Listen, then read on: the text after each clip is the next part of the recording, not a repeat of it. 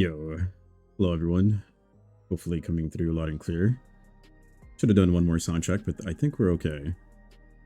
Thank you for the raid, Baka. Thank you everyone for being here. What's up? I want to start off by saying thank you again to all of the Rising Star staff for helping make this possible. I could not be done without them, so thank you truly. We have EU CCRC around the corner. Should be a ton of fun to watch. Shout out to Lithy and Rook. The fact that they got them again is fucking amazing. Forgive my language, but it's really cool. They are amazing people, amazing commentators. Should be a ton of fun to watch. Regardless of how you feel about PvP, it is great content. If you don't know who I am, I'm Merlin. I do play on NA, but I will be hosting here on EU for today. So, nice to meet all of you. I can see the chat moving. Cool, everything's working on my end. What's up? Hello, hello. One thing I do want to start off is this is in collaboration with Rusilla from EU, who's your more commonly known host. We decided to put this kind of in a last minute, just like screw it, Hail Mary, let's get this off the ground. Here we are today. We know that obviously the PvP scene is kind of all over the place on EU, but we were still able to rally 7 teams for you guys. Honestly, I'm more than happy we got 6. So hell yeah, that's a W. We pulled 7 teams. That's a miracle. I don't remember how many are in the UCCRC, but obviously it's a huge barrier because half the teams are Oceania. So the time frame was very difficult. We did try to figure it out, but yeah, it's kind of it's a task, okay? It's a task. There's no winning because EU has like 40 time zones. As I'm learning that, it sucks. But it is what it is. Here we are, 7 teams. Let me show you the bracket, and I'll explain what's going on. Alright, everything should be on screen. So, typically, well, our first plan was to run double elimination. You can't really do that with 7 teams. And in the interest of having everyone have practice, we all agreed, and again, thank you for the cooperation with all the captains. We made it so that everybody gets to play each other once. The intention behind this is so that we can potentially elevate the skill ceiling for CCRC for more exciting games. That's my mindset behind it, because most teams on EU don't even get to practice, or again, because of time zones and whatever it is. So finally, we got it together. What you see in purple will be on the main stream. That will be here. What you see in red, depending on Rusilla, which will link their Twitch. I don't know if he's live yet or not. We'll figure that out here in a second. I'm going to introduce him in a minute here. What is in red will be on their stream or someone else's stream. We'll figure it out. We did tell some teams if they can stream, they can go ahead and link it to us, and then we'll do the combined collab stream. I forgot what it's called. But again, what you see in purple will be here. Everything is happening simultaneously. They will be doing 2 maps. They will all have predetermined maps for the sake of time. We're hanging out here in Chaos. We're on Cerberus if you want to come chill. I don't know. You can look at your fellow PvPers, whatever you want. Come cheer them on. Let me go back to the lounge. If you have any questions, the bracket should be easy to follow. The bot command is in place, so it's all there. If there's any issues, please yell at us. It is 8 in the morning for me. So I'm a little, it's kind of rough, okay? It's 8 a.m. But I will do my best. I think we have our teams ready.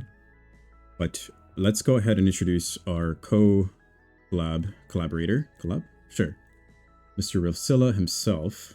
Let me join VC with him. And I will let him have some words.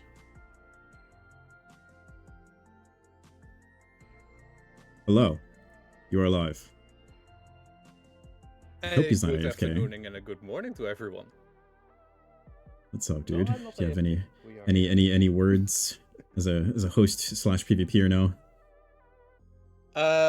Well, you already did the introduction for me, so that is already a good sign. Yeah, but let us know who you are. What team are you on? What's up, dude? Exactly. I'll do a quick introduction of myself for the people that don't know me. My name is Rusilla. I am from the EU, from the Netherlands, playing on the almighty Cerberus server.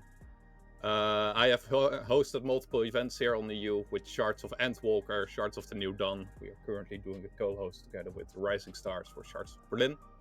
In the long past, we have also done Clash of EU and a few little side events.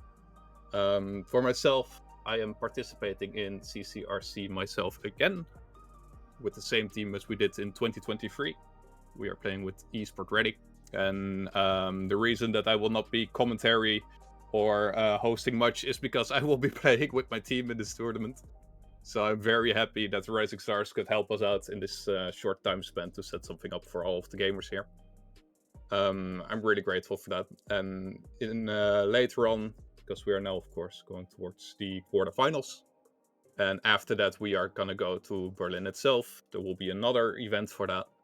And I am very grateful for everyone that's participating today, and also for everyone that is going to watch and cheer for their favorite teams. And I hope that everyone is going to have a great tournament. Mhm. Could you remind everyone when is the next stage for CCRC starting? Well, I can make the joke. Yes, the next stage will happen on the 6th and 7th of June, where we will have the quarterfinals. There's no way. happening. Wait, Yes, there's it no is way. the 6th and the 7th of June. Oh my god. It will be on a Saturday afternoon around 1 p.m., where Square Enix and Final Fantasy will be hosting the quarterfinals on their own main channel. And for the brackets of this, it will be on their website. Nice, okay. Well, thank you for being here. Is there any following last words before we introduce our commentators and get rolling? For the teams that are participating, I have looked through the rosters. I have seen the people that are joining. We have some very, very strong teams participating. We also have 4 CCRC teams and one a little bit spread out. So most of the players that are actually in the tourney are participating today. And I am expecting from all of the teams some high quality gameplay. And I'm looking forward to what everyone is bringing to the table. Thank you so much. Let's go ahead and swap over to our commentators. Good luck, have fun, Ursula. Good luck, have fun, everyone. Have a great stream and cheer for your favorite teams. Bye bye. Let me move them over to this VC, and we'll have your first 2 commentators for today. Hopefully they're ready. I'm just gonna drag them over. Hello, good morning, or actual good morning for you guys. What's up, dude? Hey, James. good morning, Merlin. James, you're on the left. Would you like to introduce yourself first? Sure, yeah. My name is Faraway James. I've been a player and commentator for a while now. I played in the NA CCRC in 2023, and since then I've been on the mic a fair bit, especially with my good friend Best Teammaker. Hey there, I'm Best Teammaker. Everyone's maybe favorite, I don't know, hype man on the other side of the waters here. Very glad to be watching some EU PvP right now. You're my favorite hype man teammaker. Oh, thank you. You're my favorite too. Oh, wow. Look at this. We're off to such a great start. Yeah. And since you're on the left, James, could you go ahead and introduce Astra, and then Teammaker, you introduce Umbra as we go along. Is that okay? Yes, Yeah. let's do that. That Cool. sounds good. Well, let me get out of your guys' hair, and we're going to swap over to the scene as we start introducing our first 2 teams for today. You guys ready? I'm go. ready. Yeah. You guys ready for some PvP action? Let me get out of your way. Yeah. This is where I needed a soundboard for cheering, like a fake audience, you know? Yeah, No, That's why- we got it. It's like, Production. That's why Okay. Teammaker's my favorite hype man. There we go. If nobody's got me, I know he's got me. Look, man, it's 6 a.m. here. I gotta bring energy right now because holy crap, That's I'm on right. the West Coast. Same. Yes. We got But- to just gotta bring the energy here for the NA viewers for definitely, but for EU, bright, nice and in the afternoon, prime time for PvP there. Yeah, and it's always exciting to do some cross-region work here with our PvP brethren across the pond. So excited for them, especially with CCRC coming up soon. But with that, I think we can go ahead and introduce the teams.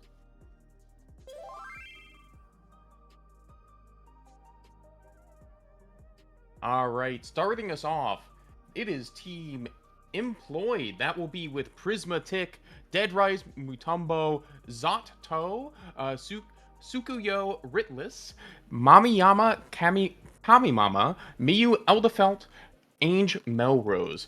So that is a team that is a combination of some CCRC players who you will see featured coming up in this June's CCRC tournament, along with a couple other folks from the EU scene who are not participating in CCRC this time. But this is a very strong contender. Some folks who are here for the tune-up kind of right before we get going. As you can see, they have a lovely team photograph right there. They are ready and raring to go and ready to play some Crystalline Conflict.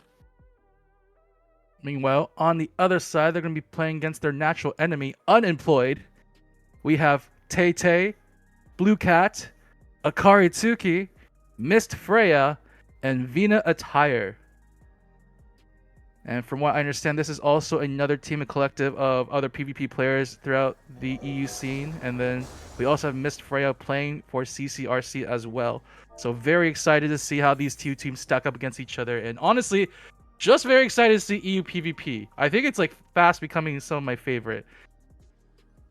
Oh yeah, that's awesome. It's always excited to see, like, this feels like such a rare preview, right? Because with CCRC, these teams are practicing so hard, and we have some teams that aren't totally the CCRC squads, but these are going to be the players a lot of times that they're most polished when they're putting in tons of hours into the game. So this is going to be really exciting. This is like also the region that set up a lot of the meta we used to see on the NA throughout Dawn Trail, and it's like one of the few teams in this tournament that have actually defeated Senbon Sakura back in NA, like the best team that just won the NACRCC. One of the teams that just beat them is here in the EU on Hopeful, so I'm very excited to see what the EU scene can show us, man. And it looks like we're getting ready to go in. That's right. We're loading into our first map. So these teams are going to play 2 maps. The first of them being Volcanic Heart to get us underway in Guard Break Shards of Berlin. Oh, I love this. Yes. I really enjoy the slight translation left to right and the rotation. That's some high-level positioning. Oh, we got some. Oh, here we go. We got that. They're ready to go on the side of Unemployed. Unemployed and ready. I like that. Let's go. 4 of the 5. No, you got to do it to them as we're getting ready to go. This is Employed versus Unemployed in our first set of the day. Oh my god, my HUD's all messed up. This is not. Oh no, I did. Oh well, whatever. I can live with this. I can live with this. I'm very excited. Look at the team comp on the side of Unemployed. By the way, no tank. Right. I'm excited. Triple melee DPS as your frontliners sounds very exciting. They do have a way to break shields with Blue Cat's Meteor Drive. That's right, and the Reaper Fear too. This team is going to get in their face fast. Reaper being on both teams is very notable. As you can see, the Dragoon has a lot of setup for Employed between the Reaper Fear and the Dancer LB. As here we go, getting underway. Who's going to get this party started? It's the Reapers. Deadrise going really deep. The Roar's not going to be too many, but it's going to be Zot, the first go. Dancer's so slippery, can they get in there? Looks like he'll be able to get out okay. Prisma able to get there just in time, but immediate latch onto the Paladin, just try to get the kill as fast as they can. Already using the cover, they're trying to get the heavy and the fear on him. Trying to escape, but the pot's not up yet. Too early if you go. They have to run away back to their side, but they are chasing immediately. Can they find the kill though? The second pot's up. Ooh. Shouldn't be long for this world. There's the Wormwind. He has tanked the world. They're backing off. Meanwhile, on the crystal there, it is the Dragoon could be in a little bit of trouble. Both jumping up. The Picto's going to go ahead and try to dash to safety, trying to get back around the corner. The Dragoon is there. Watch for the Wormwind. Lots of shields coming in. So close. It's maybe one hit away. Looks like they're going to be... No, it's... Oh my gosh, great stun. The Picto will live. Vina gets that stun off just in time, able to get around the corner. Meanwhile, the Reaper Fear goes off in the middle already, though. Both of them actually going to set off, just trying to find any way in onto the point right now, but they're trying to push their way through. They do finally get the kill onto the Monk, but it's a 1-for-1 trade. Miss Freya will take out the Paladin at the same time. The guard break. And they will go ahead and go down. It will be a 2-for-1 so far, but the pressure is still on. Here come the bombs coming in. Zato is going to be able to get out of the way as they're just going to try to hold this crystal. Meanwhile, the Dragoon LBs are coming up. They have Dragoon Dancer. They're going to have to be very careful here. The Picto guarding on the point for Unemployed. Trying to dash away. That's a lot of damage out the other way. They will get a nice crispy burst and take that there. They're still holding on to the Sky Shatter dive, so they have to be very careful. They're waiting waiting for a nice point to push on through. We do see Employed slowly making their way forward right now as Unemployed Just trying to set up. They are one down, so they have to be careful. But, oh man, they're fighting to a Phalanx, Sky Shatter Dive, and a Contra Dance. This is going to be a very scary moment. There it is. Contra Dance going off. They caught one. Blue Cat. That's a huge LB. Is going to find one. They're trying to counter send on the Dragoon. They'll do it straight through that shield. It will be a 1-for-1. However, that's 2 massive LBs for Unemployed down as they're trying to stop this 50 touch. And the Phalanx is still up for them, so they have a defensive way as well to get back in. Even with the Meteor Drive coming in from Blue Cat once they revive, they'll have a way to defend against it still and keep this offensive push going for them. Even they are going to fight into a drop Choco Bastion, but Vina not able to stay for long. Actually, might not even stay long. They're trying to get around the corner, not going to get away far enough. Dead Rise with the Dreadworm Thrust. That was huge. We got to see the Reaper Fear into the Dragoon LB. That's a lot of the firepower down. There's Meteor as well. Critically, the Paladin still holding LB as it is an absolute progress on the point. There we go. They are going to be able to find the counter onto that Reaper as well. Still doing such a good job of maintaining advantage while not having to invest the Paladin LB. That's going to make it so tricky for Unemployed to try to fight back here as they're still down the player. Meanwhile, trying to pressure that Reaper as they have that LB there. Looks like the Dragoon will be just going down on point. Or will they? Trying to find a way out. Suki has their fear ready. Tried to use theirs already, but didn't get too much done. And now they're fighting into this fight with no limit breaks. They have to be very careful with how they approach. Seraphim goes down. Contra Dance goes down. They find another kill immediately. Oh, no. That's Blue Cat down. All of the LBs stacking up. There's the Scholar LB. Going to be so hard to burst through any of that mist. Freya might be the next to go down as they're chased onto the speed lane in guard. Meanwhile, the Crystal is moving, just now getting stopped.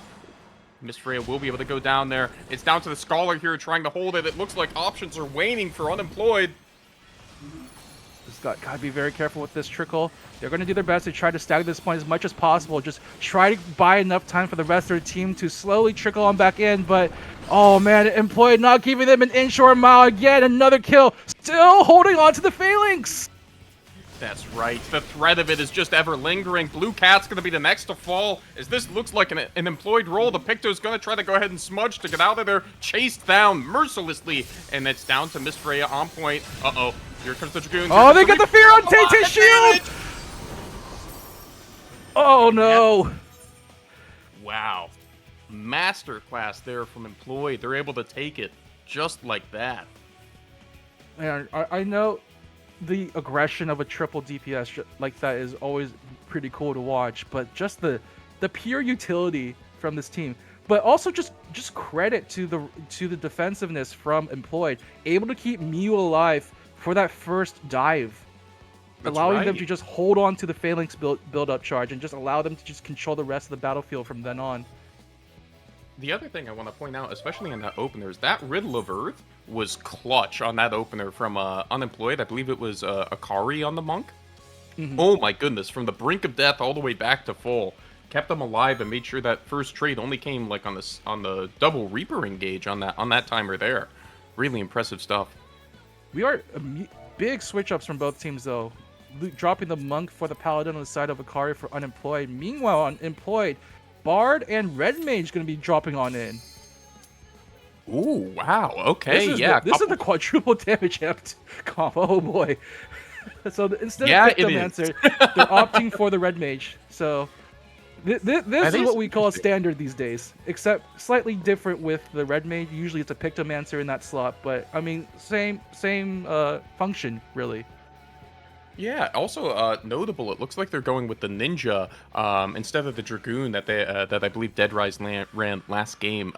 Dragoon, a frequent partner of Bard with that kind of long distance like engage. You know, that's so much burst damage coming out. Of course, Ninja does offer some similar utility, and you always have to watch out for that LB. As here we go on to Palystra. Yep, game number 2, switch ups from both teams. Let's see if it's gonna allow Unemployed to get a chink in the armor. Ooh, a very nice portrait there from Tsukio, though. Very real for the Red fresh. Mage. That season 1 top 30 looking good. Here we go. Oh, look at that. They're all ready to go, though. Game 1 has not phased them. No, it has not. And from Unemployed side, I do like the movement to a Paladin. If nothing else, then for specifically on this map, with mid being so wide open, it can be really hard to try to get in there. Of course, they have a resource like Reaper, which has a teleport or something, but it can feel very vulnerable trying to cross that no man's land. And with 3 melee, there's not a lot of cover to seek afterwards. You have to go in and you have to stay in.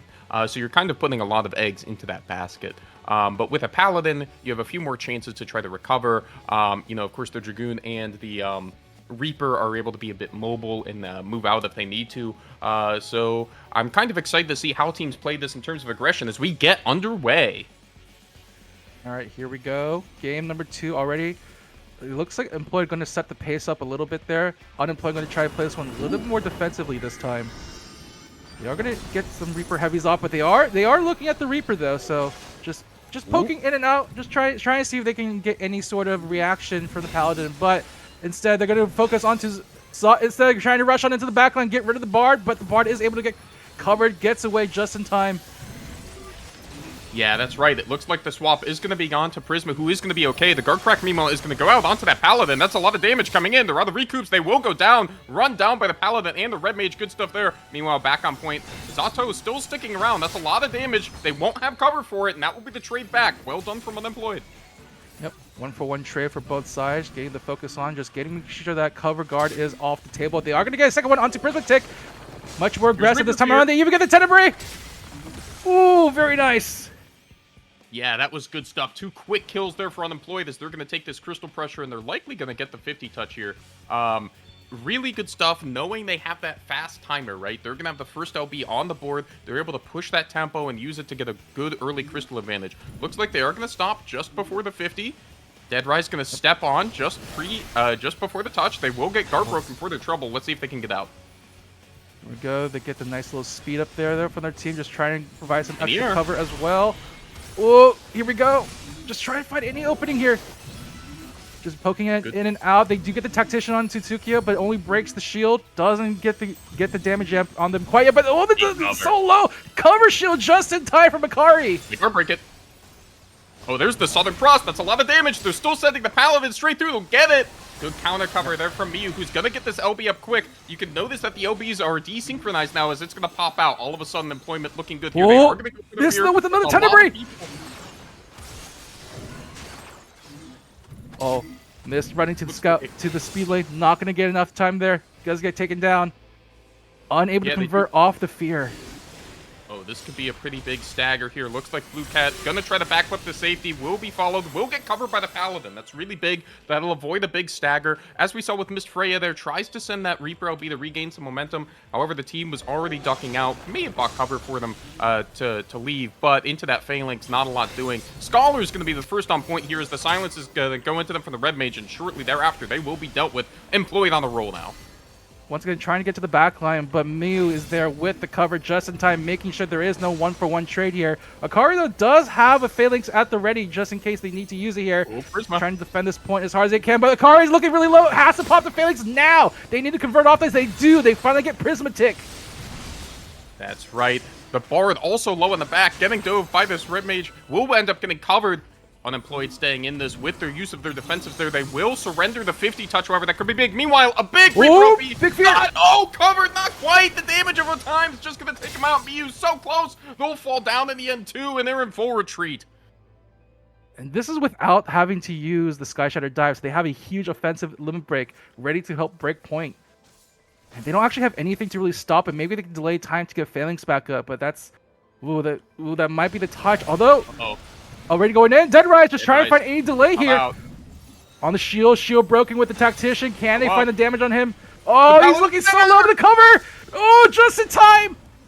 Well done from them. Meanwhile, they have to watch for this Ninja Link. The Ninja already brought low. We'll have that potion. Is going to be coming out. Meanwhile, they pop the Scholar OB. That will be a pretty good solve to try to save that. Meanwhile, tons of damage going on the other side of this box. There's a big Southern Cross. A lot of damage onto Akari. They're going to go ahead and go down. And Floyd looks to be holding. However, both teams have now touched the 50. That could be critical as it looks like the Bard's trying to run away on the speed lane. That's this. I believe the snap got popped there. Yes, it did. It is rolling and going. Let's see how many they can get in the stagger here. The route's the deadliest part. The Reaper's going to try to jump to safety. Looks like they're going to be mostly successful. Yeah, the Paladin can't follow that stun. Can they find Blue Cat? They want him. Still gets the elixir off just in time, so nice and safe there. They're going to have to back up for the time being and just get ready for this push. That's right. Oh, so much damage onto Miyu. They'll go They down get- before ooh, the big kill. followed. That is no phalanx on this offensive pressure. They have to back off now. They lost a huge amount of pressure here just from losing the Paladin just like that. And they're looking for more on Deadman. Deadman trying to get out. He's able to Shikuchi away. They're trying to look at point, just trying to get anything delayed as much as possible here. But, ooh, we're going to be in overtime, baby. Yeah, that's right. Luckily, this isn't a super dire situation for either team. Both can step off the point as the capture is going to be the thing that settles it. Dead Rise is going to get stunned again. As they're in on point, he will go ahead and be the send. We'll block that, we'll get escorted by that Thornstick Mount. Miyu will be guard broken in guard. Big Southern Cross is going to hit a couple. That's a little bit of damage on both sides. Miyu's going to go ahead and pop it. Same with Akari. The Dragoon up in the air is going to land on the Red Mage, but should be mostly okay because of that Paladin okay. That will be lots of buttons invested here. Here we go. There's the Again, fear. fear. Can we get the fear? They do get a conversion onto Prismatic. Can they look for more? Mew's looking a little bit low. They lost their Phalanx touch already and now able to back off just in time, but they're looking at Big Sukiyo. snap. And, ooh, they still get on the Akari. That's another kill. Can they find anything else off of this push? Looking for any opportunity to get any damage there, but it's not going to be enough. They're both sides having to back away just a little bit. Wait for their final member to respawn. Oh! Red Mage is going to make it in. The Ninja chasing in the back there. Are they going to be able to find any help? The Paladin still not up. Ooh, we'll get the pot sniped. That's going to be some damage down. Meanwhile, back on point, Miss Freya in guard. Currently waiting. Unemployed can send. They have their buttons. Who's it going to be? The Dragoon kind of caught out in the back. Tries to jump. That's a great pick from Employed. They're going to be up one player on the doorstep of victory here.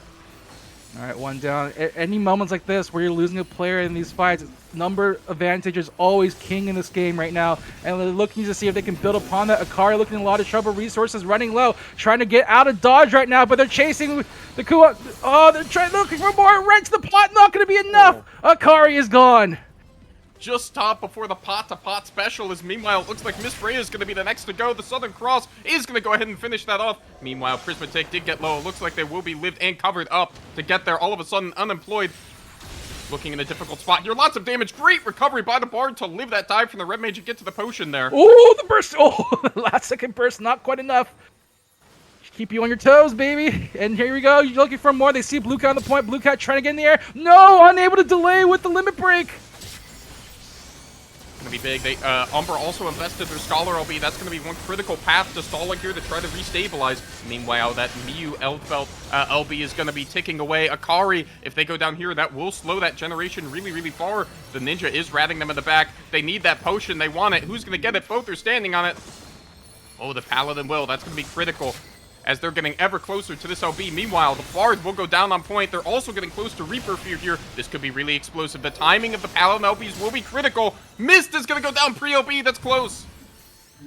Oh, man. Okay, Blue Cat going to go in the air. Just try to delay things a little bit with the dive. Going to get some extra shields there. Just keep this push from taking on any further. Oh, no, they get Akari, though. Sniped out the Paladin before they could build up their Phalanx. And now this Dragoon all alone. Telltale able to slowly make their way back to point. Yes, that's going to be a fighting painfully for long life. reef. Oh, no, push they jumped off! off the push. Zot with the pushback, able to get Blue Cat off just in time for the final tick. And that'll do it. Well-timed CC there. Good stuff from Employed in a second game. Neck-and-neck battle are going to be able to pull off the 2-0. Oh man, what a very close game number 2. Just decided, just like in these moments, sniping the enemy right before huge important LBs were able to go online. Like several times even. Yeah, back-to-back we saw the Reaper, who was in a position where they had to hold point. But of course, you know, just maybe 2 seconds from that LB, which could have been a great opportunity to get a pick back the other way. And same with the Paladin there, just moments from LB as they were getting chased down by the Ninja and the Red Mage. They had a very effective follow you to the ends of the earth style comp with those two, certainly. Really great stuff Employed. It was awesome to see that, and we will be following them as we'll be looking into the next sets as well. Yeah, looks like we're going to be moving on to our next set here shortly. Ooh, look at the rest of the teams already. Okay, so only 2 maps per round. Okay, I just want to make sure how that works. So 2 maps per round. So it's going to be, the finals will be decided by the number of points basically you get. So Very exciting stuff. Already we're looking at the rest of the board. Hopeful versus Limsa Anchovy, gonna be a 1-for-1. And then let me see if I have to leave. I'll let him rebuild the party finder. But yeah, Hopeful, Limsa Anchovy 1-for-1. Arise and Howitzer Impact 1-for-1 as well. We almost saw another 1-for-1, but unfortunately employed. Actually, no, never mind. I'm dumb. I'm not reading this right. Hopeful takes 2-0 and Howitzer Impact takes 2-0. There we go. I can it's read okay. scoreboards. It is early this morning for us over here. That happens. I'm still waking up myself. But yeah, here we go. Looks like we're gonna get our next match already ready. I'm just trying to wait for That's right. We're just appear. But yeah, another thing to point out from that last match, just show like how on point Employed was, is that they always made sure Unemployed had one less person. Most of the aggression coming from Unemployed was off the fear from the Reaper, and after that they could have all 5 members dogpile with the damage, just get the cleanup needed. But one less person, those fears became extreme, like almost exponentially weaker. Yeah, that's right.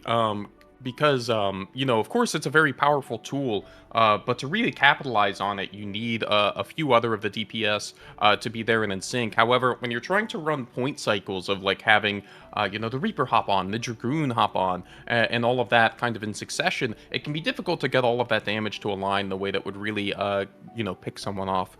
Especially as we saw, both in Game 1 and Game 2, the threat of the Phalanx held very heavy over Unemployed, as they were just able to hold it as they kind of forced Unemployed into this cycling mode very early. Something I did very much admire about Unemployed's gameplay was, especially in that second game, they weren't afraid to like pull the trigger really decisively. We saw that with the Paladin and Dragoon diving in the opener onto that Bard, forcing that cover to come out, and then of course they are just able to resend, right? I believe the Bard, if I'm not mistaken, did invest their guard in order to live there, so they knew they didn't have it, were able to regroup, was able to keep their side alive with a cover, and next thing you know, they're able to come out shooting and get that pick, and then with their fear, get 2 more.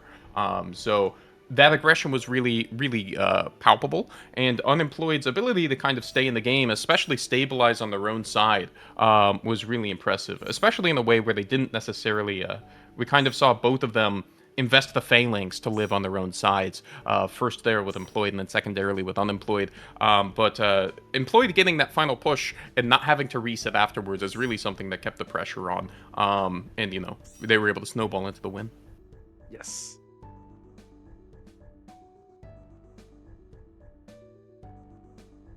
All right, so here we're going to see some potentially familiar faces here, as we have Howitzer Impact, headed up by the illustrious, newly minted 2026 CCRC champion Buzzy Wuzzy. Joining them are Crow Zoe, Shiny Mimikyu, Marutani, KNBO Rin, and Cat Wife. So this is a team that is a mashup of some very familiar faces to perhaps us on both sides of the pond. As you can see, Buzzy Wuzzy is one of our newly minted champions here in NA. As you may have saw him on stage trading incredibly spicy barbs with Neodymium in terms of trash talk. But joining them are some, joining them are also some folks from EU ranked players. So this should be a very good tournament. And of course, I know you mentioned T-Maker that there was that World Cup taking place on Japanese servers, and Buzzy Wuzzy, I believe, was on that team, so perhaps looking for a bit of revenge, if you will. Just getting some practice. These guys just love PvP. I'm not gonna lie. I feel like they just enter every single event they can. It feels like, oh, dude, there's a tournament up in Japan. We need to go into that. Oh, there's a tournament in EU. We got to go join that. And it feels like this team definitely is just showing their enthusiasm for PvP. But once again, we'll also be seeing Employed face up against them. We saw a very impressive performance from Employed just now. So how do they fare up against some of NA's best? That's right, yeah. So it looks like, I believe you mentioned both of these teams won their first round 2-0. So these are some teams with a lot of momentum kind of coming into this second set. It'll be exciting to see. Especially, this is also like a bit of a preview with some of NA's best. I still have the dream of an a PvP CCRC World Cup or Champions Cup, if you will, if all of the teams who were victorious in their respective regions were able to play on LAN. That'd be so awesome. Cool. That'd be It so would. cool to watch. And we're about to Speaking get a of- little taste. Oh, go ahead. Yeah, I just want to, speaking of taste, that's a double tank comp. Okay, never mind. No, he went back to the monk. Okay, just showing off. Okay, I was wondering for a second if we're gonna see some like paladin warrior action, but no, it looks like we're swapping off to the monk on Shiny Mimikyu. I believe that's Jay himself playing on that role, of course. I can't say I'd be surprised if that was the individual piloting the monk. Indeed, on the rare spawn with the shiny Mimikyu. But it looks like, you know, I'm at least with Employed, who we've seen play now a couple of different comps, are showing some real flexibility here. It looks like this is, again, another adjustment they made from their previous team, if they do indeed choose to stick with this into the next game. Yep, bringing back the Reaper for this fight. It looks like we have our first game getting ready underway. We're going to go take a trip to the Red Sands here. That's right. We're going to the big dry desert as we're about to get underway in our second set of the day. This is round 2 of 8. So lots of PvP on display here as we're going to get rolling for a wonderful afternoon of games. Here we go. Oh, I see some default portraits here. Buzzy. Uh-oh. Buzzy. Look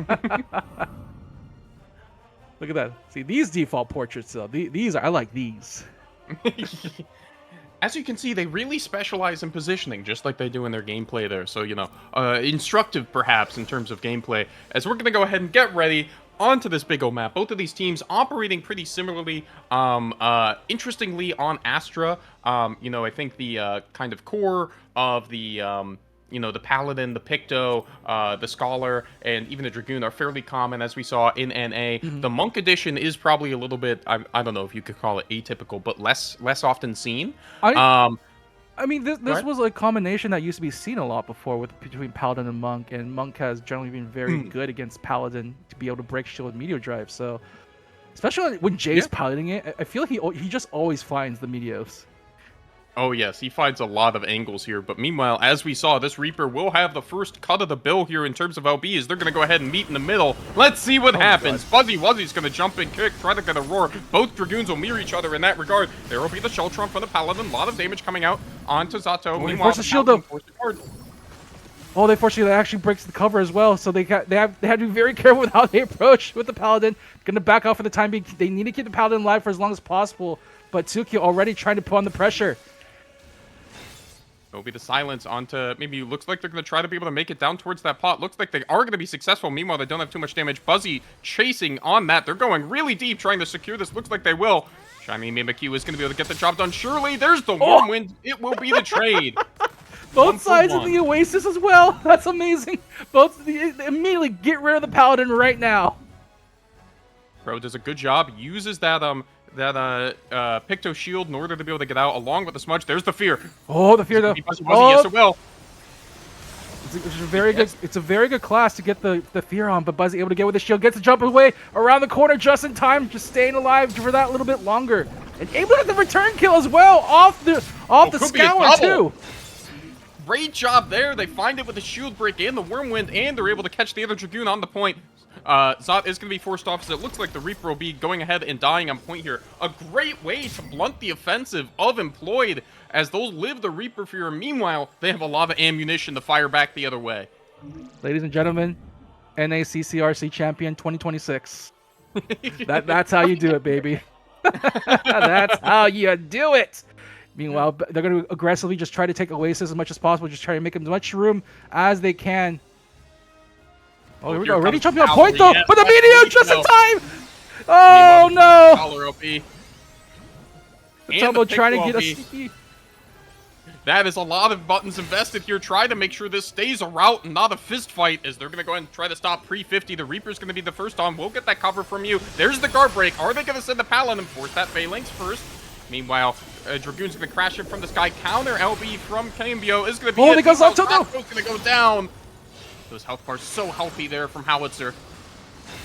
Yeah, the sequencing of abilities from from both Miyu and Kaimbo doing a very good job, making sure they get the covers to keep someone safe and get the phalanx immediately right afterwards. But Dead Rise will they actually be able to get a nice return kill, getting rid of the Scholar? And now they're looking for more. They got the Fear point. Is that going to be a kill on Mew? From Kaimbo, I mean. Yeah. Oh, they get the Steel Scholar as well. Oh, there they go. That's a great hold from Employed there, at least so far. Shiny Mimikyu is also going to go down. They don't surrender the 50 touch. Indeed, they still have the lead. Yeah, this is actually really important. Just you don't want to give up the easy 50 touch, especially in a point like this. And they're doing a really good job of keeping together. They are able to maintain the lead and may even secure the 50 touch themselves. That's right. The Sun here is going to be critical. As both of these teams are going to be hurting, they're going to go ahead and try to run. Dead Rise will be able to go ahead and get the salve there to save themselves from the sunburn. Both of these teams getting around the corner critically. They're able to find it. It's going to be the send onto the Picto quick. They suss it out rather quick. They are going to be able to get away. Where's the counter send? This could be a lot of damage coming back over. Kenyan taking a lot of damage, forced to guard up quick. There's the plentiful. Oh, the shield scour! Meanwhile, the guard break. Oh, no, but wow. in the meantime, Buzzy does get the kill, but can they get the return kill on the Paladin? They're looking for the damage. There it is. Paladin for Paladin once again. Looks like Prism is in trouble now. Is going to go ahead. Ambi force 2LB. Their Dragoon's going to be waiting in the air. There's the fear. There's the drop. A lot of damage onto the Scholar. They're going to go down. It is meanwhile, the Paladin is respawning. Buzzy Wuzzy is going to be holding the point, but critically, they did indeed touch. Buzzy Wuzzy is the target. Is going to be forced to go up, and they're in for a treat. Antlion. Here it comes. Able to get out. Oh, no, Crow. Oh, Crow's able to get it just in time. Okay, he does the card against it. He knows the timing on that Purify. Buzzy Wuzzy in trouble. That's a clutch guard. Oh, it's not quite enough. We'll barely tick down, as that will be a trade the other way. Meanwhile, you have to watch out here. Employed is about to get the Paladin LB. Prisma is able to live the send from that Dragoon. They might have to give the cap here shortly. Crow is going to circle back around. Maru is going to be holding the point for now.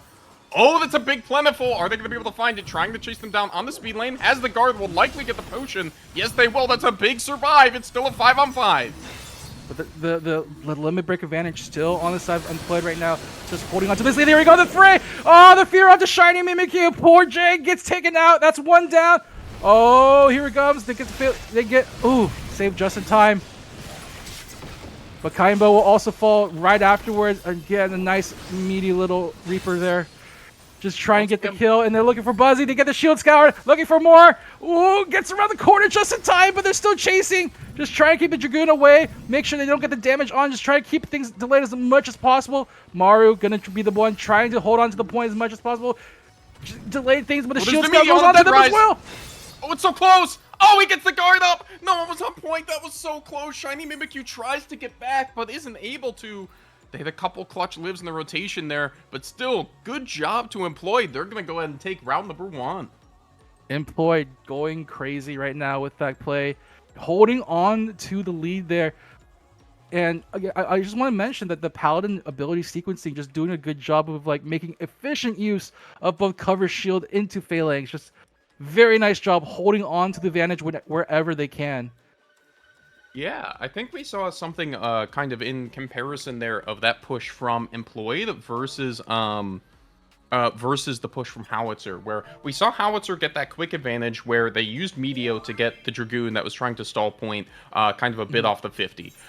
When they saw that, they then dropped, I believe it was Scholar LB and Picto Cake to try to push to try to get a very fast, like, push and get the 50 touch. Try to really discourage Employed from taking the fight.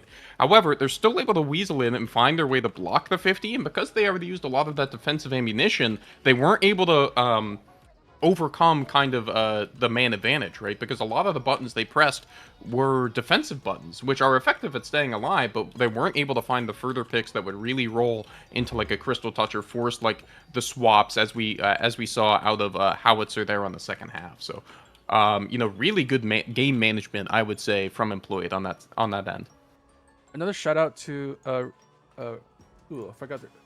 Ritless, Tukio Ritless on the Reaper, just doing a fantastic job of keeping up the aggression whenever possible, and making sure the trades were always there. Every time that they lost their Paladin, they always made sure to make the trade on the other side as well, and just keeping the pressure, getting the fear built up very nicely, and getting that focus kill. That's what you want to see in an aggressive Reaper play. Just making sure the enemy does not get time to rest. And speaking of which, the enemy has decided to change tactics a little bit. Buzzy Wuzzy onto the Picto, and Shiny Mimikyu onto the Warrior. We have a double tank situation here.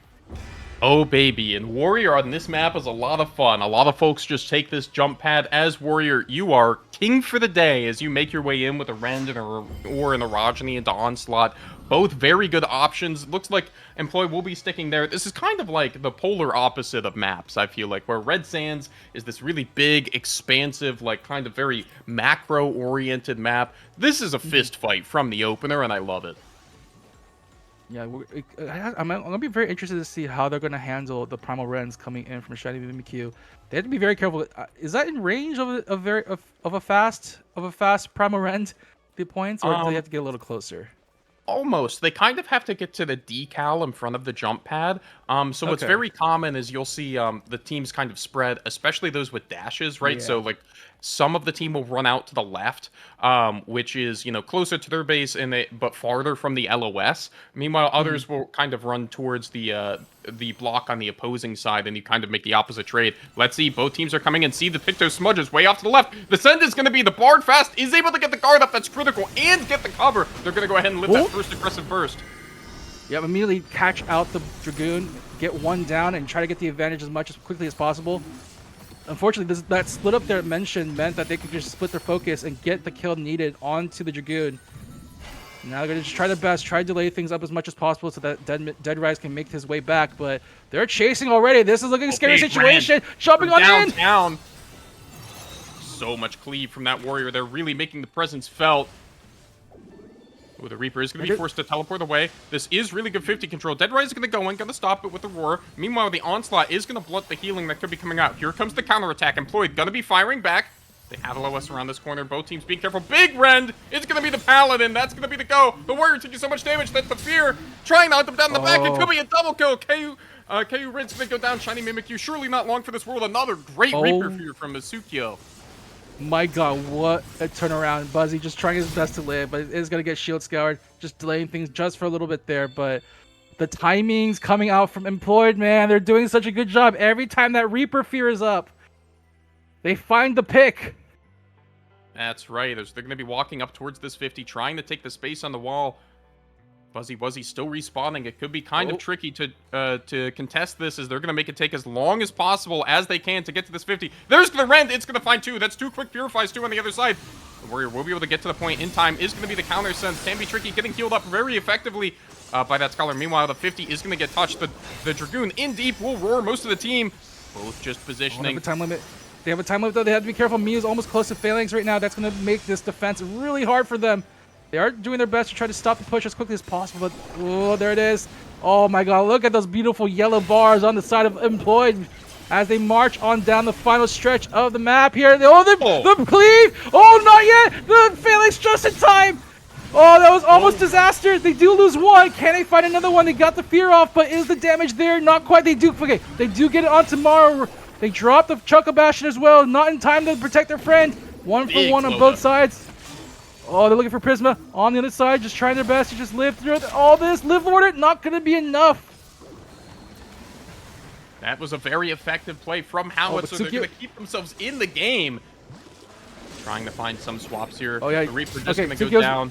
Yeah, Tsukio's stacking, and Dead Rise is going to just get out. Immediately goes to the sprint lane. They need to recover their numbers as quickly as possible, but huge push coming from Employed. Yeah, is the damage done here? But critically, they will hang on to that Paladin LB. Always such a more threatening weapon when it's used on the other side of the map here. That's going to be the tool they need in order to break through. Luckily, the LBs are looking a little barren for Employed. This Reaper Fear will be up faster than you think, but this is the timing they want to take advantage of. They'll also have Scream. They'll have Scholar LB first. They need the cap here if they want to stay competitive as we get closer to overtime. Can they find the same timing, though?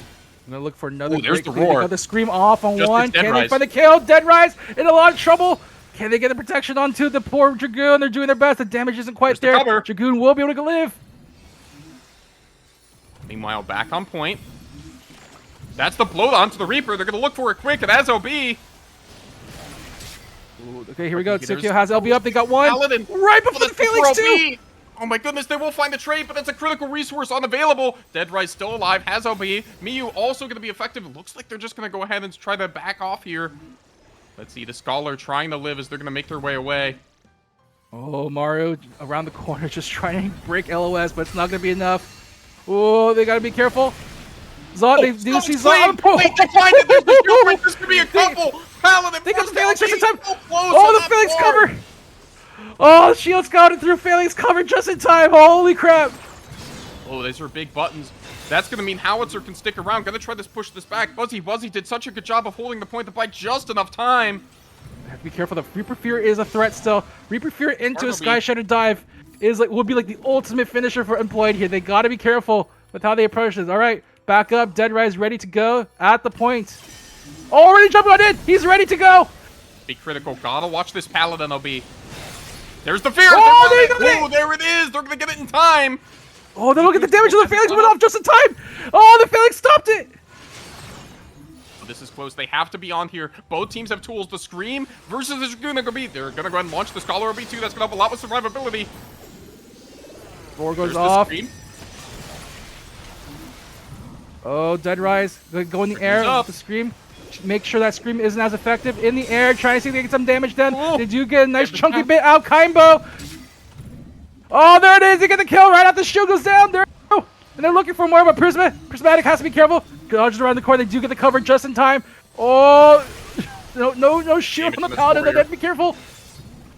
They use the Onslaught to try to get away. They will be able to make it to the potion. That's a huge lift for the Warrior there.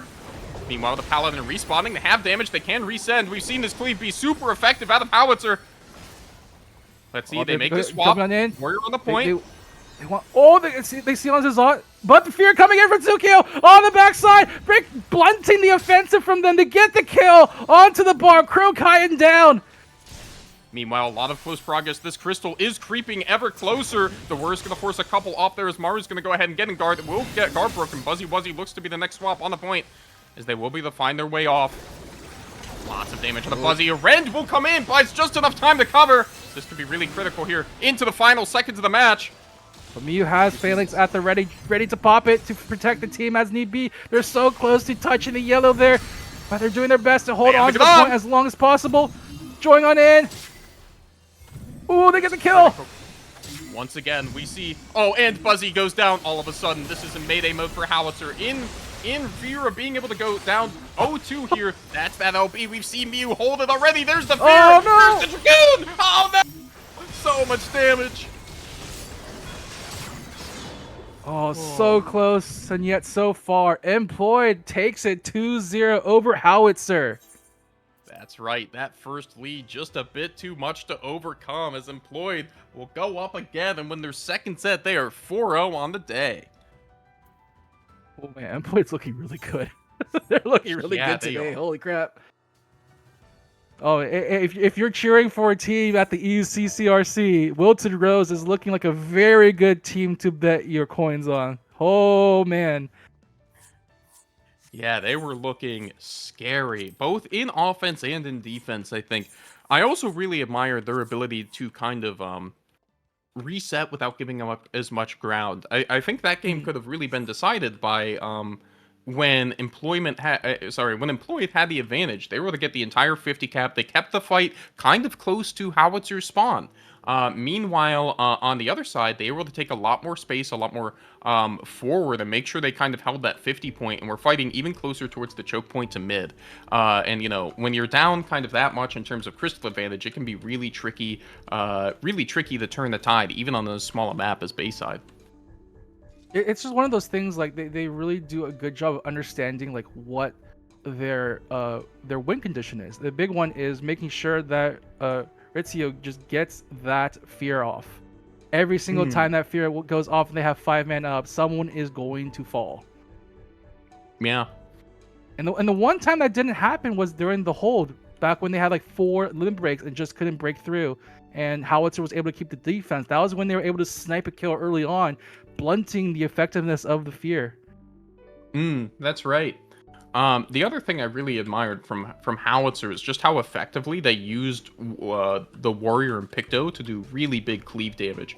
I mean, we saw a couple excellent Rens that were catching a few out. And in fact, it looked like they were disadvantaged with the Scholar kind of being forced away from point in threat of being chased down. But meanwhile, a big Warrior on Ren on point catches 3. I believe the Picto bomb there on the middle was also involved. So it was able to drop a couple people all the way down to like one-shot levels health, and that entirely stopped a counter push and kept them in the game. Man, I'm just so excited to watch some EU PvP. This is some outstanding stuff we're seeing coming out from Employed, and ooh, it does. I'm trying to see if we get the next one ready to go. It does look like we do have our results. Employed 2-0 over Howitzer, Esports Readier 2-0 over Limsa Anchovy, and Hopeful 2-0 over Arise. All right, that will kind of bring us to our third match we will be watching next, Arise versus Limsa Anchovy. So we are stepping away from the employee train for just a moment. However, do not fear, they will be back for round 4, as we're going to see another 2 teams that we'll get to introduce and see how their days are going. Waiting for the PF to pop on up, but till then. Alrighty, so we're just getting everything underway here on the PFs and also getting ready for these teams. Man, I mean, it's so cool. I really like this format of, like, you know, this kind of I don't want to say round robin, but the style of like everybody playing 2 maps, because it makes sure we get to see so many different teams and lots of different games.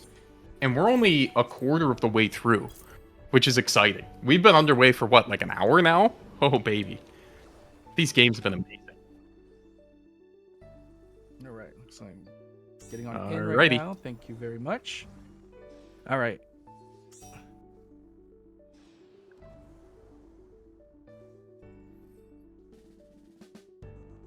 All right.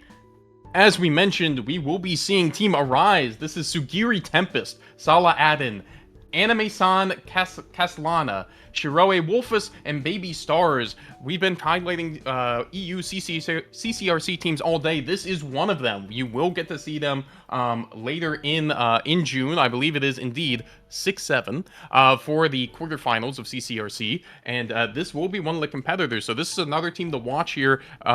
Likely in tip-top form and practiced and ready to go.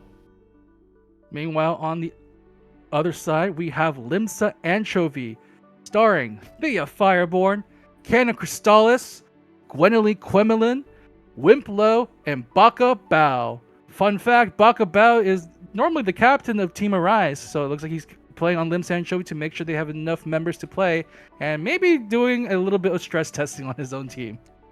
That's right. So we are seeing some intra-team rivalry here, as, you know, we will see some oppositions who will be fighting together in just, you know, a few weeks to get underway. But I believe Limsa Anchovy is also made of a bunch of folks who were in CCRC as well. So Yes. these are going to be some familiar faces. You really are getting into getting in on the ground floor and a sneak preview of what we're going to see when the chips are down in the Square Enix tournament. So this is really cool.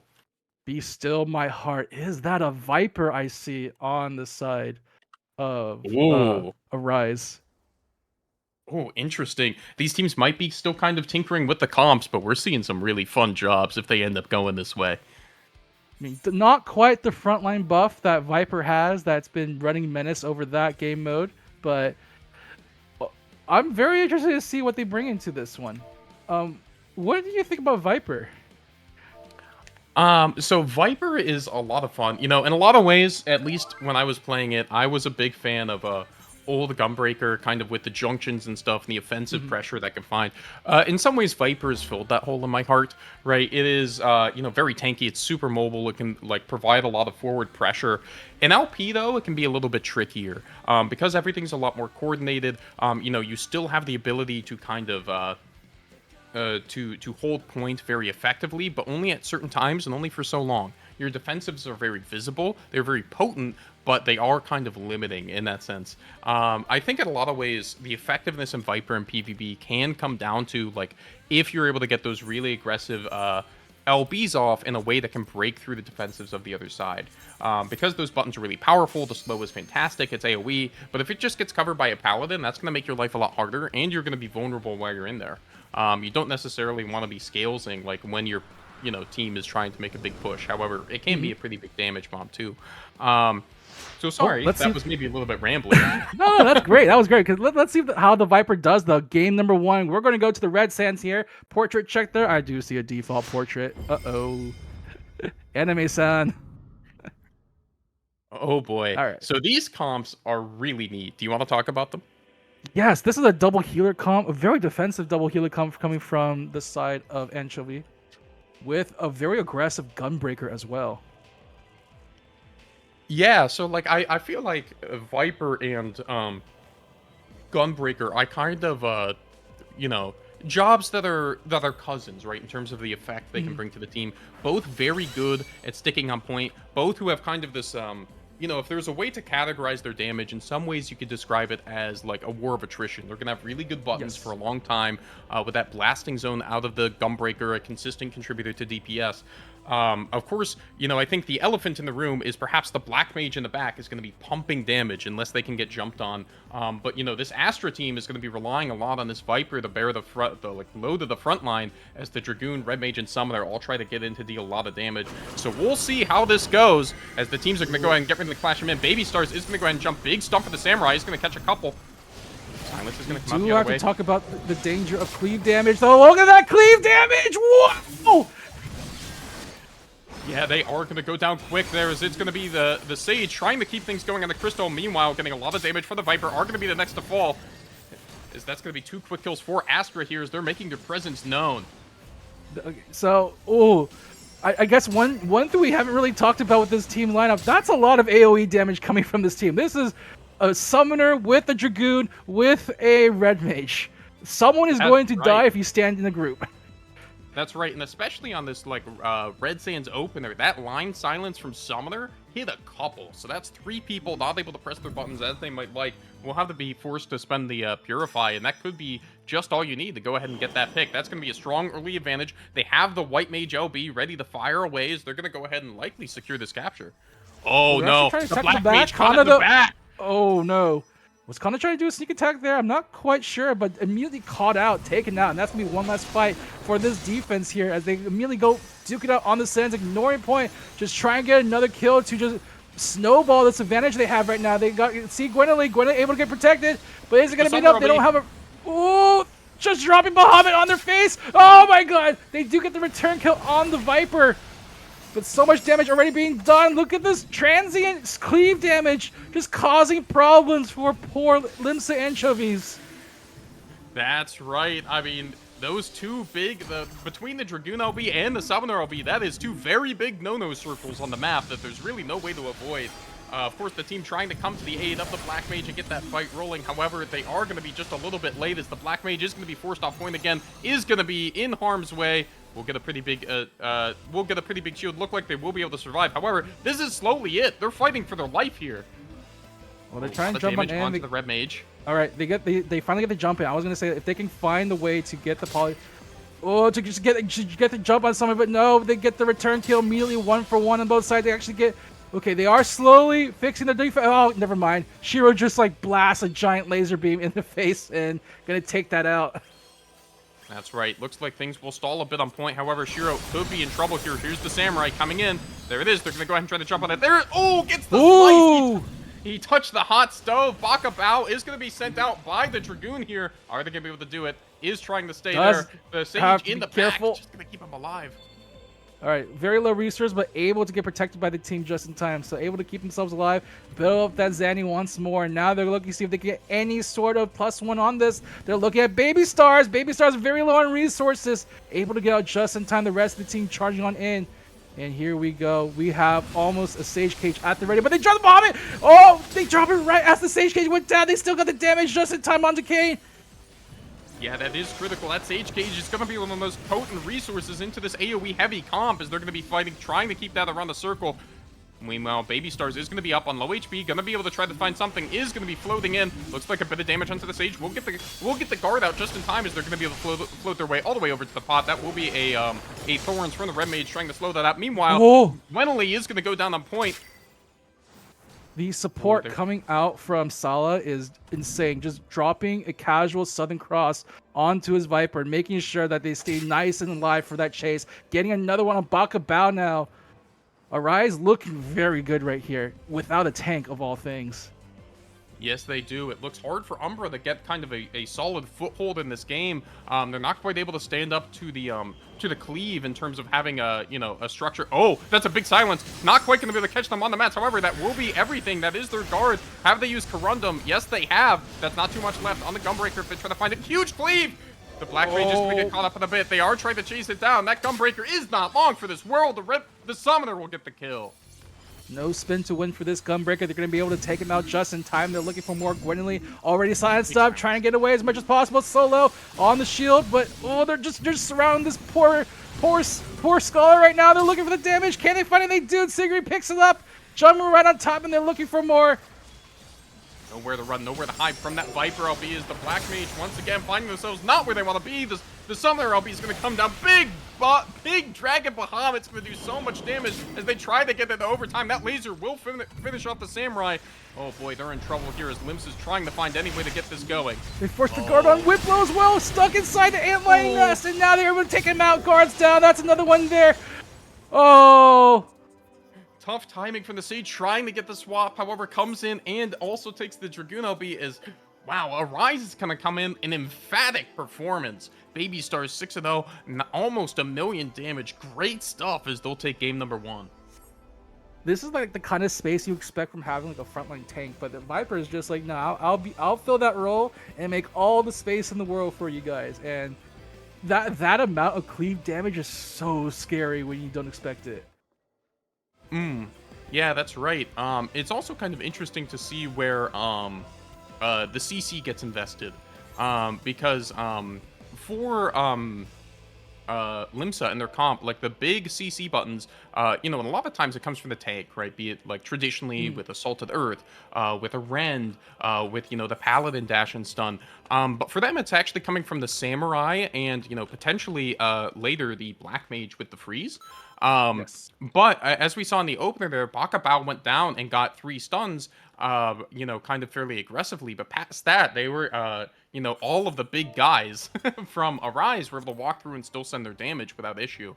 A lot of times, CC can be used to make those aggressive plays. It can also be used to peel. Once those resources are no longer there, it can be really hard to kind of lock up the members of Arise and try to get their footing in the game.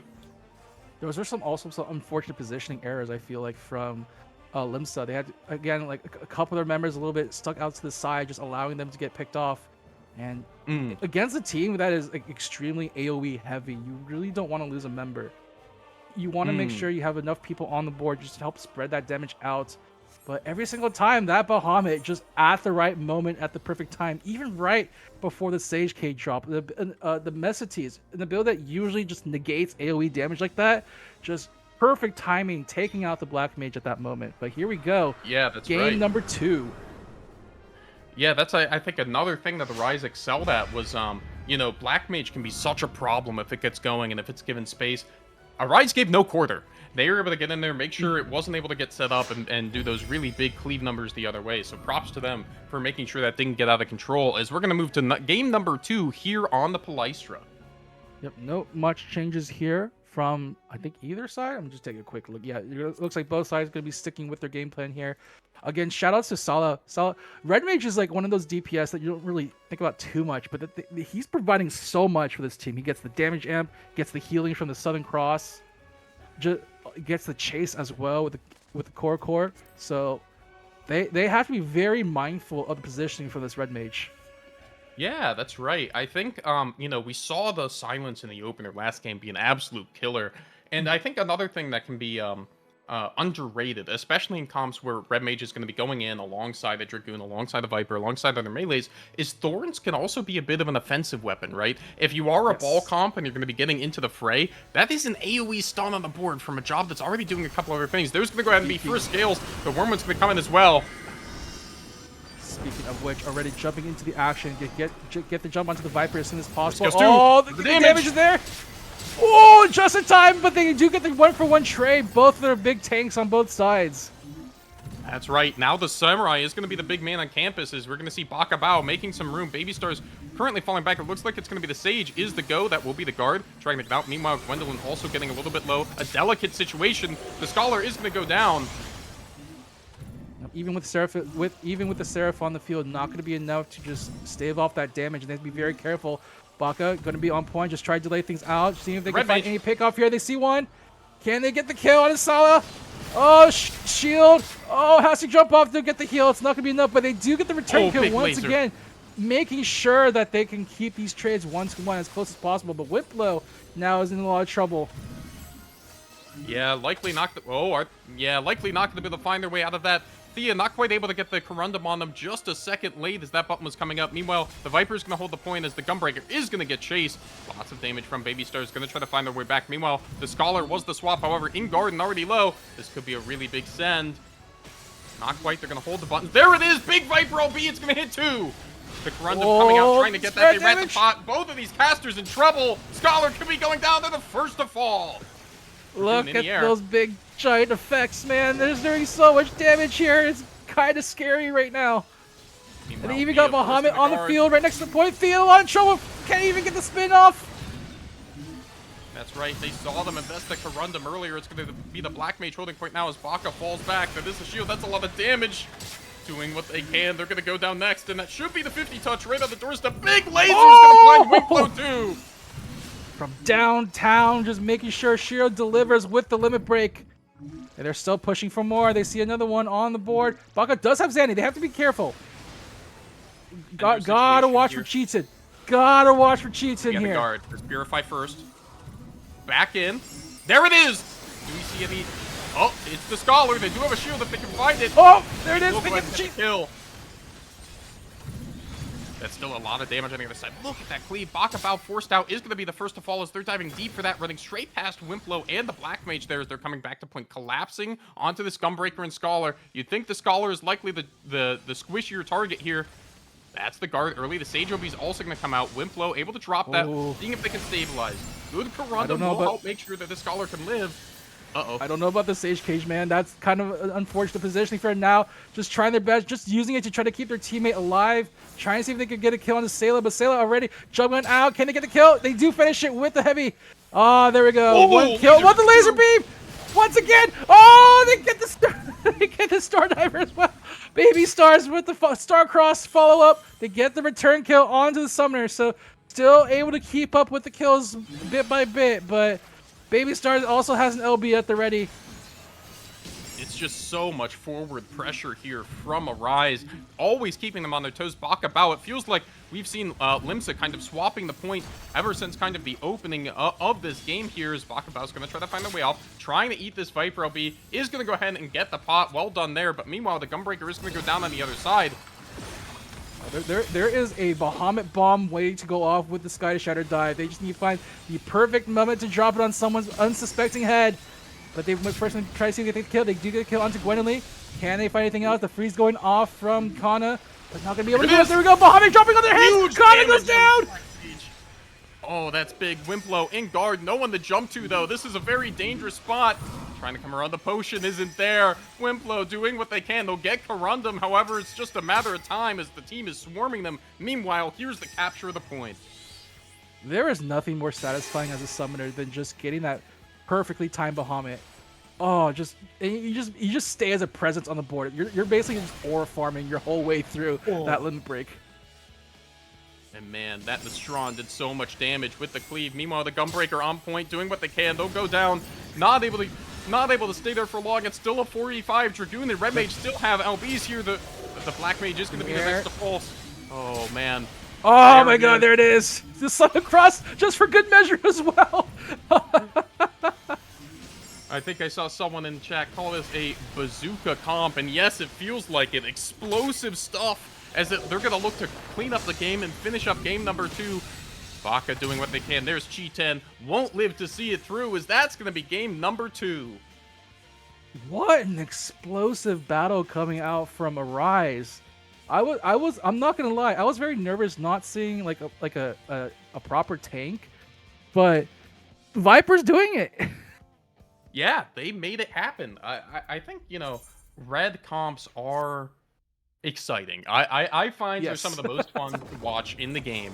But, like, what's critical is you're bringing so much damage to bear, you have to be crispy with your burst. Because if you aren't, the enemy's going to live, they're going to use their defensives, and you don't have anything behind you, right? Like, if a team, say, has, like, an Astro, right, they're going to heal back up to full. And then all of a sudden, you're just in the worst position. You pushed your buttons, you're in deep, and you don't have much to show for it. But, what I admire about this team is they're able to get all of that forward pressure, hitting like an absolute freight train and confirming those kills. You have to be that kind of, blood in the water type feeling when you're playing a comp like that. And, also props to the Viper player in general, because you have to balance being a main damage dealer, right? Like between your Yes. ranged buttons doing a lot of AoE cleave, between making the most of your LBs, while also being like the primary, front line and person kind of making the space, right? So that's tough to do at the same time. So props to them; they did excellently. Yeah, Scales timing is always scary because like it's one of those things like if you see it, you just run away from it and it doesn't really affect you too much. But Mm, just always being in the middle of battle, making sure there a presence, and that's sort of the thing, the peel effect of being the kind of like front line of your team, just making sure you get paid attention to all the time. And mm. again, shout outs to every to the Red Mage again, Sayla just doing a fantastic job. Honestly, it feels like so much of their bursts, making sure they find someone to silence and they can't do anything about the giant bazooka blast coming their way. Yeah, that's right. All right, Okay. let me see. It And looks like we with do that, have the. All right, we do have our next battle underway as I quickly make our way through, but it is going to be Hopeful making their way to the stage with Cliff Zanza, Yamizura Kumazuma, Saburi Catboy, Lucy Lumi, Raiden Thorn, and Shimori Bunihara. James, this is the EU team right now. yes, it is. This team is ready to go. Lots of, I believe, rank 1 players and previous EU CCRC champions. I've been looking forward to seeing them all day. They are looking good, and we have a really good match in store. I'm excited. This is Uh, the team I feel like I saw the best match I've ever seen between Hopeful and Big Goat City. That match from the Banger. Invitational Guard break, holy crap, that is insane what went off there, and I'm excited to see because we saw Employed earlier today running through the brackets, and now we're gonna see Hopeful. What happens? Two powerful forces meet against each other. What's gonna happen, man?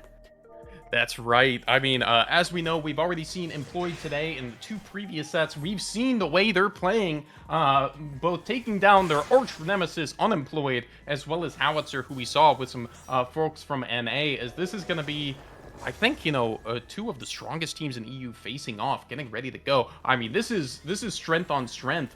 I'm excited. It's also a very similar composition. It's a four-way mirror between the Bard, Dragoon, Paladin, and Scholar, with the only difference between the Reaper versus the Picto. Yeah, that's right. So we're seeing, I think kind of like we saw in NACCRC, there is kind of Yes. A set of jobs that are, very much known for their synergy, right? We're seeing that Bard, This- Dragoon, Paladin core from both. Of course, Picto is ever present in all of these as well. Same with the Scholar. Yeah, this is the composition that is very strong at the moment. This is the damage amp comp that people are playing right now. You get the timer from the Bard, you get it from the Picto with I think claw motif, and then you have Dragoon. Just giving Dragoon a burst of like 30 plus K is so scary. Yeah, I mean, one of the best burst jobs in the game. They can do it close range, they can do it from far with Wormland. And, Picto is a job that I think just potentially has the most in the game, right? They have great CC, they have stun, they have silence, they're mobile, they have great supporting abilities with Temperico, and not even to mention the LB, which has, a big damage star bomb with the MP drain, it knocks everyone back, it shields, it does damage, it does it all! This baby does it all, and we're going to see how Employer going to do against it. I'm very excited to see how Tsukio plays on the Reaper, because we've seen before how scary and aggressive Reaper can be, especially when you land the Fears. So we're going to see if Hopeful is going to be prepared for that aggression. That's Very right, very they great portraits from both sides, by the way.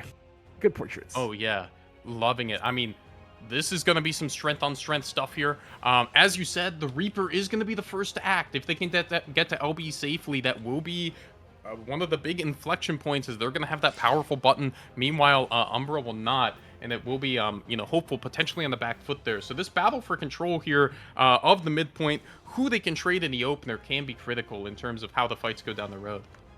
The game is also going to be protect your Paladin as much as possible. The Paladin's going to be that's such a right. heavy target for this match. You do not want to let the enemy have phalanx first.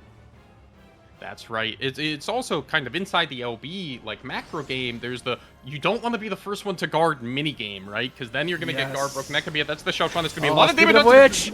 Oh! Dead Rise! Even through the guard! Yeah, not able to do it. They tried to get that that cover off as well, as very quickly. That's going to be Hopeful taking a lot of prio on this point. It's going to be the Reaper kind of standing alone in guard.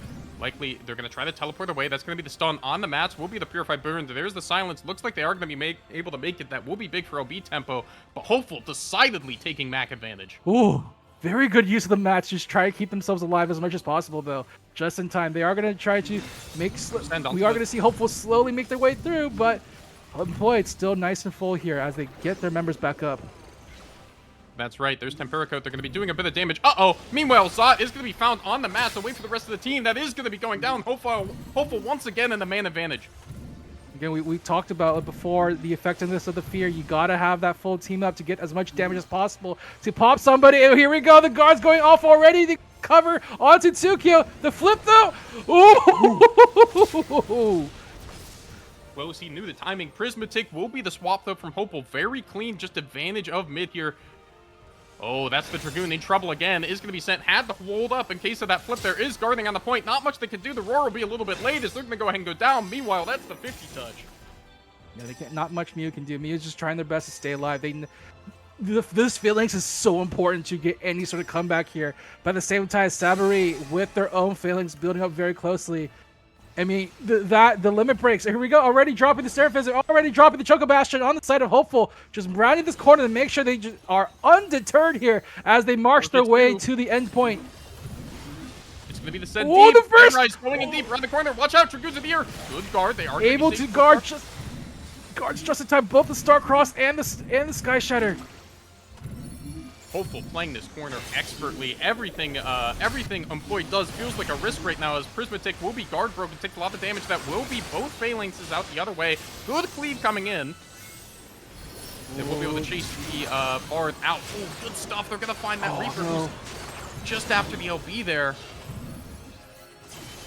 It doesn't feel just good timing for this Reaper Fear at the moment. They're doing such a good job of making sure that Employed don't have the numbers there to get any sort of damage off whatsoever, and they're just running a train all over them right now. Here we go, just hanging around this corner. Doesn't feel like they have any fear, waiting for the puppet to go away. No one looked, thank goodness for that. That will be cover already going down. Oh, they have to be careful. They can't even stop to heal. Oh, they're trying to get away as much as possible through the cover. That is going to be a cover down. They do get the return kill on Cliff, though. Yes, that will be really big. They're finally able to break that stall right on that corner. Hopeful just holding him in the vice grip. Anytime they tried to peek, it was damaging. And we saw previously with Cliff able to dive deep with that Roar. Finally ends up paying for it. Okay, they don't have a cover nearby. They're going to get the Scholar off of this. That's one down. Another one down. All right, it looks like Employ slowly making their way back. They do lose a little bit of shields, but they are able to get Sabaru, who's trying their best to delay the point. Yeah, that's right, and they even got a little bit of push too, so that will really blunt kind of the advantage. I wouldn't be surprised if Umbra is able to fight closer towards mid, or might not have to give that corner close to their 50 here, as that Crystal is going to go ahead and start to move. And they have the limit break. Kageyama being a very generous patron today, throwing the coins all over, making sure this time it's going to be Employed with the coins, getting paid as their namesake is. Ooh, they're playing very, very respectful. Yes, it is. The Dragoon's in very deep. We see Cliff diving. Once again, that's going to force off the Reaper. And critically, that's going to make it easier to turn this corner. Great positional play from Hopeful as they're going to find their way around. And they're going to be the first with the damage there on the Dead Rise. Is forced to guard. That will be a quick cover as well. But look, once again, they're just locking in. They have this corner. All their DPS are safe. The Dragoon up isn't going to do too much. That is a big stun on the mats. However, they're not going to be able to follow. They have the Reaper Fear with the Dragoon. Oh, they have the Reaper Fear at the ready. Who's going to be the target? The cover's also gone as well. Can they find somebody? There. Here we go. Cliff in a lot of trouble. There goes the Fear. The Dragoon is down. It's going to be big. Dead Rise is able to live on the mats there, too. That will be a big turn. The Scholar LB is also going to go ahead and drop. They will be able to stabilize. Let's see what corner they pick to play. Looks like the one right before the 50 here. They can force Phalanx out of Sabari. This push is going to be amazing for them. They need to find a way. Get the kill on somebody. Force that Phalanx. Oh, Yamizura solo right now. Gonna have to. Oh, this guy should have died right on top of the Scholar. Just for good measure. They'll still get pot. But this is like peeling off this poor Scholar who wants to be in the fight. They want to spread their dust. They want to get the shields up, but just keeping it away from the battlefield. And this means there's no tactician for Shields to scour. They do get the phalanx off on Saburi. Can they hold on to this point? That was actually incredible, living that solo LB, but meanwhile on the point, they just play it calm, cool, and collected. They drop the phalanx, they almost get a win right before overtime is 2, and look, Cliff is going to get pushed off there, but it's still a 3 versus 4 here. They do have Reaper Fear, they have to be careful, however, they have this Reaper going the other way, has the guard break, and Dead Rise is alone on point here trying to survive. Great, calm, cool, and collected gameplay here from Hopeful, that even as their Scholars getting ratted, they just play the point, they play a positional game, they have it right where they want it. I smell fear coming. There is the fear. They got it onto the Paladin. There it is. No cover for the Paladin at all. It'll be the Scholar going next. He's going to start floating off the point here. They're doing such a good job this time. The aggression is up on the side of Employed, making sure they get 1 for 1. They're looking at Cliff. If able to get around the corner, it's going to be enough. Cliff, such a thorn in the side, an absolute menace. That's going to be their 5th KO. The Paladin, also notably out of LP here, is going to be kind of forced back into the corner, kind of waiting and looking for a cover maybe. There it is. They're going to find it onto Prismatic right there. Mew so close to dead, almost certainly gone out of guard here. Ooh! Starcross, and they are going to be able to get the kill. Raiden finishing off with the pitch perfect. That's right. There's the guard break. Can guard the Wormwind, not much else. The silence will finish it off. Clinical from Hopeful here in this overtime. Slow, picking their targets, watching it. Prismatic tries to get off. Will be able to live with that potion. That could be a very valuable survival here as they're trying to restabilize.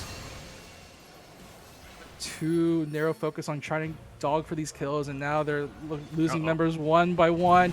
Try and jump on in. Oh, just pressuring for Dead Rise on the point. He can delay things a little bit. All right, he does get... No, he got ghosted! Oh, no! You hate to see that. That guard break doing just enough. That's going to be a critical tool as Prismatic already low. We'll be able to get the LB off, but that Fear trying to fire back. They're looking at Cliff. He's been so effective mucking up the back line, but there it is. We'll have the guard still living. Not able to find a pick. Meanwhile, for Hopeful, they have this Phalanx if they need it. That's the firepower gone from Employed. Let's see what they can do. The first to fall is going to be the Reaper. Oh, they're doing their best to hold on to this point. Why every game with Hopeful coming down to the wire with these overtime timers and just holding on to it. They're slowly whittling down. Employed 1 by 1. They're looking for another one. Dead Rise just trying their best to live on the point. Prisma around the corner, ready to cycle in if they need to. Mew does have Phalanx. They can delay. They can delay. Yes, they can, but to what ends? They don't have too many LBs coming up. The next coming up is likely going to be the Reaper LB, as they're going to try to get Plasmatic out. They are able to stabilize back into a 5v5, but look, Saburi already has LB. This is going to be so hard to pick through Mew. That's their LB gone. That's all their stuff. Dragoon's up in the air trying to run away. They will get a stun on the counter sim, but it won't be enough. And just a calm, cool, and collected LB out of Hopeful there. Man.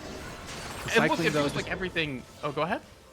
I'm just saying the cycling, though, just keeping their hopes alive, even with these numbers down. They're doing such a good job just making sure they have at least one member on the backside so they don't get all crowded onto the point. But Dead Rise, does get the card off, trying to run out, trying to get the cycle off, but no, gets killed. Pushed off Lucy Lumi, getting the kill. That's right. They do have this Reaper LB again, but the Reaper is forced on the cycle there, is going to go ahead and go down. Now they have to wait to try to get this back up again. Still not too long of a death time for how long this game has gone. We're already close to, I believe, almost 15 minutes in now. Zao is going to be run off the point. That's okay. Mew was forced to guard, now has to run. Did get guard breaked, will survive. Oh, that does leave Prismatic just alone on point. Okay, we have Fear Scan back on the menu again. Tsukio able to get back up. They have the finale going off. Here we go. Oh, Raiden takes out me. Time. Oh, making sure they can't build the Phalanx for another delay. But here we go, the Fear. Can they get the kill on the Yamazura? Yamazura, the Paladin. Protected just in time. Well, they weren't able to get the Fear on the Paladin. I was wondering if they're going to try to save that Reaper Fear for the Dragoon. Looks like they won't. However, they're not able to capitalize with the kill there. This could be a big problem. Mew is down. They still have Dead Rise's LB, but how can they set it up? Dead Rise being chased off point here. Oh no, Zot goes down. Another one down. What's the timer? 13 seconds for Zot. Dead Rise does get their elixir off, so he back at full health, able to jump back in, getting still with the Sky Shatter dive to threaten. Can they find the opening, though? Zanza being such a thorn in their side with his own. He's actually in the air first. Just try and go on aggressive on the backside. He's looking for one. He finds it. Miyu's down once again. Meanwhile, Dead Rise is up. However, Savary has their LB, so they're not going to be threatened here. It feels like every time they just have one of their LBs line up, they have it. Fear. There's the fear. They are going to go ahead. Oh, Prismatic Oh, is going to no. go down. It's going to be the counter send onto the Reaper. They get the capture, but at what cost? That just means they're getting further from the door to come back as these death timers get longer and longer. He responds. They gotta delay things as long as possible. Less than 5 minutes in this match here. Now they get the kill. One left on the point right now. Dead Rise doing their best to live, but the roar already being used. Now they're being surrounded. They do have the guard. Mew maybe can get Mew in with the cover just in time. Oh no, it doesn't look like they don't want Paladin to come on in and join the party. Mew does able to jump on in, gets their own shoot on the board. They get scoured though. The damage is there. They have a stun. We'll get there. I think it's gonna be a Tsukio also coming out on the backside. Oh, can they find the swap? Nope, they're not able to. They're still making a point. Zot is now back up, looking for more. They have something for Zot here to keep him off a push, a stun. Oop, Oh, he's quite. on. All right, the football's still being passed. It's a 19-second death time. Oh, I think that's it. That's it. Oh my God.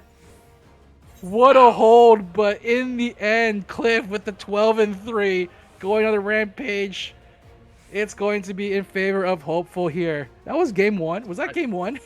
That was game one, yeah. That was game one. An 11-minute banger, but like Hopeful. you know, it's hard to praise Hopeful enough. An 11-minute banger, but just to be honest, it felt like Hopeful was in control the whole way. Hopeful, you got to stop doing this, man. You got to stop making everything a 15-minute banger. Let me rest. I mean, I can't say enough good things about the way Cliff played that. Obviously going 12-3, but like beyond that, as a Dragoon, it always feels like you're in this trade-off between maximizing your damage and at what risk, right? Because, you know, a lot of that can be summed up in Gear Skogul, where you have the potential to deal a ton of damage, but you put yourself at like the disadvantage of maybe getting completely blown up, like as the counterplay, right? So. We saw both Dragoons go for a strategy where they try to be a thorn in the side, they try to get a deep jump in, roar a bunch of people, and then say, hey, you can't kill me, right? With the Paladin and this, like, you know, survival buff. Like, you're not going to have enough damage. But we saw Cliff be very effective with that, very disruptive. However, in a lot of ways, Hopeful was able to wait that same thing out from Dead Rise and then go the other way and just send him afterwards. So I think the Dragoon pick from Hopeful was able to find a lot more disruption, a lot more value in terms of like being able to be a menace, like all up in the backline. I think it just came down to like target selection. You see a lot of times Ploy just trying to go after an enemy, but every single time they just live through it, all those attacks, and that just hurts so much of your burst timings of your offensive that like, ooh, it got to the point now we see Tsukio now on the red mage. No more Reaper this time for this game. Yeah, that's right. And, you know, we were just saying, you know, obviously a very capable Reaper there, but they just made it so hard to find any sort of follow-up on the fears to give that much of an opening like we saw Employed take advantage of in their first two sets today. So we'll see. They're going to be bringing up the Red Mage here. You know, of course, once again, on Bayside, this is going to be close quarters. This is going to be a brawl. Once again, a lot of cleave here from Employed, right? So they want to hit a big silence, they want to hit some like good damage for the Dragoon, they want to see Wormwind hit a couple, but you know, the real monster of the cleave here is going to be the Picto here. You have to be so careful not to group up, because if you do, your chances can get sunk in a hurry. They are matching damage amp for damage amp though. So they have very extremely identical comps, just different between if they want to go between the Red Mage or the Picto. But here we go, jump gun in. Immediately the Dragoons, same mind, go on in and cause some damage, and they already find a kill on Miyu. That was crispy burst. Well done by Hopeful, and that's such a critical defensive resource. It's going to desync the Phalanx LBs. It means they don't have a cover, as Dead Rise is going to get harried here trying to run away. Oh, Dead Rise in a lot of trouble, stunned stunned up. They're in range. Picto's Tactician. here. Uh-oh. That's right. Oh no. Employed wasn't able to send back because they had the Red Mage there stalling the point. Meanwhile, they're going to be deep in the back. Looks like they're just going to go ahead and push ahead to the 50s. That's going to be a quick 50 touch here. This opens things up for Hopeful. You might have to give up the 50 here. I don't think there's really much you can do. You're not going to respawn back in time to get full numbers, and now just baiting things off on Lucy. Lucy able to get to the backlines very neatly. Oh, what's happening back here, Tsukio? That'll be it. Yeah, now they can't really fight again because it's 4v5. Red Mage peeking just a little bit too early before they engage from the rest of their team. There's the capture, too. This is not the situation you want to be in. Hopeful with a man advantage. Already broke 50, pushing up. When's the peak going to come? They have to be careful. It is. They're in. Mew. It's Mew. Oh, they get the shield scout. That's a cover shield down as well. The burst off the immediately. They want this paladin dead. They feel blood in the water. Able to jump away though, just in time. But he is going to be. They're going to be out of the battle for a while. I loved Cliff's positioning in that fight. He goes deep. He knows he's drawing a lot of aggro because he's causing such of a disruption. So he runs straight to the potion. He jumps in, does his damage, goes straight to the potion, eats a ton of damage, and lives it. And just like that, the counterattack is Deep Fang. Yeah, that seems to be just the story of this match. Just living through the aggression, through this careful movement. Oh my god, just jumping in. Sabri getting the pickup onto Mew. Just like that, we're back to a 4v5. Oh boy. It's employed in disarray. Sukiyo went really deep trying to find Cliff, but he was able to get her on the corner. The rest of the team wasn't able to be there. Stowful is going to go ahead and do it, and they're going to go down. They're going to send back on Cliff, so they do get this trade. But look, Zato's going to be down. That's a 3-for-1. They already have to start cycling this point here. Prisma trying to get away, will get the potion, but will they be continue to get hunted down? Trying to go potion to potion. They will get the cover, so they get escorted there. Meanwhile, Miyu, not long for this world, might be dying in trouble. over the jump. Oh, they chase the sun. They chase him. The paladin chases this time. They're not going to be able to get the kill though, but that was very funny. Yeah, Dead Rice forced a backflip off point. Oh, he's still holding. Roars everybody. Still has to fall back though. And try to get that pot. Meanwhile, both paladins have LB at their disposal. This is the most even we've seen things in the wild in terms of game state. Dead Rice still up. Doesn't have Roar. Have to be careful here. Is he looking to go up? Can they get the timing down? They have so many element breaks up. Seraphim goes up to make sure everything's nice and defensive.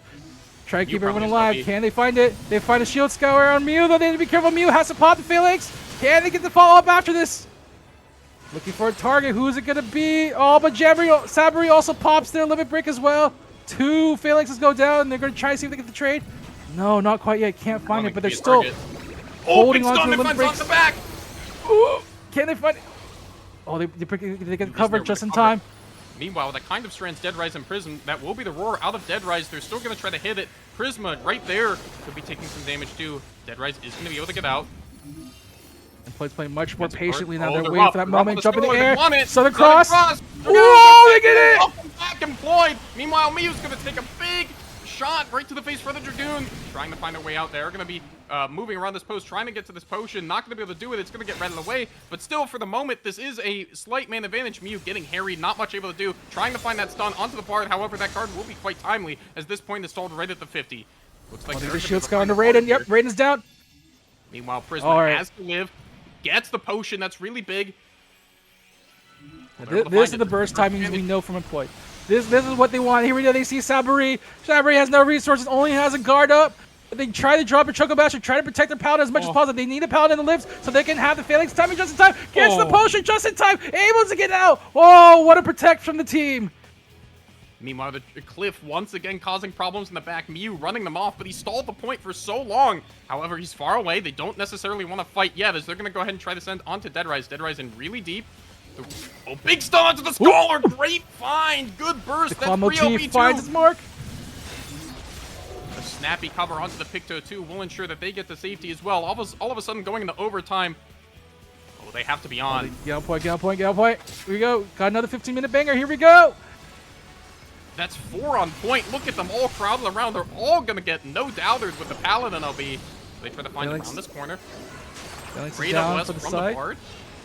Can they find it? Sabri's still holding on to Phalanx. They have to be very careful with this approach. Sabri just sitting on point, just challenging anyone that comes their way. Can they find a way to silence this Paladin before Phalanx goes up? Nope, not going to be it.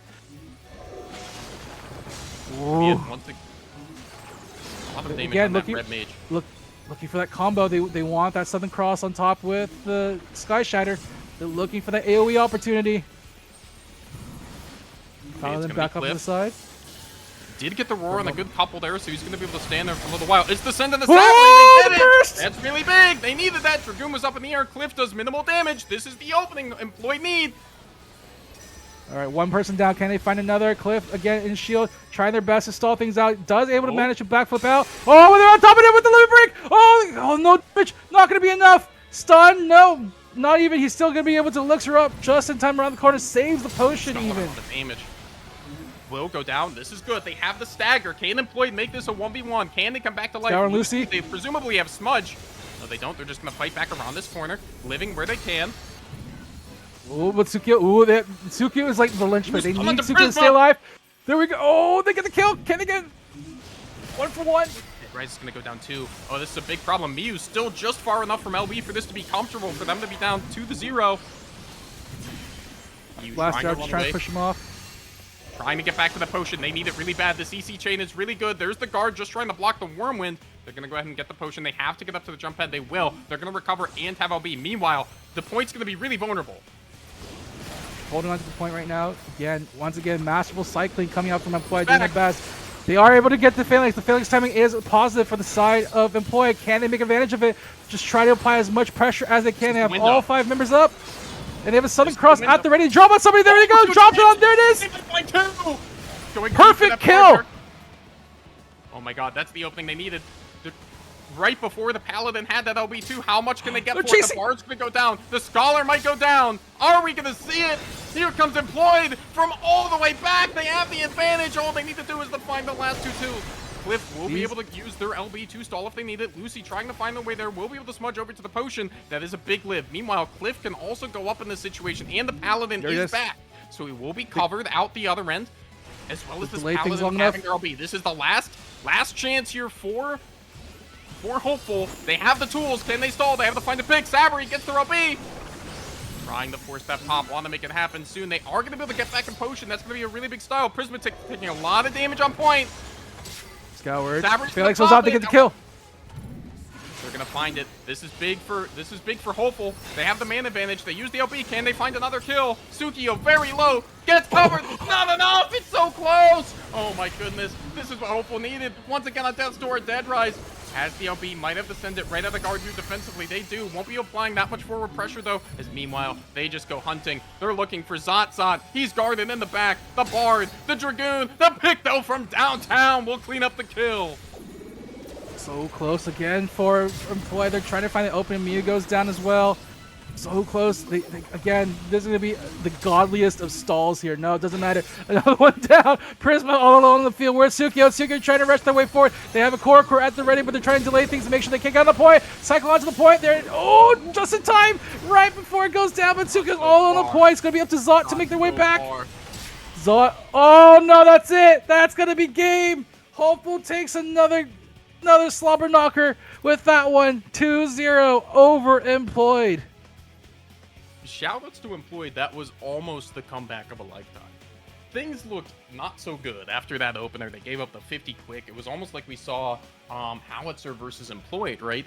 But they keep their head in the game. They found that great opening with that OB timing from the Paladin to come back and save the Red Mage. However, they just weren't able to get enough damage down, find enough picks, and Hopeful was able to do just enough to make sure that they stayed in it. So props to them, but that was a great game. There was a moment where it looked really good for Employed, but just that one errant kill onto the Scholar, reducing the numbers to a 4v5 situation, and from there, it just snowballed into a victory for Hopeful. And with that, we have the game ready there. Let's see if we can take a quick look at standings as we wait for the rest of the teams to make their way through. Does it look like Howitzer taking it 2-0 over Unemployed? And it looks like Esports Readier and Arise still facing off against each other, but with the lead in the favor of Esports Readier. Ooh, yeah, man. Right. Absolute banger games, and this is just round 4. We still have another 3 rounds to go, beg pardon. And then that's only when we get to finals and such. So much more fun PvP on the way. Oh man, and so much more on the way here. We are, are we going to a break? I think we're going to a quick break here as we get things settled up. And for the next half, we will have Brian, Ricardo, and Lithi picking up the mic for you guys later today. Yeah, another 2 excellent commentators. Hey, Merlin, to take us all the way through Grand Finals, but welcome back. Some banger games. Holy moly. The fact that we're watching this it's like 9:30 in the morning is kind of weird, but it's fucking awesome. Oh shoot, I might get a noise complaint. I really hope you don't. But real quick, thank you, James. Thank you, Team Maker. Before I forget to say, can you let the people know who you are, where they can find you? Yeah, so my name's Faraway James. You can find me on Twitch at faraway_James. I do a lot of commentary there, so I will be co-streaming the EU CCRC. So if you liked my commentary today, you can come check me out there. I'm also going to do the same thing for the Japanese CCRC as well. So yeah, that's where you can find me. I'm on the mic for a lot of events in A. You'll see me scrimming around too, so it's a very good time. Same Thank thing you. here. I'll be on twitch.tv/bestteammaker. Also find me on Blue Sky as well, where I just do random art stuff as well as maybe some streaming. We'll see. My time's a little like inconsistent at the moment, but I'm gonna always do my best to get some good PvP in whenever I can. Yeah, well, Awesome, thank you man. guys so much for pulling up. I know it's super early. Thank you for waking up at this hour to do this. What would you say was your favorite match so far? Is there any like memorable moment where you were like, holy moly? Oh gosh. Honestly, the Arise comp really surprised me. Yeah, that was neat. I really liked the warrior pull for Bayside just because it's such a fun warrior map. Even though Howitzer didn't win, just the cleave they were able to find, the rend angles they were able to find. I've been playing a fair bit of a warrior and OP myself as of late, so it was really cool to see. I thought they were really doing their best to make the most of the job, and it was cool to watch. Well, I look forward to working with you guys. We're gonna take a break here, as mentioned. You're free to go, and I'll go ahead and swap us over afterwards. But yeah, if you want to say your goodbyes now. Yeah, of course, thank you, Merlin. Thank you to everybody who's getting this tournament set up, and everyone for playing, right? So I hope this is a great little tune-up before CCRC. And Team Maker, my man, you're my goat. Always a pleasure to share the mic with you. Dude, always the same pleasure as well. And I'm very excited to watch the rest of this event. You guys, stay tuned. Rising Stars will be right back for the second half of this event of Shards of Berlin. You guys, you're going to see some really amazing PvP. We'll see you later. Take it easy, you two. Are we off? You can jump off here, and I'll do the rest. I got you. I'll see you guys. Peace. All right. Hello. And a huge thank you to Teammaker and James. Fantastic work today. We do have a caster swap coming in. We have Brian and Lithy. Lithy is the host, one of the commentators for the EUCCRC. Both very talented individuals. It's only going to get better from here as we go into our finals afterwards. I believe the teams did decide us also to do a third place matchup. We'll try to get that on stream. I'm not entirely sure how we're doing on time. We do try to cut this under 4 hours so that we can all go home for dinner. Am I forgetting anything? I think we're good. Let me just show the bracket one more time. And then we're going to take a 10-minute break, more or less. We're going to get our 2 new casters adjusted, get them on VC, and make sure that they're ready to go. When we come back, we'll have the rest of our bracket here to play out. You should be able to see round 6 and 7, right? Oh my god. Why is that so miserable to say now? Jesus Christ. Anyways, thank you guys so much for being here. Thank you to all the teams. I can't believe we're having banger ass games at this hour. It's pretty cool. But anyways, if you guys don't hit that X, don't go anywhere. If you need to use the restroom, get up, go get a snack, whatever you need. Make a coffee, chill, hang out. We will be right back as soon as possible. Try to be under 10 minutes more or less. Don't go anywhere. We'll be right back.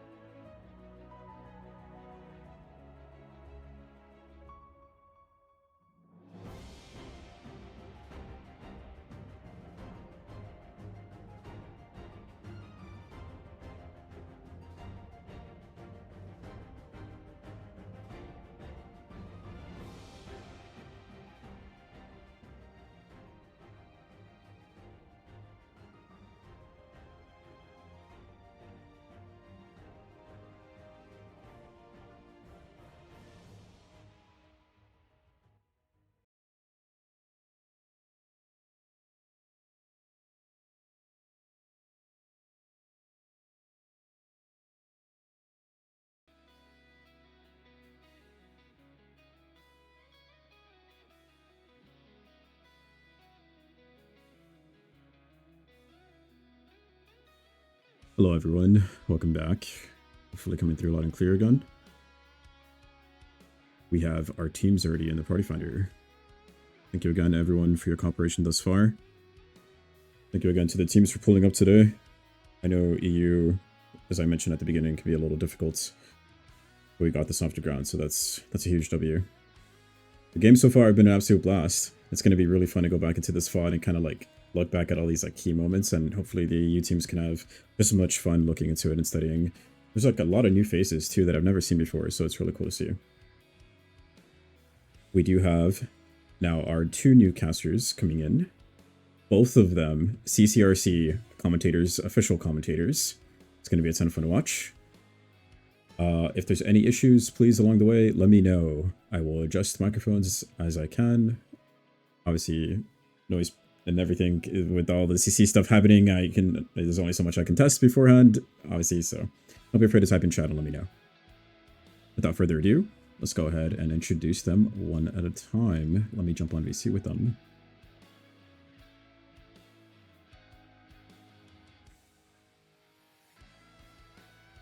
And you two are live. What's up, you guys? How's it going? Starting from our left, can you go ahead and introduce yourself?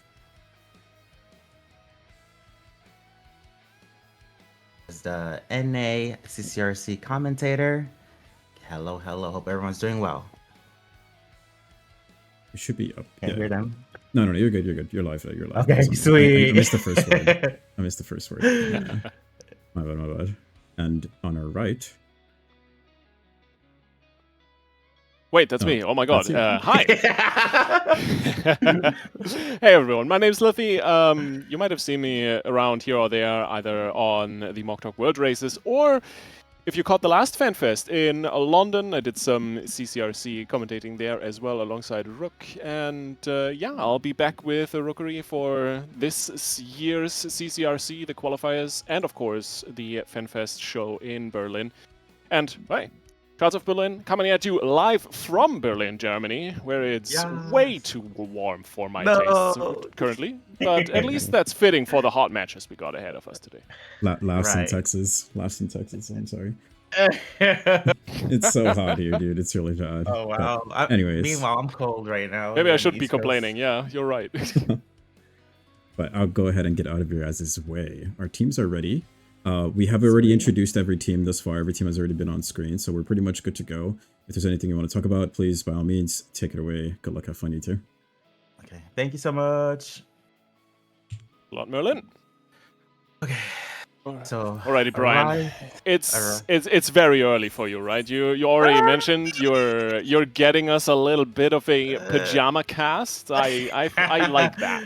I like that a lot. I am in a onesie.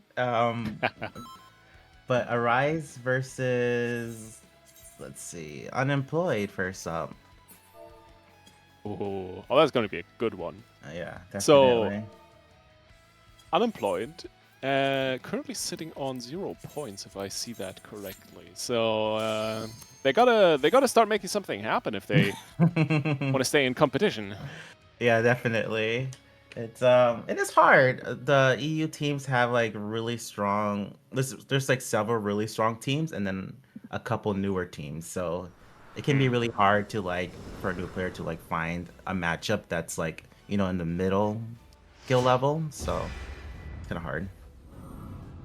Yeah, I mean, it's tough competition. To be fair, I think Rizilla, when I was talking with him a little bit about this tournament, he mentioned he just wants to get a little bit of a thing going as kind of CCRC tournament prep, and obviously, definitely. when we're talking about CCRC, then we're talking about the best teams in the region, right? And Yeah, we're seeing a bit of that today. Yeah. For the most part, it is still a little unfortunate that like a lot of countries can't participate in CCRC, but yeah, it's the best we got, right?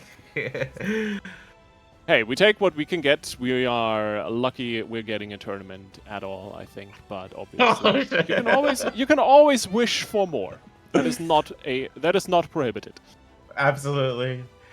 Okay. Bayside first. Oh my goodness, the chaotic opener. Let's see what's gonna happen here. Indeed. Let's see it. The crystal is not quite open yet, but we're going in immediately. And look at that damage. Suguri and Salah are both taking massive punishment, and Shiro immediately goes down. First blood for Unemployed. They are going to work here, Brian. Jesus, 2 deaths already. 3v5 already. Looks like the Astral or the Dragoon might be the next target. Dragoon gonna try and escape here. Gonna get clawed out. I think they're so close to the pot. Oh, they got the pot, but still being pressured really hard here, and they go down.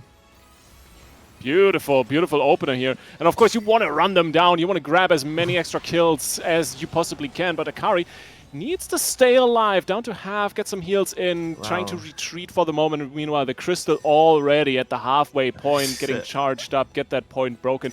Brian, this is not looking good. Yeah, point already broken. Here's the Reaper LB2 onto the White Mage. Gonna get the kill here. 4v5. The only thing that Astra really has here is the Viper LB to make a good comeback. Yeah, it's just a 1 LB. It might help, but it's probably not going to be enough. There's the Meteor Drive. Massive damage coming through. They're bringing in so much damage. Baby Star is about to go down. One more hit. It's gonna do it. Vena with the triple in the bag already. Saladin is trying to get away, but there is no rest for the Wicked and no mercy whatsoever. Get a little bit of damage in, and this last point is about to fall. A quick sweep here. Brian, Unemployed are dominating. Insane. Oh my god. Not even a second to breathe there. Jeez. Well, that's a point on the board. I don't know if That's you what saw they the need. stats there. The Pictomancer did 0 recuperates. The Pictomancer or the winning team did 0 recuperates. They didn't even need to click a healing button. Well, I have heard that generally being an artist is not necessarily connected with a lot of getting punched.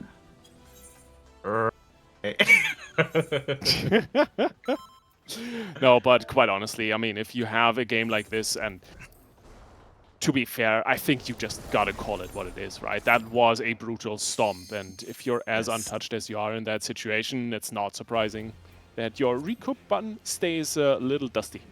Definitely. Well, Bayside is definitely a very chaotic map, as we saw. Like, the opener just is very disgusting. A lot of cleave damage potential, too. So, maybe a new map could do a difference. We'll see, we'll see. That is certainly the hope here for Arise. To remind you guys what we're going up against here, or what we are playing here. This is going to be a 7-round tournament. It's a round robin, so every team plays 2 games against every team, and at the tail end of the day, the teams with the highest points go into the grand final, and of course our 3rd place match. This is a round 5. You're watching Arise versus Unemployed. And quite honestly, after this first map, Cloud9 might be the wind of change that Arise needs here, Brian. I don't know. This map is also a little snowbally sometimes, but we can only hope, right? So, compared to our little beach exploration, how do you feel about the opener here on Cloud9? Is this going to be something that Arise can control a little better? A little better. Like, the walls are really close by. It's and you're not forced like immediately in the middle like Bayside because of the jump pad positioning. So like there is definitely some more survival potential here. Alrighty, let's see it. Double healer, no tank again for Arise. On the other side, Blue Cat on the Dark Knight, and only Tay-Tay Here we on go. the healer. We're going to see some shield spreads. Blue Cat already using their Dark Knight shield. Who's going to be the first target here? Looks like they're trying to get the Viper down a little bit. But Blue Cat getting super low there. Gets guard just in time. And they also have some Scholar shields. Blue Cat might be okay here. Let's see. Oh, swap into Saladin, and down goes the Red Mage. Beautiful coordination here from Unemployed. They made the call, they made the switch, and immediately got rewarded for it. And now a little bit of a running around the Rosie here as Shiro goes down as well. Slowly but surely, the members of Arise are going to start falling one by one because Unemployed, man, these guys have a lot of time on their hands on the day, so they might just run them down one by one. Suguri is going to be the next, and if you're staggering your deaths like this, Brian, I'm going to be honest with you, that is a very hard spot to come back on, especially on Cloud9. And they're not even stopping. They just did a Reaper LB there and get a kill on the Astro. And meanwhile, the point is about to be broken. Looks like they're still pressuring just a tiny bit on the White Mage here. Shiro getting beat up a little bit. And they got to watch out for the Monk LB. There it is. Oh. Saladin going down once again. Great pick from Unemployed. These guys really know how to dial in the damage. Great shot calling coming through from them, and Tate, even under fire, staying calm and collected. Another kill coming through onto Baby Stars. And one by one, they will fall. Better proximity now to the spawn, obviously. That's going to make contesting the crystal a little bit easier. But if you're just dying left, right, and center, yeah, because Unemployed is giving you zero space. The Picto LB coming in as well. It's going to make it even harder to fight here on the spot. And we might just see this crystal be done and dusted before the winds come through. Unemployed, 2-0s Arise. What a dominant performance. Well, to pick the master click to recuperate that time, so. Yeah, true. I was watching that in the open. I was like, oh yeah, that MP bar is going down. There's something happening. Very nice jobs. Very nice jobs. Yeah. By Team Unemployed. I really like the shot calling there. They definitely identified correctly that once you pick someone on Arise's side, they start to fall apart a little bit. And yeah, very much kind of hammered that advantage home. They grabbed their first 2 points of the weekend for themselves. Definitely. Let's see if that's enough to make it up to the top 3. Brian, do you think there's a chance? Always a chance. Definitely hard though. Yeah, true. Well, we have 2 more rounds left to go, which means that both Arise and Unemployed, who are sitting on 2 points each, will need to win all 4 maps to even hope to be in contention. Because currently we have, at least according to the sheet, as it is right now. That might obviously change because the other games in this round are still ongoing. Okay. They could catch up with Esports Readier, could tie Employed, actually. But I think Hopeful and the Howitzer Impact are a little bit too far ahead. Yeah, looks like very far ahead. And we are playing for 3rd place in this tournament, so there's also that as well. Indeed. So I've heard some talks, Brian, that the level of EU competition is pretty good. Yeah. Even if you compare it to the international levels. What's your take on this situation? Yeah, I definitely agree with that. It is unfortunate that there's less players on EU. As you know, like even for the CCRC, there was not like 33 teams compared to NA. Like NA had literally 33 teams enter to play. But the light party players of EU, they definitely are super skilled. They play solo queue so much, and they do take the time to scrim against a lot of the NA and JP teams, so they stay pretty strong. But there's just not a lot of them, is the thing. Not a lot of teams. That is true, yeah. Sadly, the country restrictions for CCRC making things a little bit more difficult. Maybe we can see some changes there in the future, but hey, for now we deal with what we get. And also, who knows, Brian? Crystalline Conflict World Championships? I mean, Yoshi P has literally said he wants that, so just he has? Oh yeah, he has. Yeah.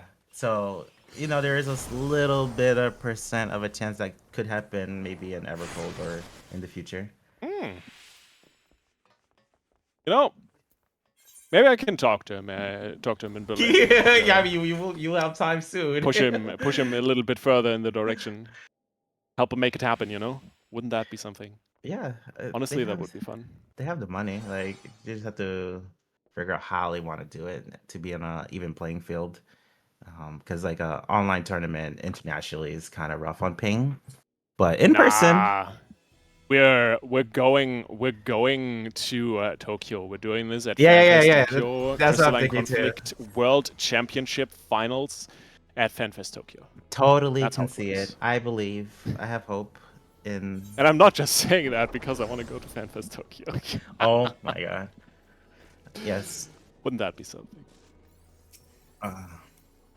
Got it. About Alrighty. to join in now.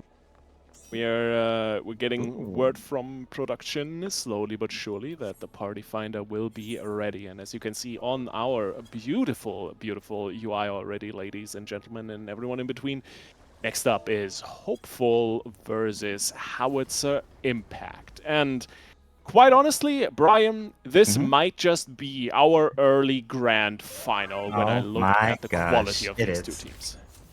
It is. Oh my goodness.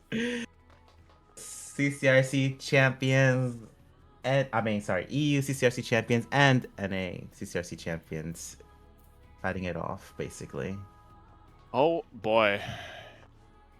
Yeah, and weren't we just talking about World Championships? There we go. That's an early taste here for you guys. Early taste. It is fun though. I had the opportunity over the last few weeks to watch some of the European CCRC teams scrim and watch them play, which has been super interesting and enlightening. I'm very much looking forward to spending 2 weeks in game myself and get myself ready and refreshed. That's good. Gonna be fun. Yeah, did you see the comps? I'm assuming a lot of people are running like the Bard, the Pictomancer, and the Scholar, like NA was. Oh, I'm not leaking anything, but trust me when I tell you I have seen some cooked comps. It's been beautiful. They are all very eager to cook up what they think is amazing. But quite honestly, I mean, we're seeing some of it already, right? We're seeing a lot of Paladin, as you mentioned, the Bard here and there.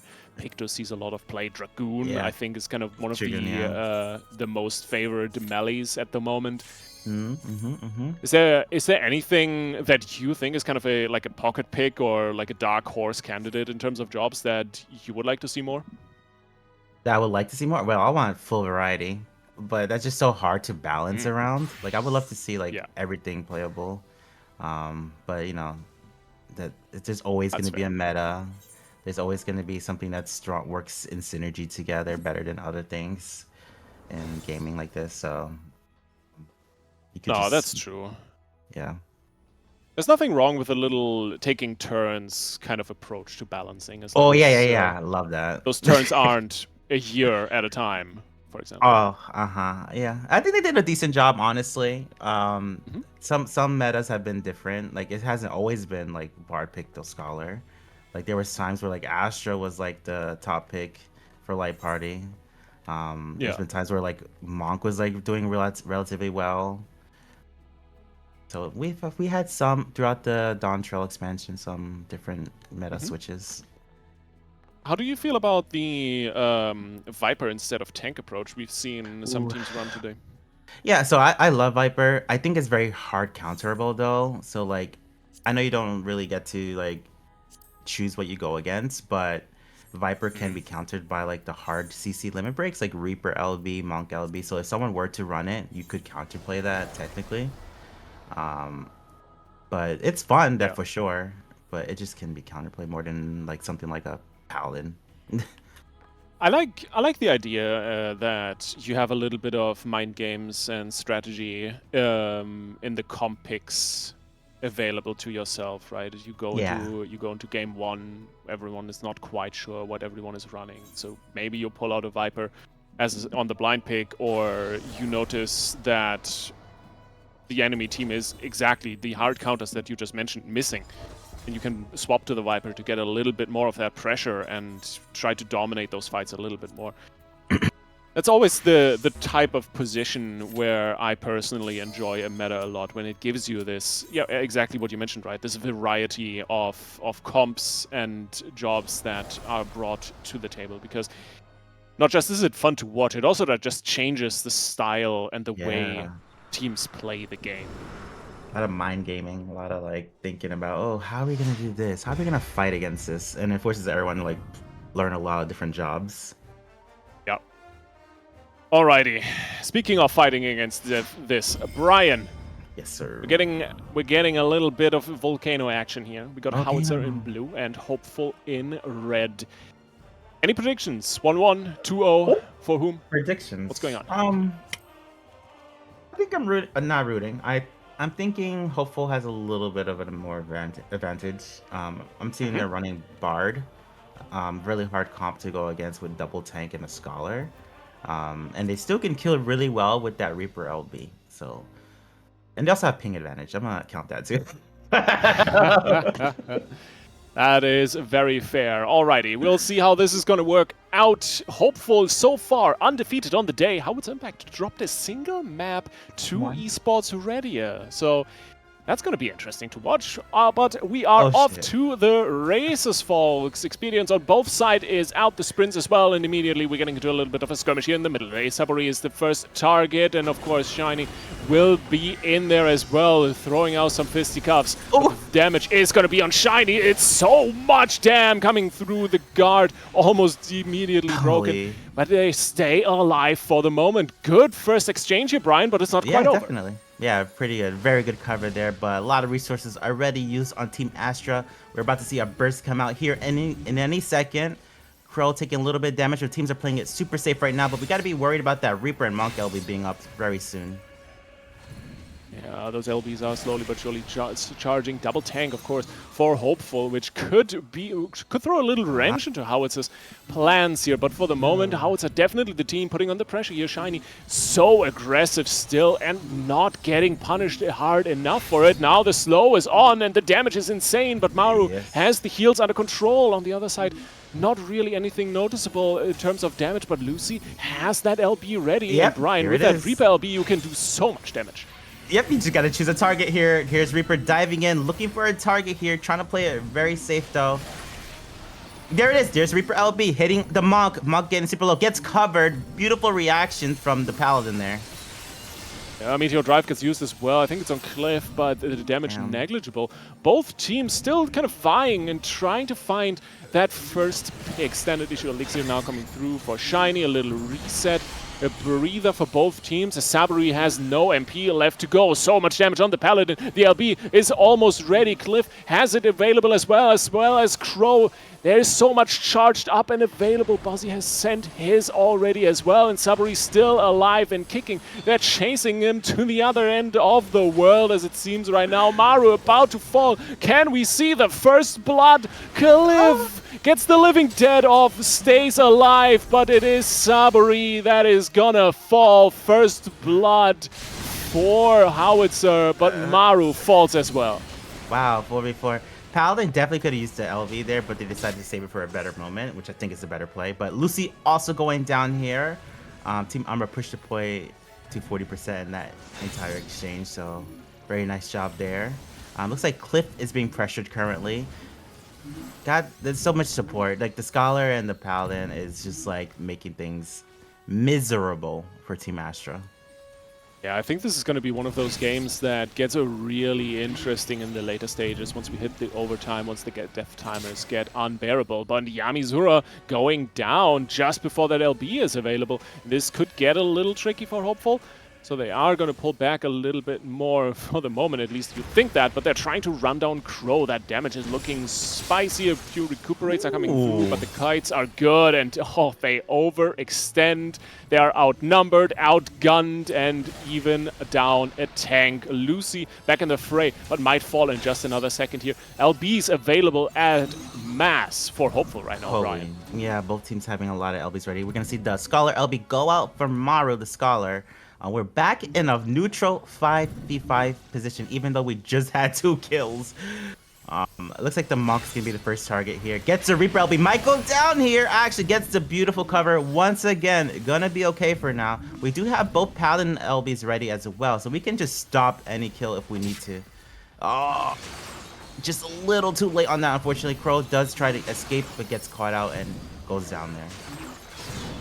That's unfortunate, but at least in a few seconds, that ninja is going to be back on its feet. Another kill coming through. It's Kanmyeon going down, and Cliff on a little bit of a roll. And now we're getting action. The eruptions are about to appear. We can collect some orbs. We can dodge some explosions.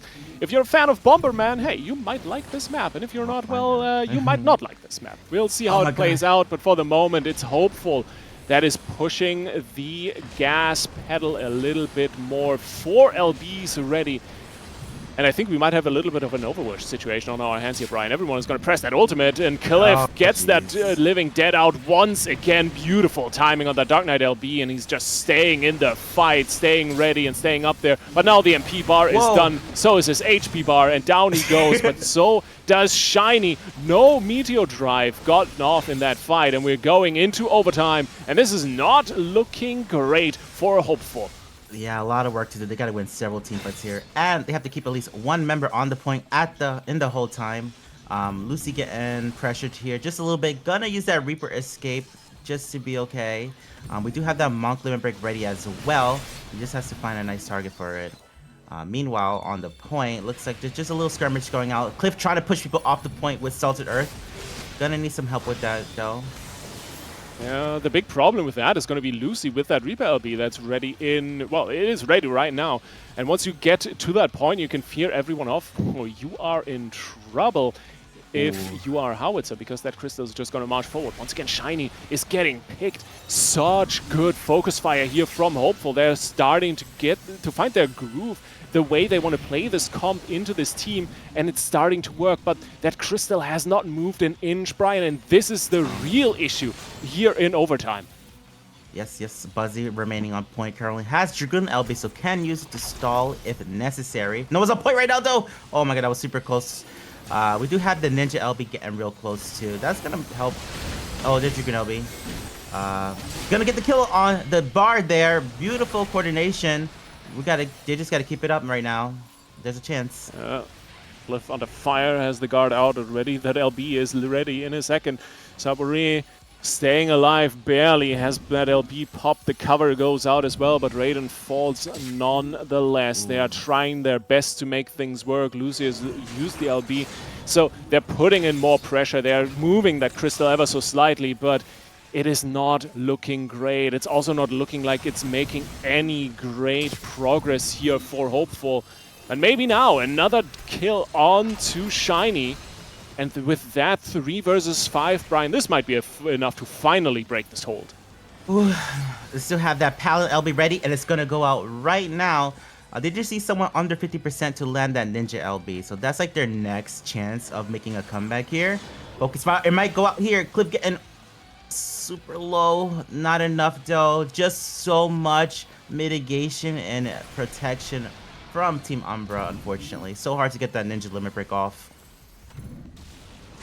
Indeed, quite the hefty defensive comp that they have going here. I'm surprised there's no Picto in there, but Raiden has the LB ready. With this Bard, you really got to watch your back, because otherwise you're just going to get executed. And there's Crow getting absolutely deleted, falls to the ground, riddled with arrows. Maru is the next target. A bullseye for Raiden. It's 2 kills in a row here, as slowly but surely Hopeful get rewarded for their faith. They start pushing ever so slightly. Yeah, Monk LB and Dragoon LB is ready, so they have still an opportunity to stall just a little bit longer. Buzzy using guard on point. He's probably going to use the limit break here. Oh, no. They got a good rotate with the Ninja jumping on point with guard. Yep, they're going to full recover here. They're actually going to full recover here, Lily. We're nowhere near over. Spicy. I do like a good overtime run. We're 3.5 minutes into this. Maru down again, and with that, another outnumbered situation here. Hopeful is continuing to push. Nice cover guard elixir combo here from Saburi. doing a good job keeping his team alive, and Shiny on the Crystal getting absolutely slaughtered. They're trying to stall, they're trying to keep it going, but the stagger is real. Rin going down as well. The next one up is Crow, immediately off the Crystal again as well. And they're trying to finish off Buzzy, but it's not quite working. Of course, the damage isn't there either, so Hopeful isn't sweating at all. Well, except for Cliff, who has, once again, 0 MP to begin with. But not really any larger impact, Brian. That Crystal has barely moved like half a lane. Nope. And we have the response coming in. Paladin is back. Monk is back. Monk holding on point currently. Ninja still looking for the execute. That Ninja has not been able to put that limit break and get a kill in this entire set right now. Jay, the Monk getting super low here. Gonna get the clutches. No! Oh my god, so close. Almost at the ground pot. Didn't make it in time, unfortunately. No one's on point currently, though. Oh, there we go.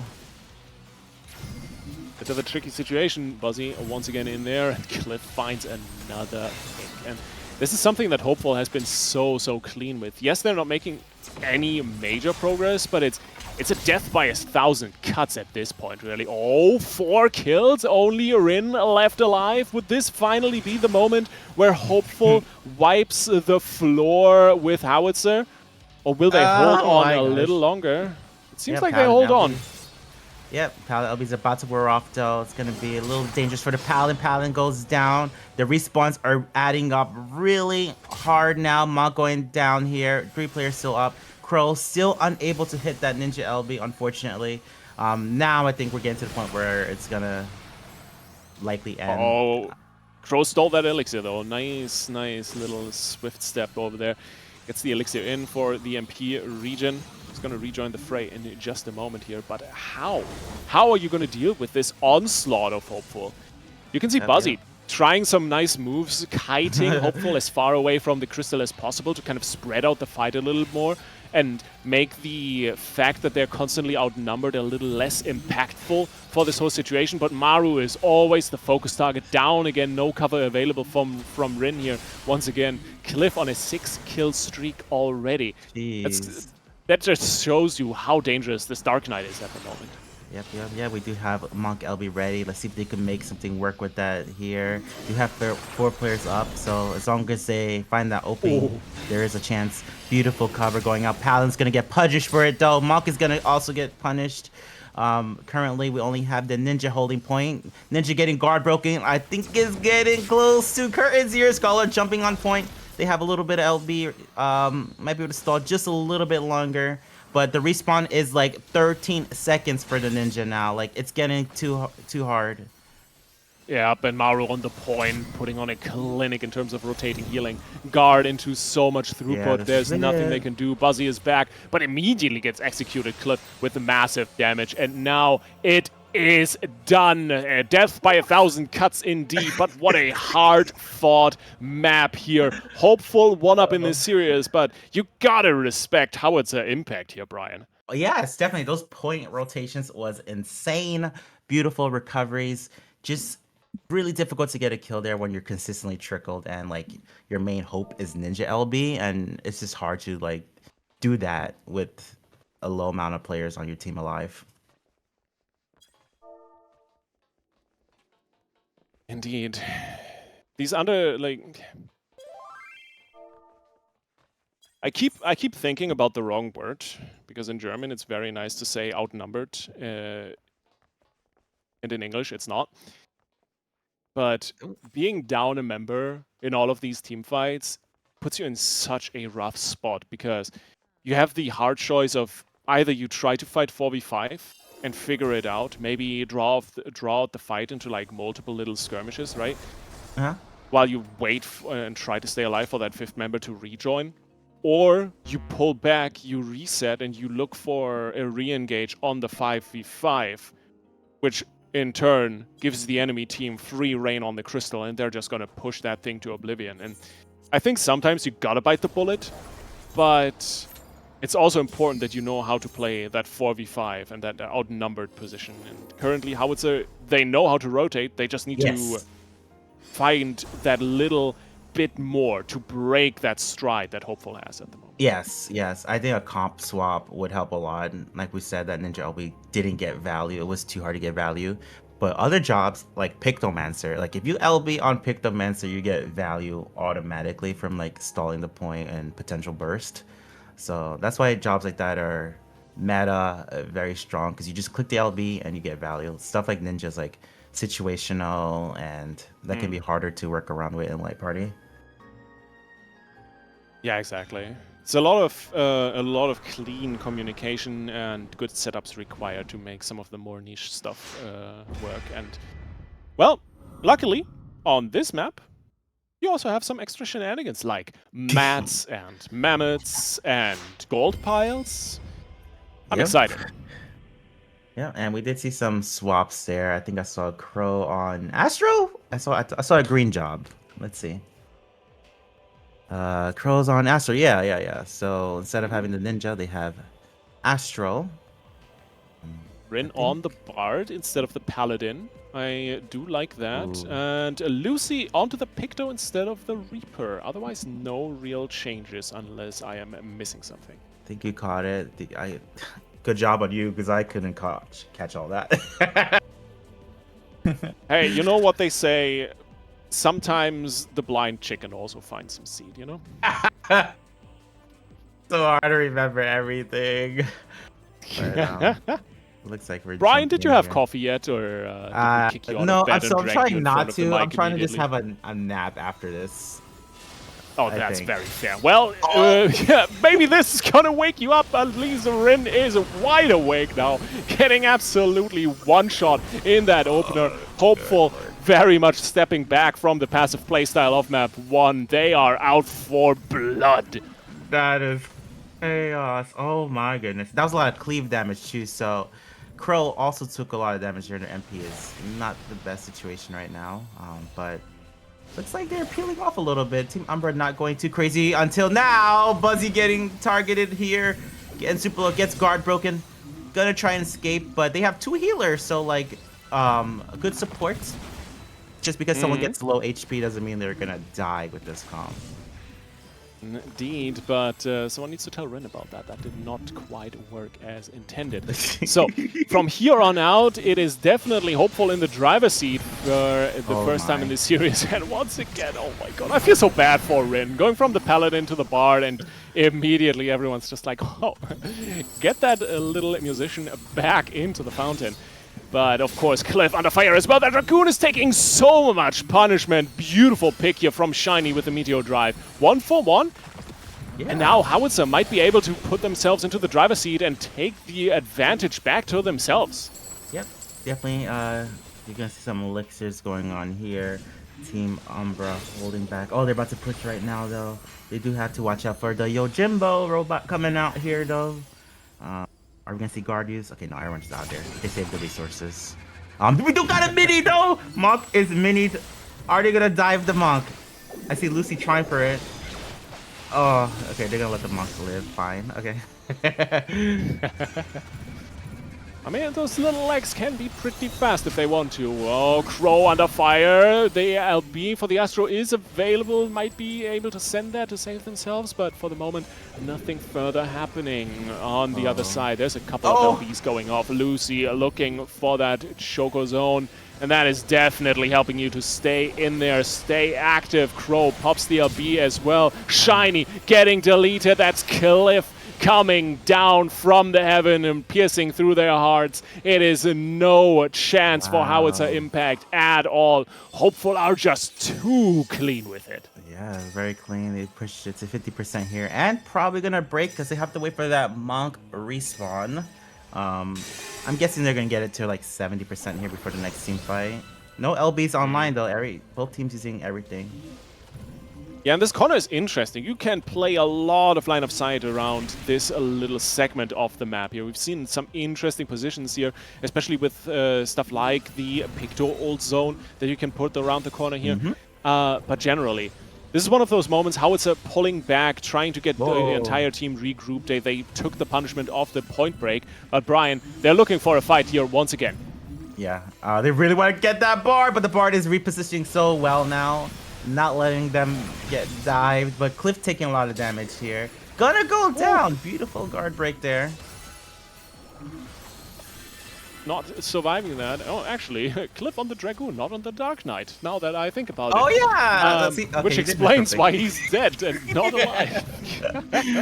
But Yamizura is getting run down to the other ends of the earth. Down goes the Scholar, and finally... See, that's exactly what Howitzer needed. Regroup for a few moments. Yes, they took the punishment. They lost that halfway point and a good chunk of percent, but they finally broke that stranglehold that Hopeful had on them the entire map so far, and now they're on the push. Yep, very nice job here. We do have a lot of LBs online. Here's Dragoon LB, gonna try and scare out some guards. It's double Dragoon LB. Ooh, here we go. Nice damage there. Picto LB going on point. Cliff gonna die immediately. Oh, this is a little scary, but Team Umbra has a lot of mitigation on the point currently, so let's see how that works out for them. Well, they are outnumbered at least a little bit, and oh, never mind. The numbers are evened out. Rin gets a one shot once again. And this is something I think that you need to talk about with Bard a little bit more, right? It's such a strong job with an insane amount of damage, but you gotta be so careful with your positioning, because one wrong step and you're caught with, well, basically with your pants down, and you're just getting immediately executed. Now that we're going into overtime, well, this is all on Howitzer Impact, because they are needing a few more percent to even this out. Yes, they're gonna have to be on point. It's gonna be really difficult for them here, but let's see how it goes. Get a nice Dragoon gonna try and escape. Oh, that was super close. Gets out though. Crow taking a lot of damage here. I don't know if they're gonna make it. Yeah, 4v5 on the point. Absolutely no chance. Yeah. So much cleave there as well. That was almost the entire team of Howitzer dying in that exchange. And the worst part is, Brian, the LBs are now just coming up, but great pick onto Raiden. I don't think this was even an LB. Shiny has that Meteor Drive still available, so they could go for another pick. It's all on Saburi here to have that cover ready when it happens. They need to outplay this. The slows are in. I'm scared. But the Monk's going for an elixir, so Shiny Monk pulling LB. back for a moment. Monk LB has to be coming out here in a second. Clip taking a lot of That might damage be the target. here. Dragoon LB is ready. Sky High could be popped immediately. There's the Picto zone. You want to fight in that. You want to stay in there as much as possible. And Buzzy going for an elixir himself as well. Wants to regen those MP. And there is the dive. Not too much damage coming out of Cliff, but they do manage to grab Maru. And Shiny is getting punished massively. Great guard coming through the heals as well. Topped off immediately. And they know how dangerous this Monk LB can be. They put everything onto Shiny. Get that Pokemon in the ball and back to the Poke Center, man. There is nothing going on with that LB. They did not want that Monk to break whatsoever. That was so funny to see. But they still have that Scholar LB online on team. Oh, that was a point! No! Oh no, they C9'd it! Oh, you hate to see it. What a close match here. I thought they could draw that out a little bit longer, but great play by Hopeful, pushing against the rising tide here. Sadly, Howitzer not able to make it last a little longer. GG's 2-0 for Hopeful, but quite honestly, Brian, I think the scoreboard lies a little bit about how tight this match was. Oh, yeah. Oh, that would just... Oh, my God. I would hate to be in that Monk situation where, like, okay, you want an LB, but they use every mitigation in the world, so you can't get a kill with it. And as soon as the mitigation wears off, they pressure you. So, like... Yeah. No fun allowed. Oh, absolutely no. No, get the Monk out. Monks don't get to have fun. It's always been the case, no? But...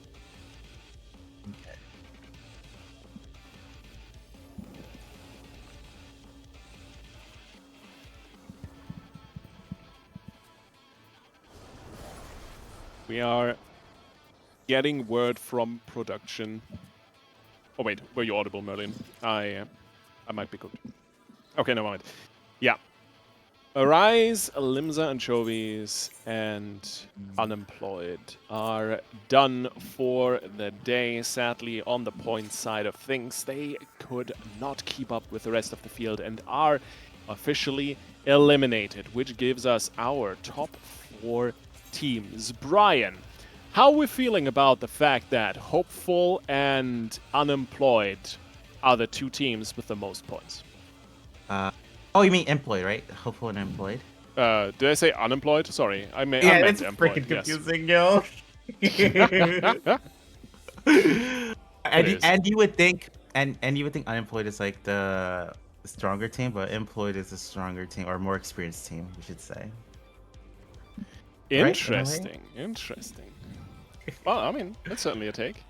But that also gives us the top 4 of Hopeful, Employed, Esports Readier, and Howitzer Impact. Yeah. So that's going to be an interesting top 4 for the rest. I think we're still playing round 7 now to see who's going to go into the grand final and who gets to roll into the 3rd place match. And if I am not mistaken, we might have Hopeful versus Esports Readier now. Yeah. Looks like that's the next matchup here. But yeah, once again, thank you for Team Arise, at Limsa, and Unemployed for playing in the tournament.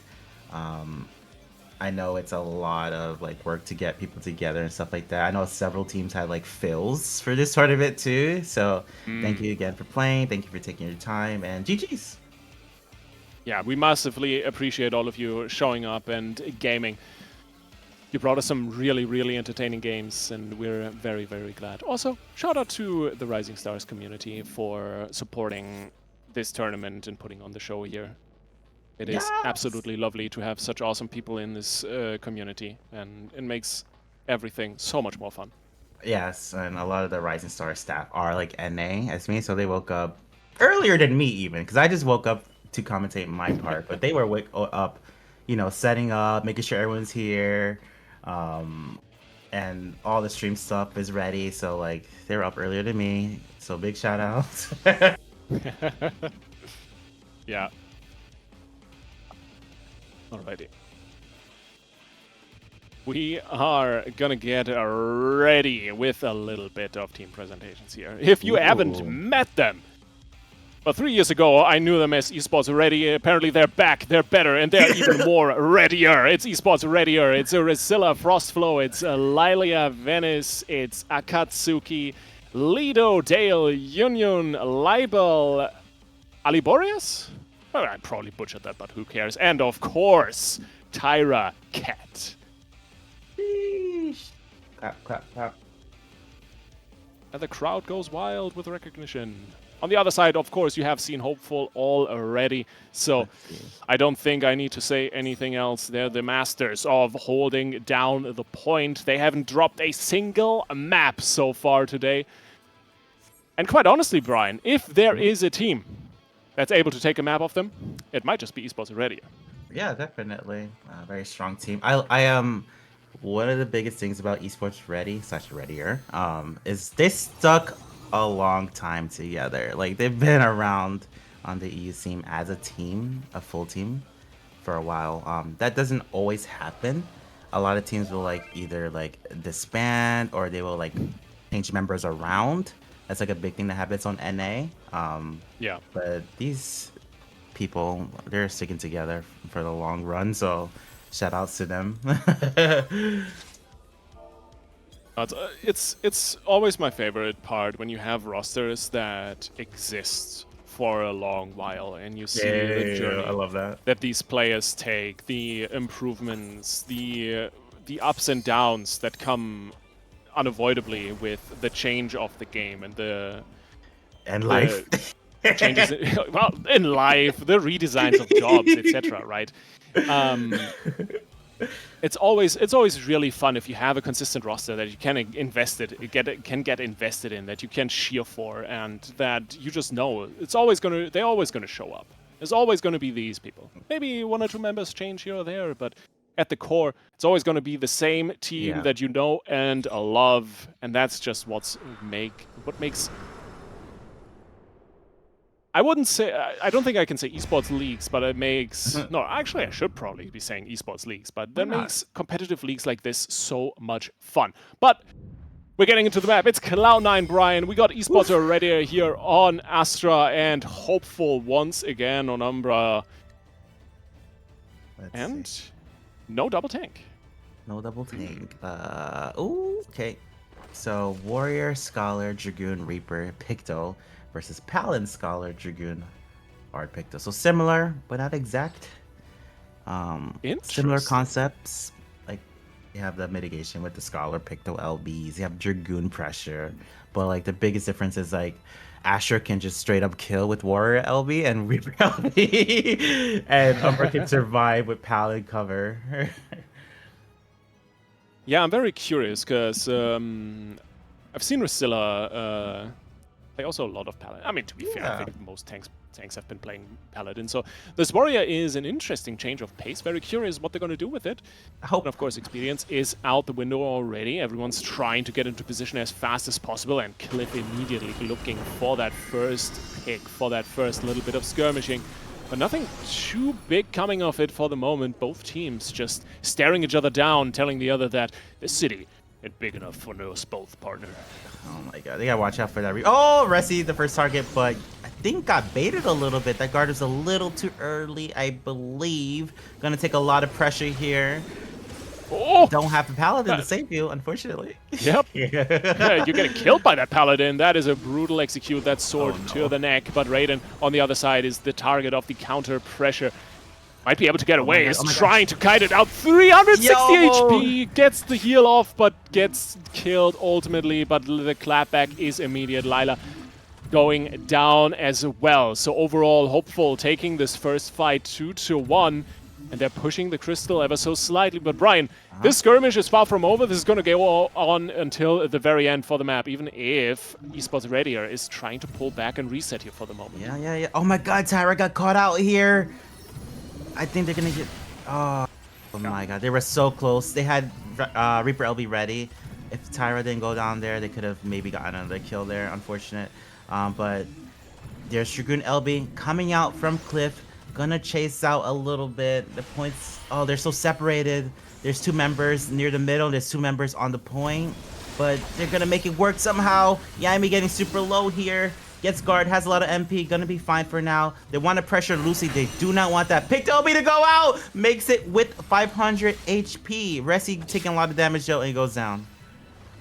Well, great flank position from Libel here. That was a good chunk of pressure and disoriented Hopeful for a moment, but it's not quite enough. And now the Turbulence is going to come in. Obviously, we want to look for that feather. You want to avoid getting killed off, and we see the guards come out for anyone that's not in it.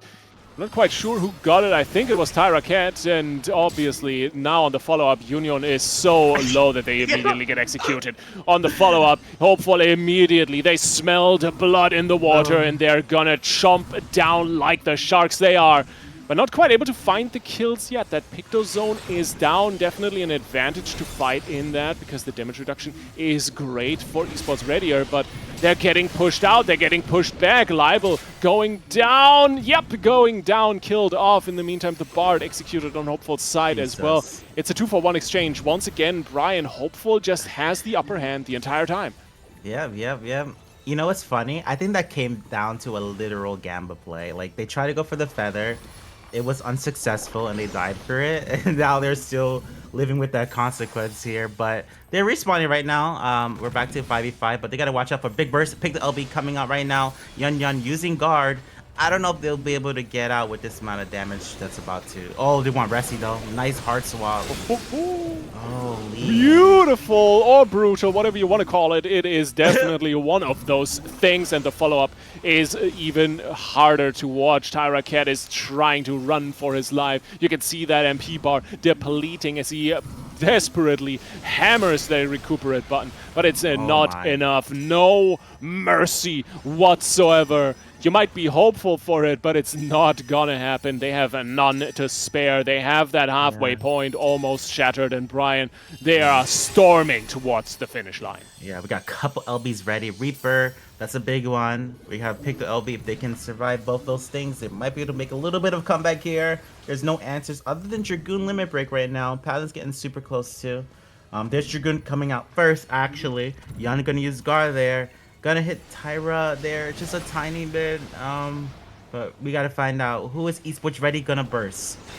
Pick the LB going out. They do have They have Reaper LB, they have the Dragoon LB. Libel looking for that fear, doesn't quite find as much as he was hoping for. And Tyra gets the Sky High off just in time on 20% HP. Is going to come crashing back down on top of Yamizura. Is going to grab that kill and immediately dip out for that elixir. Nice little reset.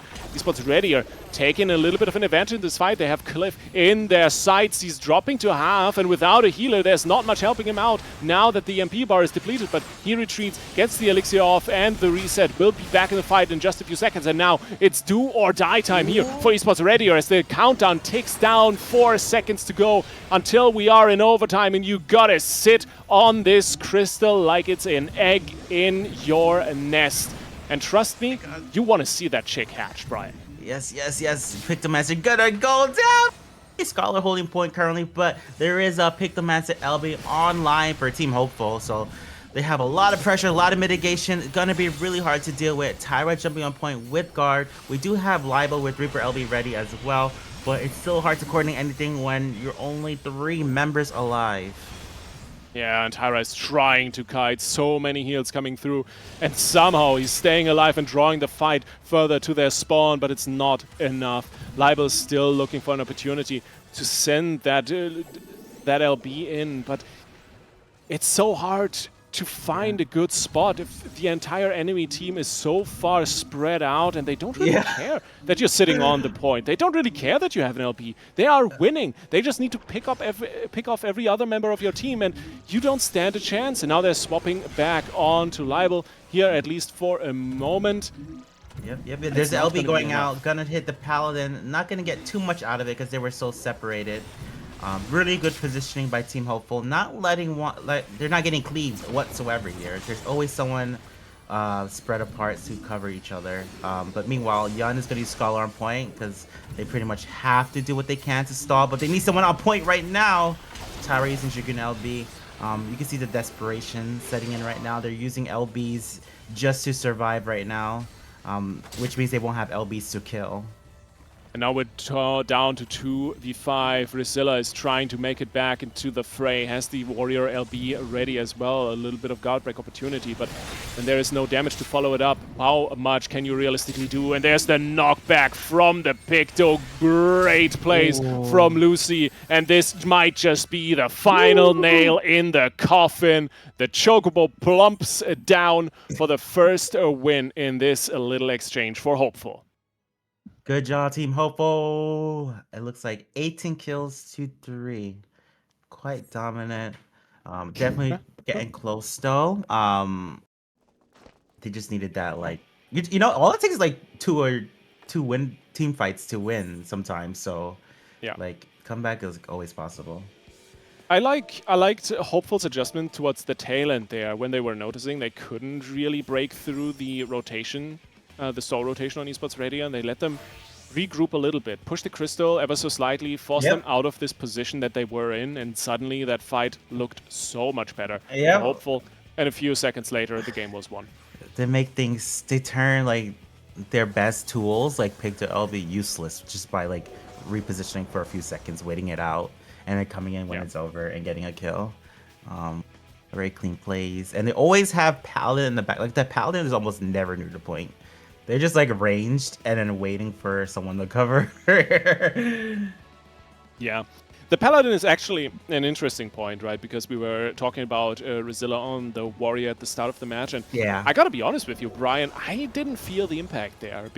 Especially because Rizilla got picked off so quickly, so many times during this map. Yeah, during LB especially, like Resi would like click LB and they would just like pressure. And you would think like, oh, they might do someone squishier than that, but no, they know the power of War LB, so don't let them get access to Fell Cleave and their tools.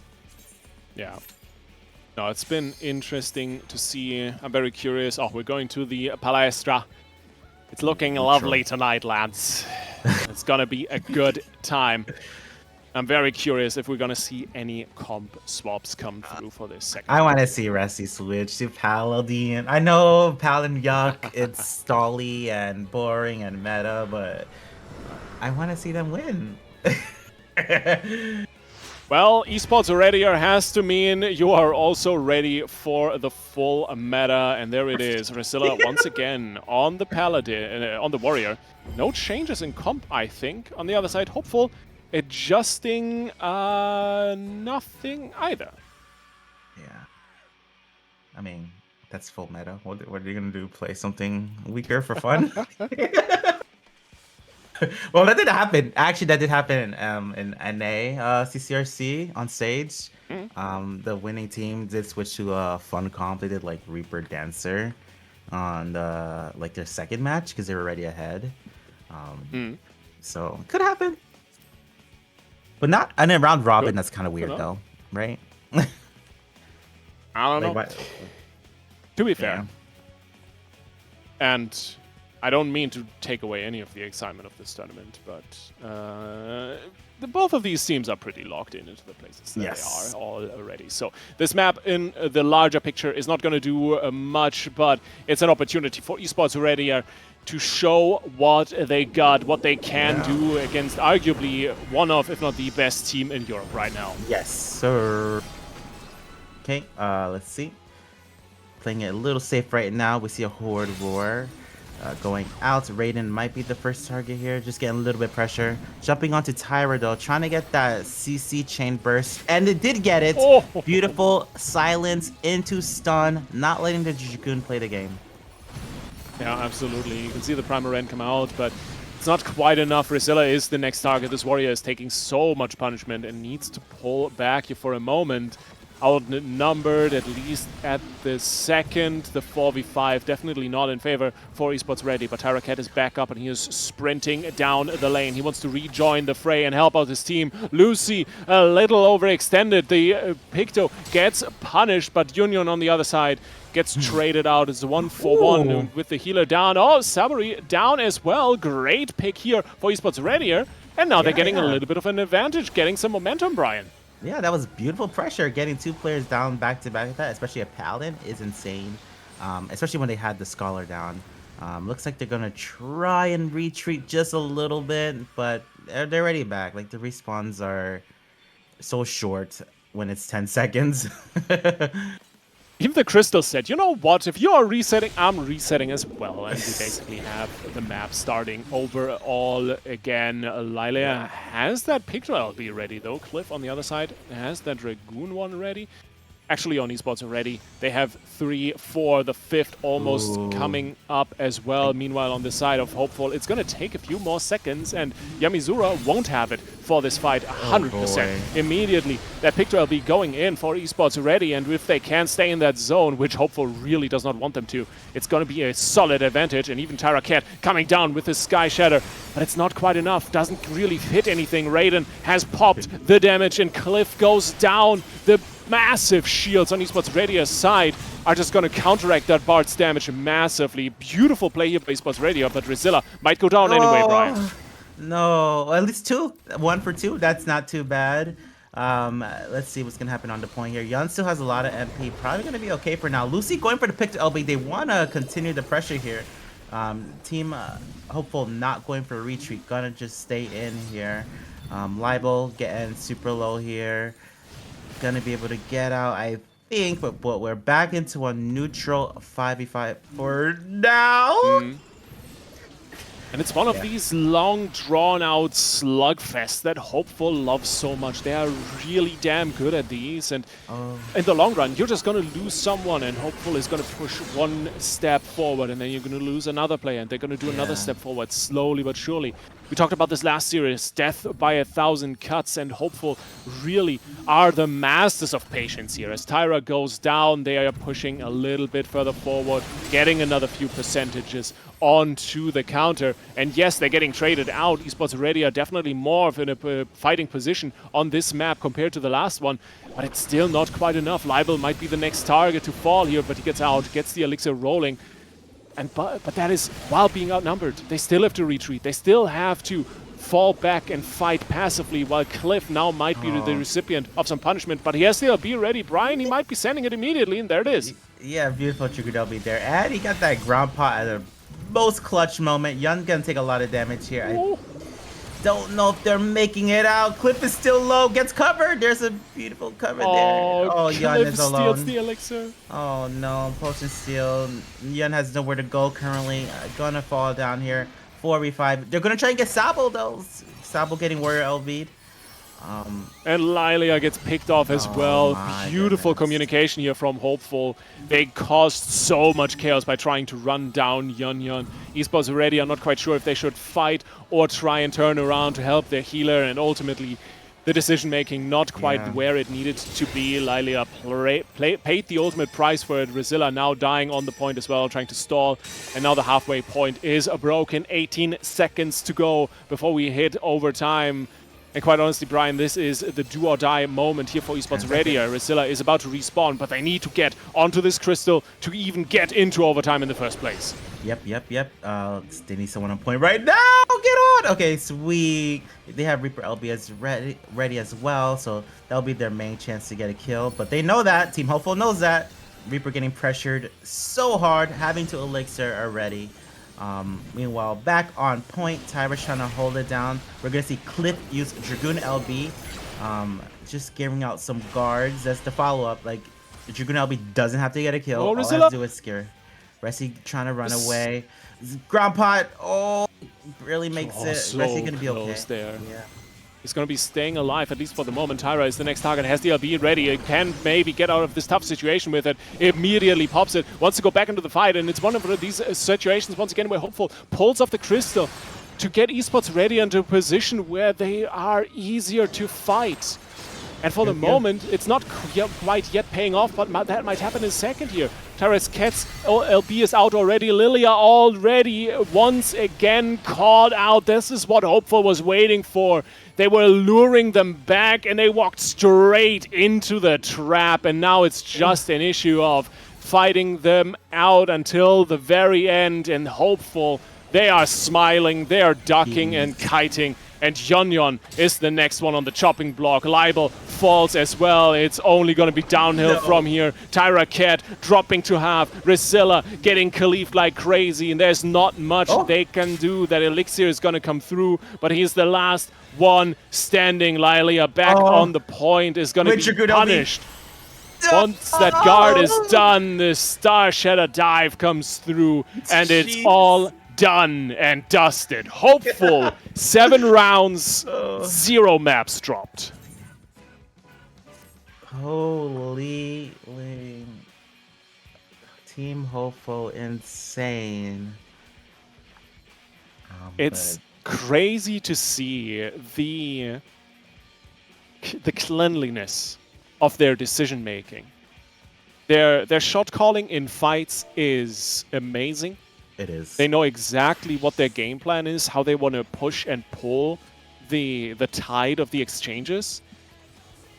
And also the communication on the map movement to set up these fights, Brian. This is beyond impressive that we're seeing. Yeah. You call it out, but they really did split them up perfectly. They tried to chase the Scholar, for example, and yeah, they went in different directions and peeled off so perfectly there, and that led to them getting to 50%, and that led to them moving further and winning. Indeed. So, kind of just like on a theory crafting level, right, Brian? I'm gonna pick your brain a little bit on this. What is the right play to maneuver such a situation if a team like Hopeful is so strategically baiting you into a fight on their conditions? It's just about like seeing if that fight is winnable or not, and a lot of time it comes down to like which LB is ready. You can notice that Cliff uses Dragoon LB to scare a lot of the time. He's not trying to kill. He's just trying to get like a guard out, and then they remember, oh, this person used guard, so they can't come in, and if they do come in, we'll kill them. So it's just a lot of mind gaming, and then the teams are good enough to know, like, oh, I use guard, so I can't do this, and they try to mind game around that. It's just it's just really complicated. CC has become, especially with the goats, are like, I think this is goats basically, Scholar, Paladin, Picto. That's Oh basically no, that's basically goats. It's like so much defense, so much mitigation. not the goats meta. It just becomes a lot of like baiting our resources and who messes up. Yeah. Honestly, that's very fair. Cliff's use of the LBS is also it's a very interesting point that you bring up and something that we need to watch out more for. But while Party Finder is being set up for the next round, because ladies and gentlemen, everyone in between, if you are still watching, I'm glad you guys are still around. If you're just tuning in, you're coming right in time. The group stage is done. We're going for our final matches of the day. First up, I think, is the third place match. And we can now officially confirm this is going to be Howitzer Impact versus Esports Redier in a best of 3. Sounds good, sounds good. And for map, we're starting it out on Palestra. A nice neutral map to get us rolling, and from there on out, classic CCRC style format. The loser picks the next map. Because quite honestly, hey, if you're already down a map, Brian, you might as well get a little bit of a boost by being able to pick your favorite maps. Have you noticed any trends in terms of maps that teams prefer, or just in general, maps that are very popular? Yeah, I would say for NACCRC, a lot of people were playing Palestra and Cloud9. Like, we didn't go too crazy. We didn't see, like, Red Sands get picked in the tournament too much. People like to just keep it neutral with, like, those 2 or 3 maps. And speaking of that, I would love to see the new map be played in a tournament format, because I haven't really seen that yet. Oh. Yeah, I haven't seen too much of it either. When I saw the announcement, I looked at it and immediately thought, dear lord, that looks like overtime hell. But yeah. Especially with how these teams play. Yeah, 15-minute bangers. I could see why like a lot of teams don't want to play it. Because technically we could play it for tournaments and for CCRC and stuff, but I could see it like, oh, it's too soon to like have been practiced on it. And then also like it's a stall fest. That's like the main like shit about it. It's 2 points. Yeah, the bridge building gets interrupted on reset as soon as someone from the enemy team contests it, even for a moment. Yep. I saw it, I was like, oh no. Oh no. Yeah, it doesn't have a percentage to break either, so like if someone gets off for a second, like it resets like immediately all the way. But it's fast. It's not like the main checkpoint where it's like you know, goes to 100% and takes quite a while. It's just really fast. That's fair. I couldn't give an exact time. I don't really know. We'll see. And of course, there's always the potential that a map that's not too popular gets changed up a bit as well. But quite honestly, obviously, first we'd need to see it in a tournament setting before we really can properly say what is going on here. Yeah. What's happening? How are people liking it? How are people playing it? Because if you compare just ranked queue versus tournament setting with pre-made teams, those are 2 very different beasts. 1,000,000%, yes. And I'm sure our teams have scrimmed it. I'm just not a part of those scrims, so I haven't seen it personally. But Twitch chat, like if any competitors or players are watching right now, how do you feel about the new map in a light party setting? Are Mid-Lithy pretty much right that it's a stall fest? Let us know.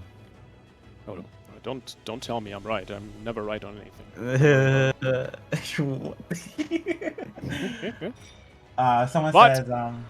Someone says in light party on library, the first team to fall asleep loses. So and then someone says shitty maps. Oh no. Oh no. Well, I would say it's solo queue super fun though. Luckily, even if it's fun in solo queue, we don't need to worry about any of that. because Right. we're loading into the Palestra. We got the portraits up. We got a little bit of a change up. I see a Ooh, double wait. healer comp for Howitzer Impact. Okay. Buzzy on the Sage. Thoughts, Brian? Hello? They're having fun. Very fun. They have a Black Mage. Let's freaking go. We have Ooh. a shiny Mimikyu on Viper as Viper well. instead of Monk this time around. Yeah, this could be. This is a good pressure comp. This is a lot of like dot damage. This is a lot of sustain. Not a bad comp. It's just, Team Umbra, Team Esports Ready is not really running meta anyways, like per se. So this could be pretty fun to see. Yeah, Esports Ready with an interesting, slightly off-meta comp, especially level on slightly the Reaper. Not necessarily what you would expect, but still doing a fantastic job. But once again, Rusilla is the first big target. And look at those recuperates coming through. There is so much healing going into this warrior. But for now, he's staying alive. Oh, never mind, jinxed it. Down he goes. And first blood goes to Howitzer Impact. They're looking to take the fight. Yeah, beautiful burst damage there. Buzzy taking a lot of damage. Ooh, potion stolen. I don't know if you're getting out of here, Buzzy. Get covered though. Beautiful cover. Beautiful moves Yeah, from Rin, keeping their healer alive. And with that, the fight stabilizes a little bit more. Yes, Howitzer Impact can push the Chris levels slightly, but it is Esports Ready that's falling back ever so slightly for the moment. Libel trying to find a little bit of an escape, but gets taken down with that Reaper LB ready. So that's something to watch for in the next fight, but Union is the next target, and one by one they get picked off, and the Crystal gets pushed to the other end of the earth. Yep, a lot of pressure going on here. Tyra gonna try and escape here. Doesn't make it out, unfortunately. Sage does bring a bind with it, so like it can be really hard to get out. Similar to fighting against a warrior, they can always pursue and stop you from running away pretty easily. But looks like Team Esports Ready gonna try and it looks like they're gonna fully retreat here.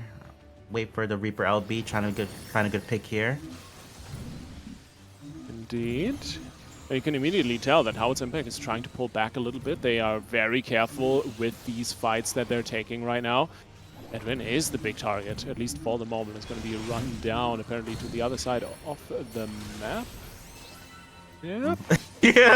Libel! Waiting. Oh, down goes Libel. Can't make it out. Once again, that Reaper LB goes unused, but Tyra Cat looking for the Dragoon damage. Can't quite find a target, but is at least going to chase people off. Looking at least a little bit like one of those, I just want to create some space. I don't care about the damage LBs. And Jesus, Union just gets obliterated. That is so unfortunate there. We do have the Reaper coming back in. Only 4 members alive. There it is. Gonna hit a couple people here. Buzzy gonna go down. Very nice job there. They still have a decent amount of pressure to go here, but Scholar is holding it down with their shield spread, unfortunately. Or fortunately, depending on which teams you're cheering for. True. But Shiny Mimikyu might be the next target. Down goes the Viper. And for the first time, the Crystal is moving the other direction. Crow, the next target, tries to stall a little bit, but Esports Ready are running away with the point right now. And that was without too many LBs invested into this fight either. They catch Rin out of position, might be able to run down the Paladin, but the guard is coming through just in time. LB not available. Oh, if they kill this Paladin, that's going to be so big for them! That's going to be a good trickle. Almost making it to the ground pot. Oh my god. Good kill on Esports Ready there. They're going to be able to continue to push here. Team Howitzer has to fight with 4 now. There's no chance for them to fully retreat. Let's see if they can keep the momentum up here.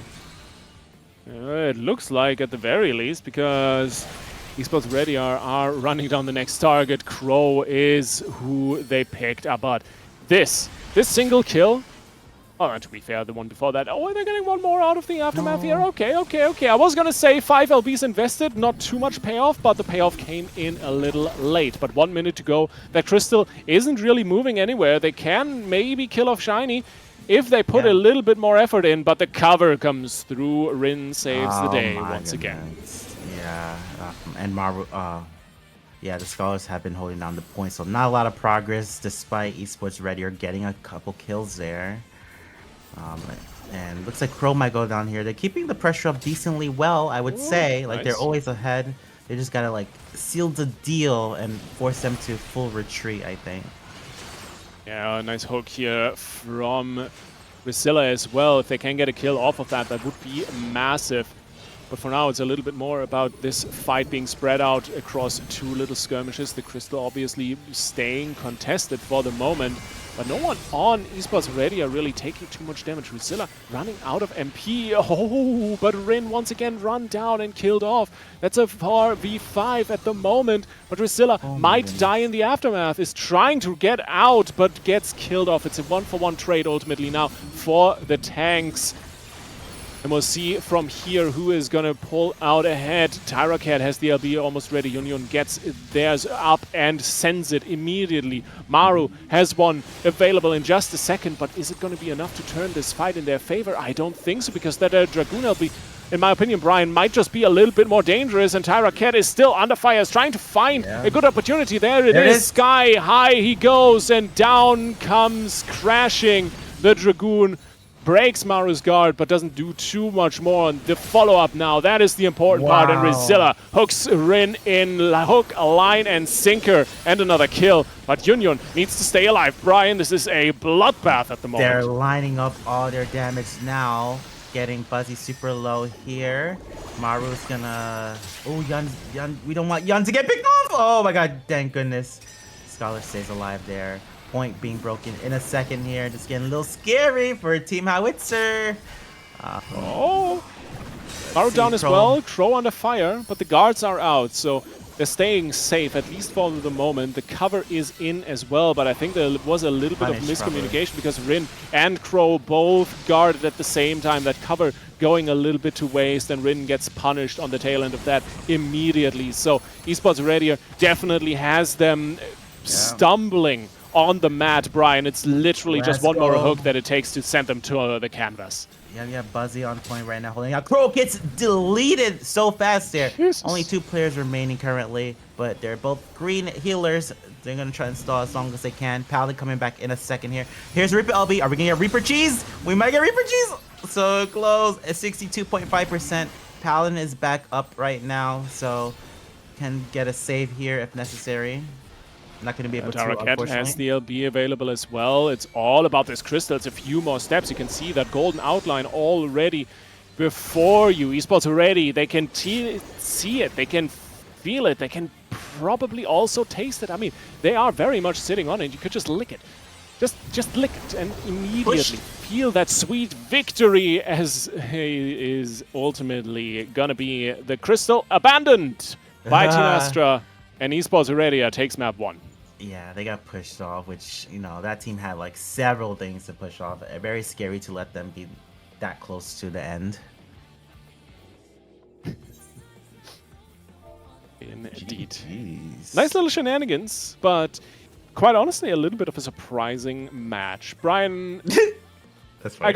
I gotta get your thoughts on this, because there was a lot of comp shenanigans going on the side of Howard's Impact. What do you mean exactly? Let me hear. Off meta, basically. Oh, yeah. At least a little bit. Yeah, they just look like they were having fun. Indeed. I mean, hey. We'll see if they do that again, right? Question mark? Yeah, I mean, hey, it's a best of 5. It's a best of 3. If you want to have some fun, map 1 is the one to do it on, so we'll see. They have the choice of map at the very least now, so I'm very curious where we are going. And of course, that is going to be a match point for Esports Radio. This is our 3rd place match. We have our grand final, Hopeful versus Employed, happening right after end. Oh, shit. Oh, man. I can give you guys a little teaser. I think you guys would like a little teaser. Oh, shit. Our grand final? It's going to be a best of 5. Oh, shit. That's going to be crazy. I do like the best of 5. Yep. Especially with Team Hopeful. That's going to be like 10-minute bangers. We'll be here for a while. Yeah. Brian, how do you feel about serious length in Crystalline Conflict? Do you think best of 3 is good? Would you like to see best of 5 for the normal maps? Would you like to see best of 7s for grand Oh finals? my gosh. I so definitely best of 5. I think it's like the best number, but obviously we don't have that type of time all the time. That's true. Especially when for things like CCRC where like there's so many teams and we want all teams to be able to play and we don't want to ruin people's schedules and time. So Yeah. I do prefer like best of 5 if we can, but it's not always viable. So your dream tournament format is all best of 5 double elimination. With, God. Yeah. So hear me out. Hear me out. With grand finals, do you prefer best of 7 grand finals or Holy best shit. of 5 No. best Okay, of that was 5 finals with bracket reset? We're going way too far now. No, hey. Wait. We don't care. We don't care about time here. We don't care about time here. We just care about having fun. We'll play 3 days if we must. I don't care. You know what we need? This is a hot take. Hot take. We need bans. We need to ban some jobs sometimes. Ooh, pick ban system. Okay, that might be a little tournament angle. I like it. Yeah. I think we've seen that before, but it never really happens like in the real tournaments. I mean, ultimately, stuff like this is generally the logical evolution of formats, right? Yeah. So every maybe game in I the long know. run, maybe it becomes interesting enough that it happens. Every game I know, like Marvel Rivals has bans, Overwatch has bans, League has bans. What like team name doesn't have bans? What if Warcraft PvP currently doesn't have bans? Bard ban PvP does. 24/7. Good. Excuse me? Did I just see your Bard hate? Brian, do you wanna comment on that? Excuse me. Bard. The funny thing about Bard to me is that it was like even more broken in the past, but people just didn't play it a lot. Like it had like 3-second silence at one point, and then. Fair enough. It took not until like JP players were like running it first, and then people started to like, oh wait, this is goddamn motherfucking broken. Remove involves, I'm reading in chat. Well, that is certainly one take to have, but we'll talk about it a little bit more after this second map in this best of 3. Once again, it's Howard's Impact on the Astra, the blue side, and Esports Radio in red on Umbra. And Brian, this time around, Yes. Howard's Impact came to play. Yes, They are playing meta, at least most. yeah, for the most part, yes, definitely. They have the Scholar, Picto, Paladin, Core, Goats, Comp, and then Dragoon, always good for pressure. And Dragoon is like, I'm not gonna say underrated because everyone knows Dragoon is like really strong, but what is underrated, I would say, is Horrid Roar. Like that's in itself just like insane mitigation. And that is just like part of what makes this comp like so defensively bulky. Look at Buzzy. Right a backline just to horde roar them, and that's it. Because he knows he can't die when that's up. But let's see. Hey, I mean, if you're feeling invincible, you gotta go run with it, right? But Esports Ready are doing a good job of mitigating this early pressure and dealing with it. The shot calling on point, a little bit of a smoke here onto Tyra Cat, trying to punish him on the way out. Crow trying to push in. Shiny Mimikyu also getting caught out. There's a lot of cleave damage going on Team Astra here at the moment, but no one really finding the pick they are looking for. And I think I'll keep my eye on Rosilla here for a second, because those hooks, those can be crucial. By Lilia is taking a little bit of punishment, but still, no one dying.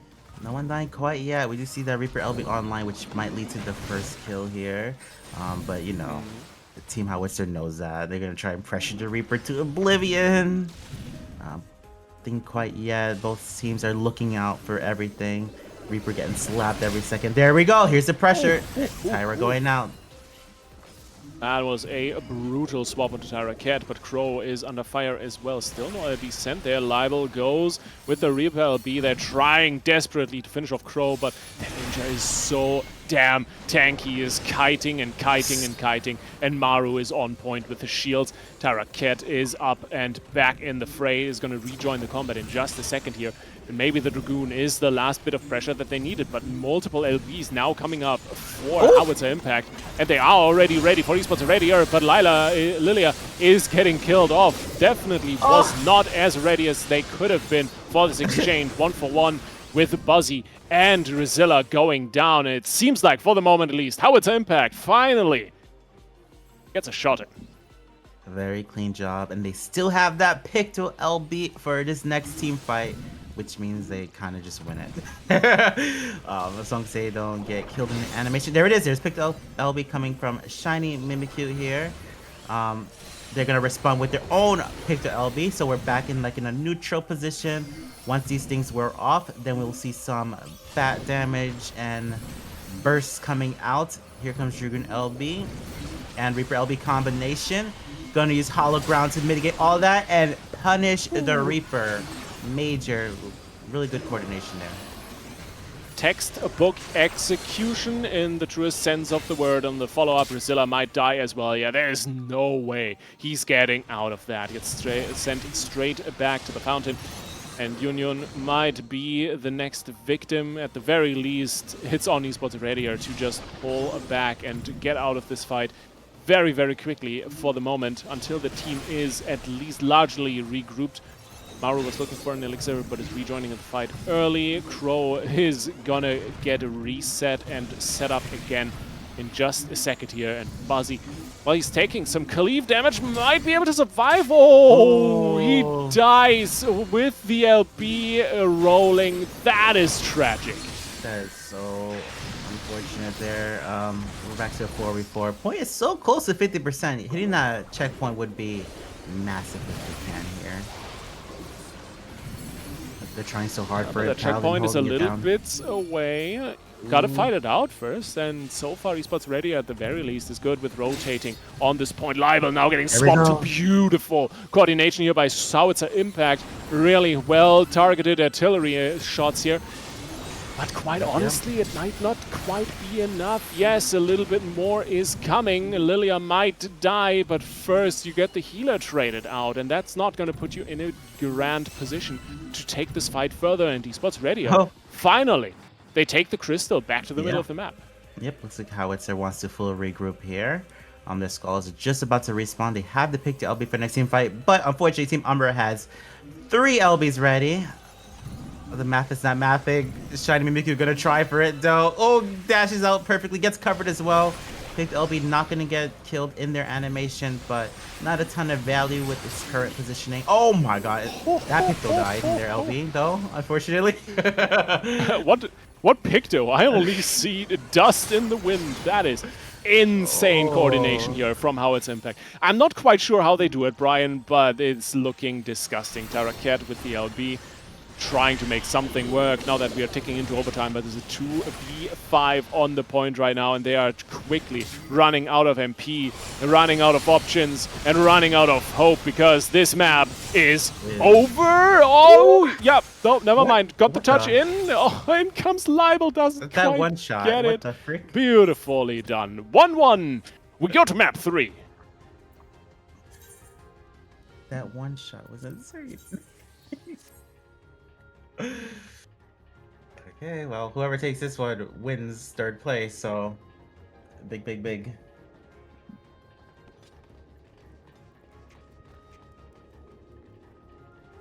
Honestly, I'm a little bit surprised with how turbulent of a comeback this was for Howitzer Impact, especially because the first half of the map looked pretty decent for esports Radier. Mm-hmm.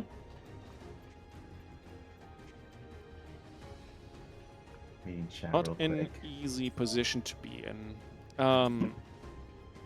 For me, it's always very interesting, Brian, to see how a match evolves over the flow of the few minutes we are in the arena, right? Because oh my goodness, the opening fights are always very straightforward, depending on the comps. But from there, it's never a scripted text playbook, right? It's Right. always okay. What LBs are ready? What LBs are actually being used? What do you need to be wary of, even if it's not getting used? When are you getting baited and outplayed or something? That would be fun to pick. Yeah, we saw an insane bait there. Like they were pressuring the Reaper because the Reaper had LB, and then they randomly swapped to Dragoon and like 100 to 0 them. You basically have to mind game the mind game. Very difficult, very fast, and that's what makes Light Party the most fun. Is like that type of communication and coordination. Yeah. Good times. I used to be a competitor. To an extent, Extent. it makes me want to be able to listen into the comms during the map. Oh yeah, That yeah. That's definitely that's would be interesting. content to me. Like I love when Light Party teams stream their POVs and stuff. Yeah. You know what's Definitely funny? Very fun. Oh.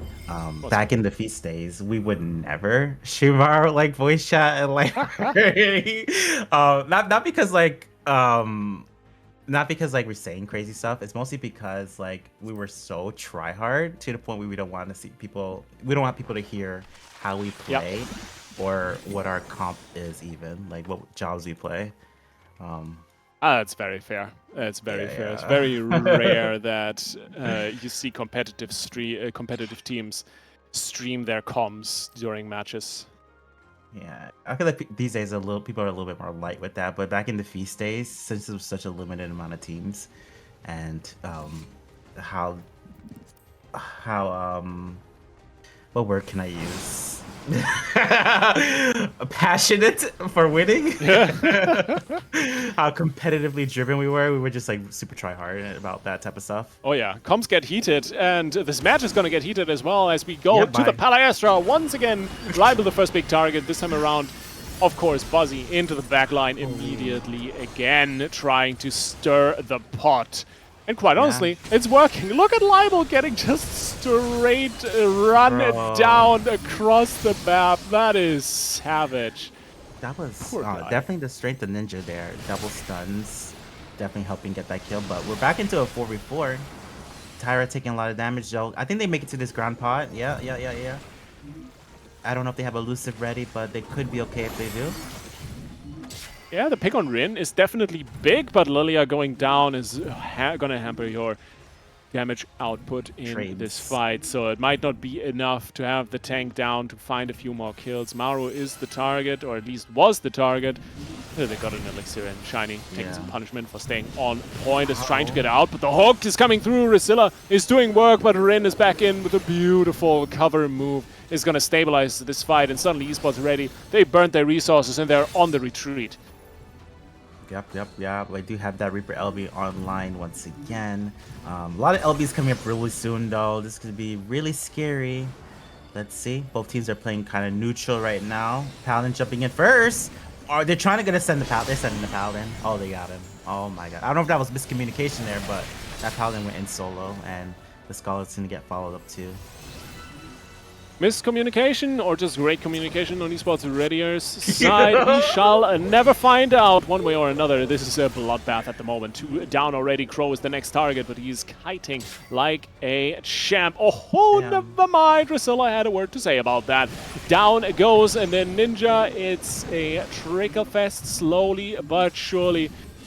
With as much trickling as happening here, you could almost call it the US economy. Yep. Oh, there's pick to LB going out there from Team Umbra. Libel taking a lot of damage, but gonna be okay. They fully regroup, even though they were literally down to like 2 members, and they have to full regroup already, denying the 50% here. Paladin wants to be the Big LB from Crow gets the kill onto Tyra, and a lot of this regrouping opportunity was off of Crow running to the other side of the map and pulling the attention of 3 members away, which allowed the rest of Howitzer Impact to breathe, get away from the skirmish, and regroup, recover. And, well, obviously, now, thanks to Crow's great timed LB, win the fight. Wow, major ratting, successful. Buzzy getting caught out a little bit, gonna be okay. I think they did Horde Roar, yeah. Gonna be okay for now. Meanwhile, we do have to watch out for the Paladin LB going out.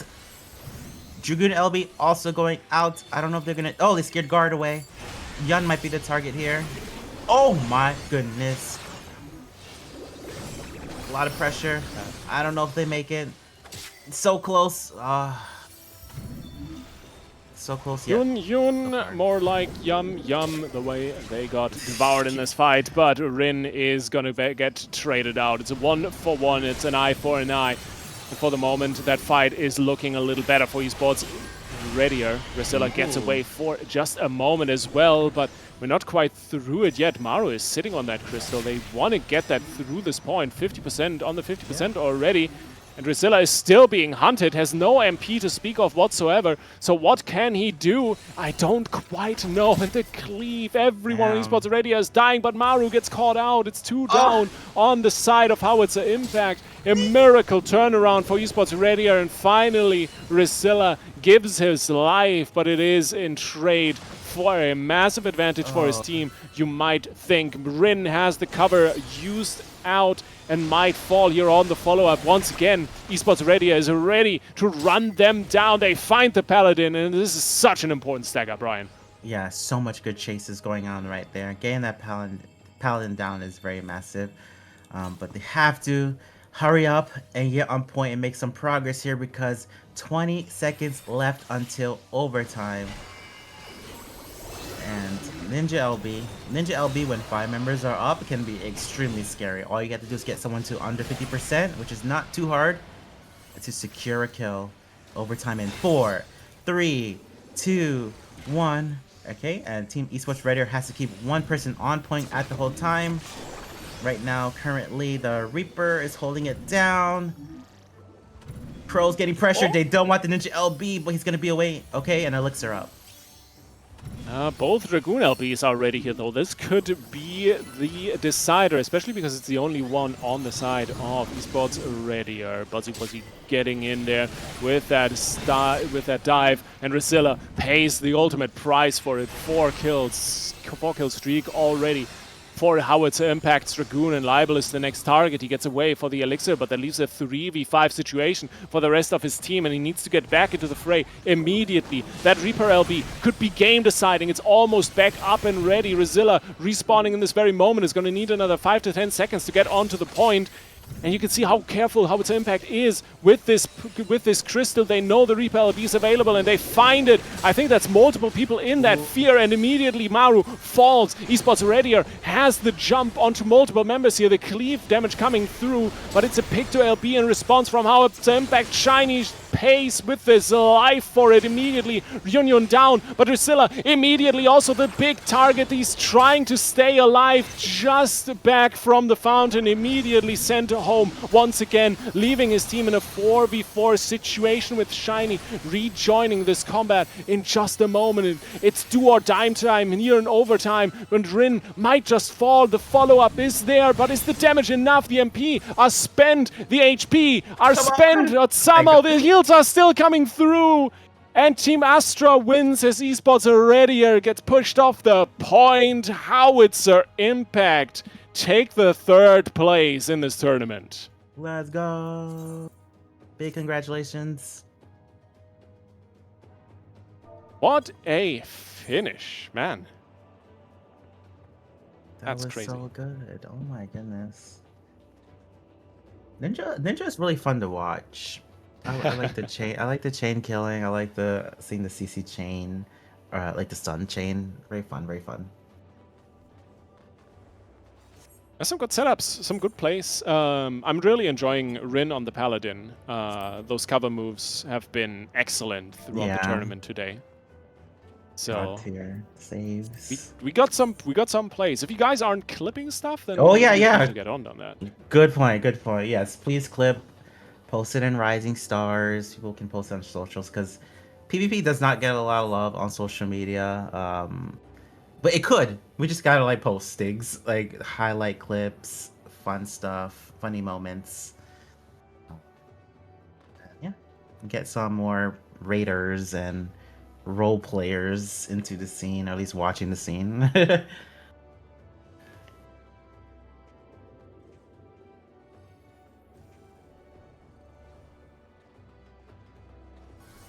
And finals voted for best of 3. Ooh. Wait, Okay. we can't force the players to play as much as we want?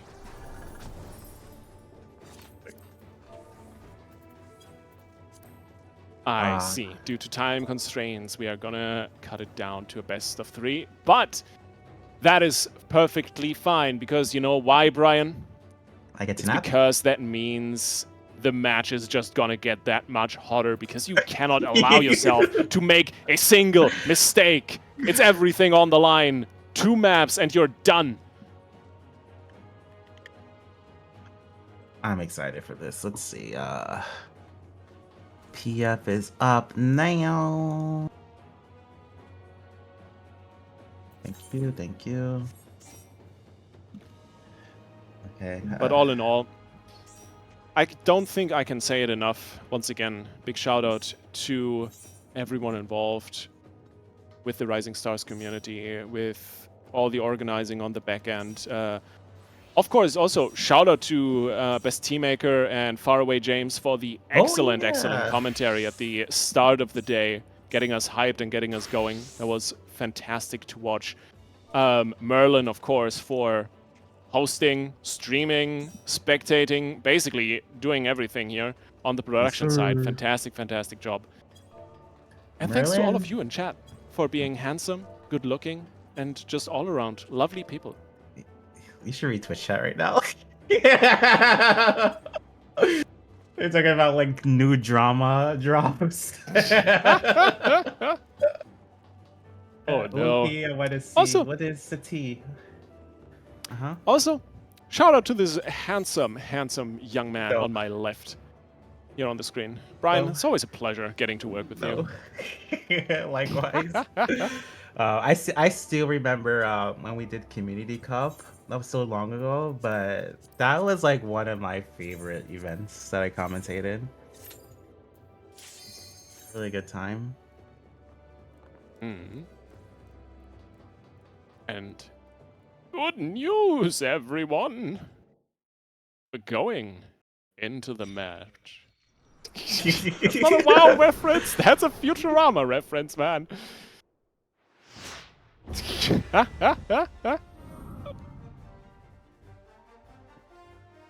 The professor has spoken, apparently. We do have Hopeful on Astra this time around. Oh. We do have Employed What? on Umbra. Okay. What? What did you see, Brian? Ritless Tell me. on Red Talk to Mage. me. I see a Red Mage. Oh, Red Mage. Oh, We do like some Red Mage. now. Red Mage fast. But comp wise, yeah, this is like the usuals pretty much. We see Scholar Paladin both sides, Dragoon picked up both sides. The only difference is Bard versus Red Mage. Bard being the more common pick with damage amping easily, supporting the teams with immunity, major things like that. Faraway burst, synergy with Picto, but I'm excited to see. I want to see this Red Mage work out. I would love to see that, actually. Honestly, so far it seems to have been working, because Employed has had a massive run throughout this tournament so far. I think they've only dropped a single map to esports already in this entire tournament. And as far as I'm aware, they've been playing Red Mage all day. So Tsukuyo has been on to something with this pick at the very Let's least. Might not be frickin' meta, go. but they're definitely making it work. And Brian, this yeah. first exchange is not quite going where either team was wanting this to, but Zod is under fire. Oh no. Okay. Gonna be out though. Beautiful Picto slide there. Who's the next target? They want to get the Red Mage, but Clip dies in exchange. Beautiful counter burst. Good job from Team Employed. Absolutely. Tsukuyo is looking for the elixir, a little reset. Now that they can afford it, they have put the pressure on to Hopeful enough to force them away from this exchange, at least for the moment. Sabori is the next target. Mew gets some good heals in and immediately pulls back. Look at how quick and clean Employed is with the push and pull and the resetting whenever they find a moment. That was insane. Oh my god, Oh my Clip! They don't want Clip to play. Mizora might be the next target here. They do have Paladin cover still online, but don't need it quite yet. Gonna save it for a better moment. We gotta watch out for limit breaks though. Team Employed has Scholar LB online, and they get it to 50% as well. They also have Red Mage. Red Mage is a good like snipe limit break. You can catch someone low HP. You can synergize with your Dragoon. But there we go. Pick the LB going online. Red Mage LB going online. Trying to let Cliff, not trying to let Cliff play, I should say. Employed #1 Dragoon haters confirmed that is some insane focus onto Cliff. But quite honestly, it seems to be working because Employed seems to have figured out something with Cliff. And whenever he is down, there's not too much happening. Tsukuyo is getting targeted now, though. So the clapback is at the very least happening, right? That makes a lot of sense. If Dragoon is down, they don't have a ton of damage. You just have like Paladin Scholar pressure. But either way, they're making good comeback here right now. Prisma going down. Dead Rice currently holding the point solo. He's just gonna die for his team. And Team Hopeful will push the point here. Indeed. The downside here is that Employed, I think they managed to even break the halfway point, which is a very massive advantage they were able to garner for themselves. But, of course, that is something that can happen the other way around as well, because Mutombo is still down. Needs to rejoin the fray here as he's running back in there. You can see the cat flying through the air. Not every day you see a flying kitten. But Prismatic is paying the price, because generally you might think it's a bird, it's a plane, but no, it's a cat with a spear in your face. And Cliff getting topped off. It's looking beautiful. Yep. Yami's currently holding the point right now, taking a lot of pressure damage. I think they still have cover ready, so Team Hopeful looking quite good currently. They want to pressure the enemy Paladin, Miyu, but not super focused on it. They just want to continue the pressure on point and hopefully break the checkpoint. That would be the equalizer here, but Saburi is on a 3-kill streak already, and it's not looking like Employed is giving up anytime soon. Mutombo on the point, trying to stall it as much as possible, but Miyu is under fire, and the Paladin is going to go down, which leaves Hopeful in a position of utter dominance, at least for the moment. 3v5, 2v1, 4v5? Might not be enough, because Mutombo is almost down, trying to make it out, and uses the LB to escape. Gets the elixir in, so that's going to be enough at least, but how much value are you really going to be able to get out of this? He's trying to get into the fight and retreat to the arms of his team, but Brian, ultimately, I think they caught him off guard. Yeah, they did. Looks like we're going to see that Dragoon LB come out from Cliff just to survive quite a bit, but the point being back on this side, close to being broken. Cliff getting pressure so hard. I don't know if they have cover ready. Do they have cover? No, they don't. Oh, no. Let's go ahead into overtime. 10 seconds left on the clock. We do have Paladin limit break ready from Sabo, so we do have some potential to stall if necessary. Yeah, installing might be what is necessary here, but it's still not quite enough. Saburi on half HP. Once the Hallowed Ground is out and done, he might just immediately fall, but no. Here come the big shields. The Scholar shields are in, and Yamizura has things under control, at least for the moment. Miyu is the big target onto 10k HP, but gets a heal through, probably picked up a ground elixir to stabilize himself for just a moment. There are no LBs ready on either side. Raiden now getting his up and ready. Miyu getting one up and ready, but Tsukuyo is going down just before that fight really starts to make a turn for the worse for Hopeful. It's a 1-for-1 exchange, but how much advantage can you really get out of it? Because Employed sitting on this match point, on this little halfway point that is broken. They just need to get them off the crystal for a half a second, and then it's done and dusted. Prismatic is down to half. They're trying to push it even harder. Mutombo has the LB available. He could clear. He could do so much damage. No LBs in sight on the side of Hopeful. So much damage that could come through, and Mutombo is looking for the sky high and finds the dive, and 1 kill at the very least. But how much pressure can they really get off of this, Brian? They just need Dragoon to stall. Dragoon limit break is ready online right now. They're going to use it. Dragoon stalling the point. If they can rotate to Picto LB, that is their chance to stall a little bit longer and knock them off the point. They just gotta get to it in time without dying. Here it is, Picto LB. There's the cover. Kuyo has the There's LB ready as well. There's a push. The Grand Oh my Cross could be God! enough. The push is good, but it's not good enough. It's not quite No, enough to keep them not off enough. the point. And Employed is going to stay on it. 0.6. They need 1.6. And there is the Grand Cross as well. Sabri is taking a lot of punishment for it, but with that LB running, he doesn't care for none of it. And so the fight drags on. It's 5v5 once again. Both teams have seemingly regrouped and recuperated. But on the side of Employed, you can see those mana bars drop lower and lower. Even the healer needs to get out for an elixir.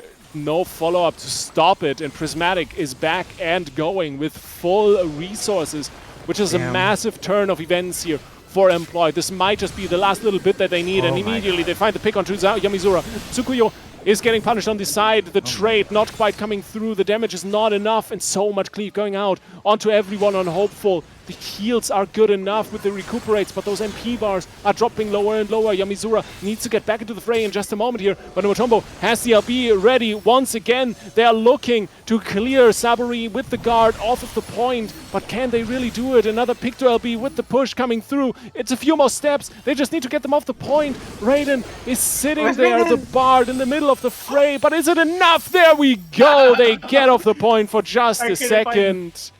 And Astra wins it. Hopeful takes the map. I couldn't find him. The Bard got a knockback there, finally. Oh my god. That's crazy. That is crazy. Well, GG. game one. Did I promise you too much? I don't think I did, because map one of this best of 3 grand final was hot. You did say this. You did call, because it's best of 3, they have to go even hotter, and they did.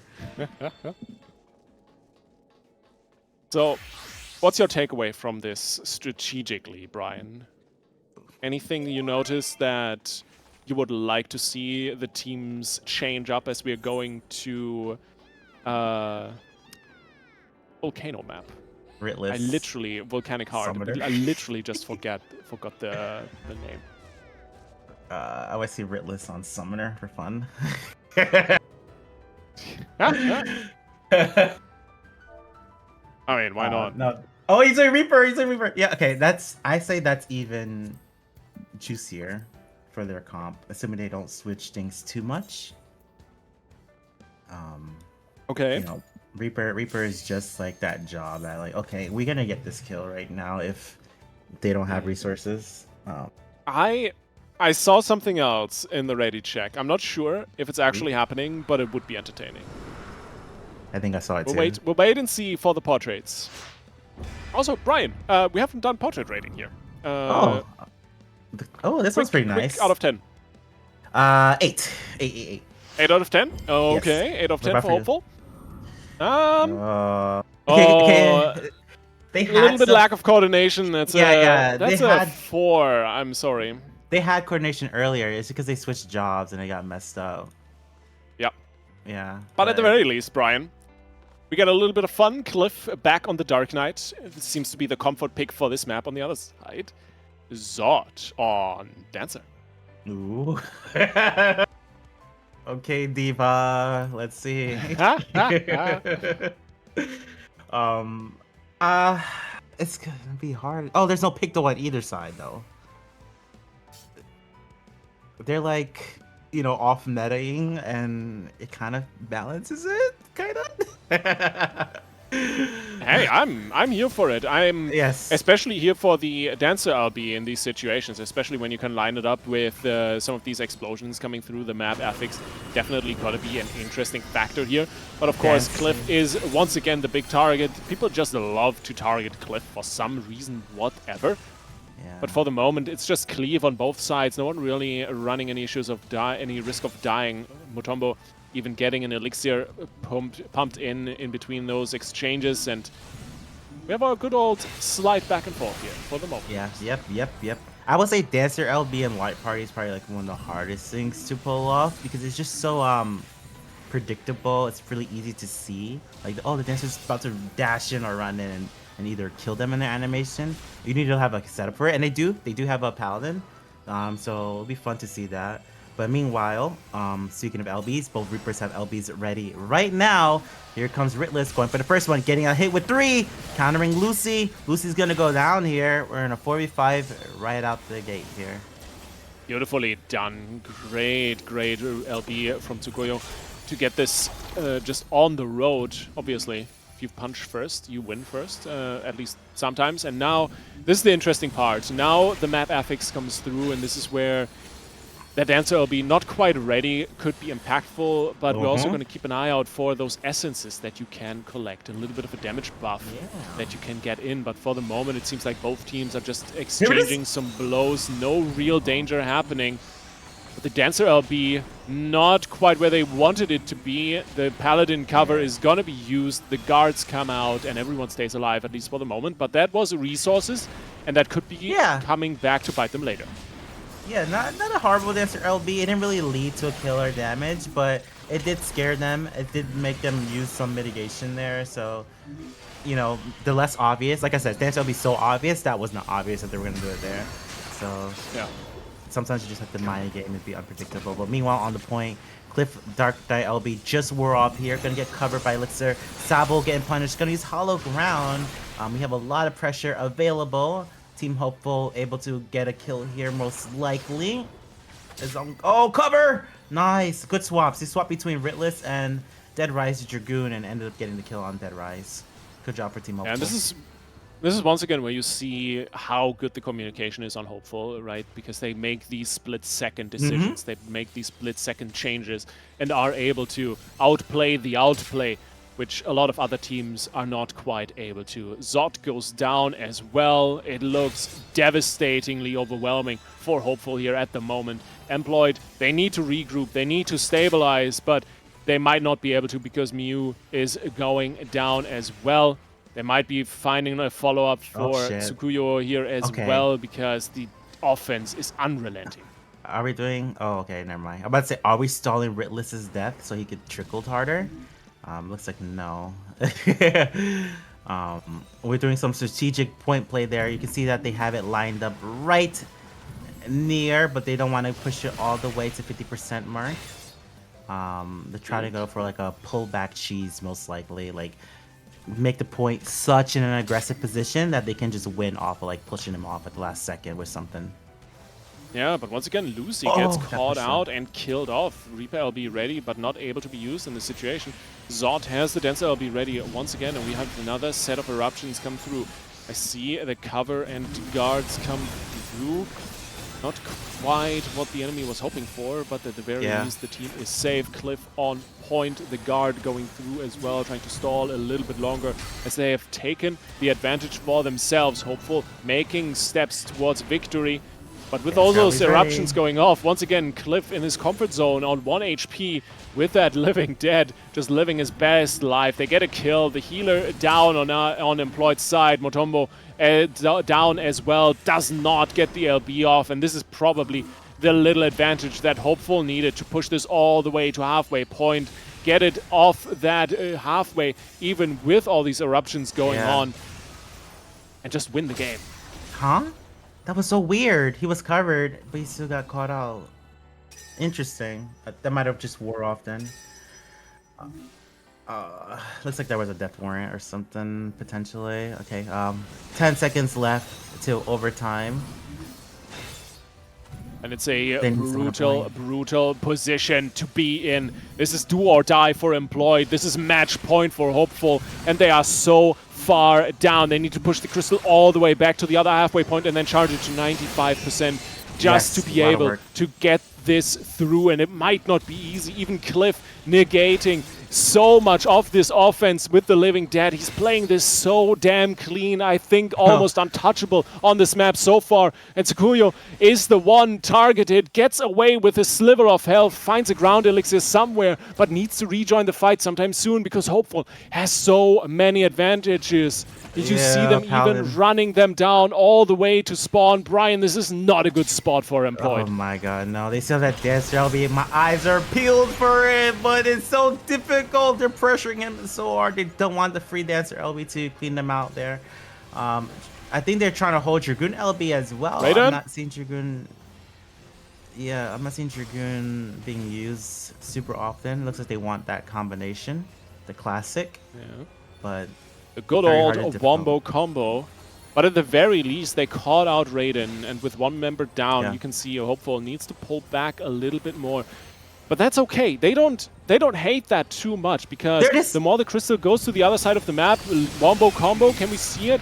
The Dancer LB is in, but no follow-up from Mutombo. At least they get Cliff down and out in this situation. So a little bit of an advantage that they are continuing, but still, the crystal isn't moving because Employed is so far away from victory. Hopeful is fine with just pulling back and chilling for a moment. And Saburi pops that hallowed ground and is going to be fine, at least for the moment. They're going to stall a bit more, Brian. Yep. Looks like they're not retreating, even though they did lose their bar there. And Dark Knight. Back to 44. Lucy getting a big Reaper LB. Gonna get the Reaper down. Dead Rice finally seeing Dragoon LB. Gonna get a decent amount of pressure onto Cliff. Cliff being forced to be covered now. Paladin getting really low here on resources. Gonna get the escape. Meanwhile, back on point, Dead Rise is gonna have to try and escape as well for themselves. Prisma does have that Skull Limit Break almost ready online. They'll be able to stall on Team Employed quite well here. They just gotta be careful for any like push off point shenanigans like Salted Earth. Exactly, we've already seen them lose a map to this in this first round. There was a beautiful knockback from Raiden that sealed the deal on Palaestra here for the first point. And this might just happen again. Cliff is the solo king of the crystal, at the least for the moment here for Hopeful. Has the LB ready, can send the Living Dead whenever he needs to. But for the moment, he can hold on to it because the pressure isn't enough. Even gets an elixir off while sitting on the point. That is absolutely insane. The focus from Employed on every other member. But Zod has another Dancer LB to go through. No combination to follow up the damage, though. They don't find any executes, and it's still a 5v5. Cliff taking so much punishment, but finally pops in the LB. He's going to be completely fine while his team is looking for other opportunity. Lucy on the backside is trying to draw the fight into length, into different small skirmishes, because this Reaper LB could be super impactful. Now Lucy looking for an opportunity all by themselves on the back line, finds the fear, tries to get the execute, and Cliff goes down. It's a 1-for-1 with Zod, and Lucy's trying to get back to the team, trying to rejoin the fight and put more pressure on this crystal, because this could be where it all ends. So much damage going on Saburi at the moment. Employed is really throwing the kitchen sink in here, Brian, but can they hold on? It's so close. So, yeah, Dragoon Paladin LB is online, about to wear off though. Looks like Prisma might be the target here. They're gonna go for the guard break, gonna try and pressure kill. Is he living? Enough. Prismatic 4k HP goes down, gets executed, run down and taken out. But Mutombo has the LB ready. Short step off the crystal, and now the Dragoon comes crushing down, but without too much damage found. Just a little bit of a scare tactic here. The problem now, Employed out of LBs. They might have jobs, but they have almost no hope, and their enemy team is very hopeful. Massive LB from Lucy once again. 1 kill. They might follow it up on Mew. It's 2 down, and 1 by 1 they are going to start to fall. Zod is going to be targeted as well. The Dancer LB is up and available, but can it be the last pull on the scales to re-weigh it in favor of Employed? It's not quite enough, even though the LB is used. The crystal isn't moving where they needed to. Off the crystal, making it back in the nick of time, but Prismatic pays with his life for it. Can we find some more bloodshed here, or is it actually going to move towards the halfway point? Brian, Employed they seem like they're doing it. Slowly but surely, they're recovering. Tsukuyu has the LB available. There it is. Let's see if they can combo that Reaper LB into something here. Cliff holding on to that Darknet LB for dear life, and it's like very smart. Like he's keeping his big resources for a rainy day. And let's see if I think he needs it here. Surely he needs it here. Oh my god. He might just need it down to half. Not quite enough on the damage side, but he's there. holding on to it. Now there it is. Saburi has the LB available as well, is going to hold it probably until Mutombo has the Dragoon LB ready. And Cliff now needs to just recover. The Living Dead is run out. He cannot stay alive any longer with that immortality. But Hopeful seems to be recovering. Zod is up and running still, even though you think he was down to like 1% or something along the lines. And Tsukuyu is pulling back, gets the elixir rolling, and Employed is still holding on to this crystal. They're so close to this halfway point. We're 6.5 minutes deep into overtime.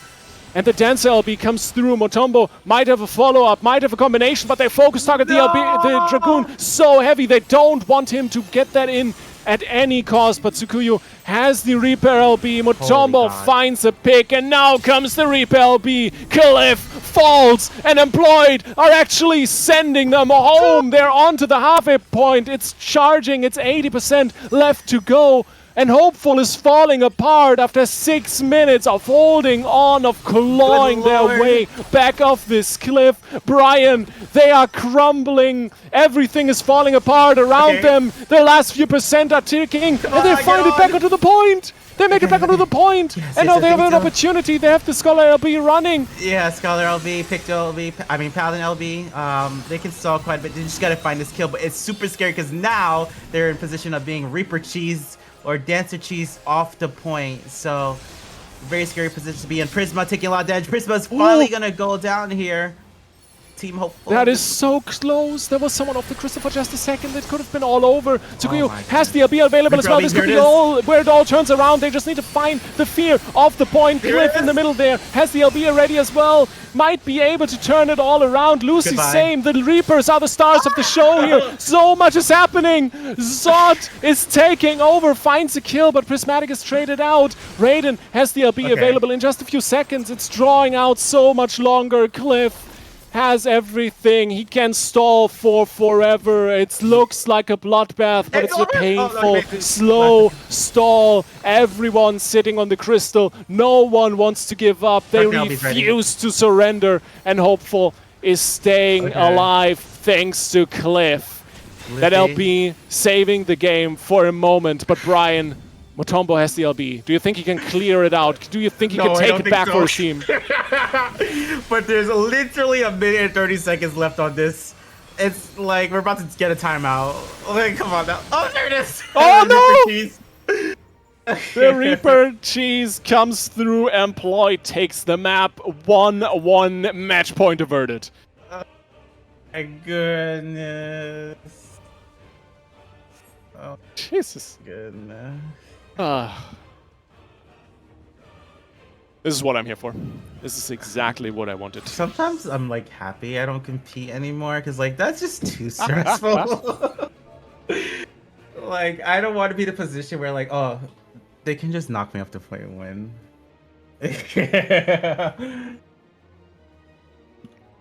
It's a lot of like rotating, like god tier rotating, and then being aware like, oh, we have to have someone else to jump in when they use this LB, this knockback, and while also dealing with like the insane amount of pressure and being bursted and having to apply pressure as well, because you don't win unless you kill, right? So true.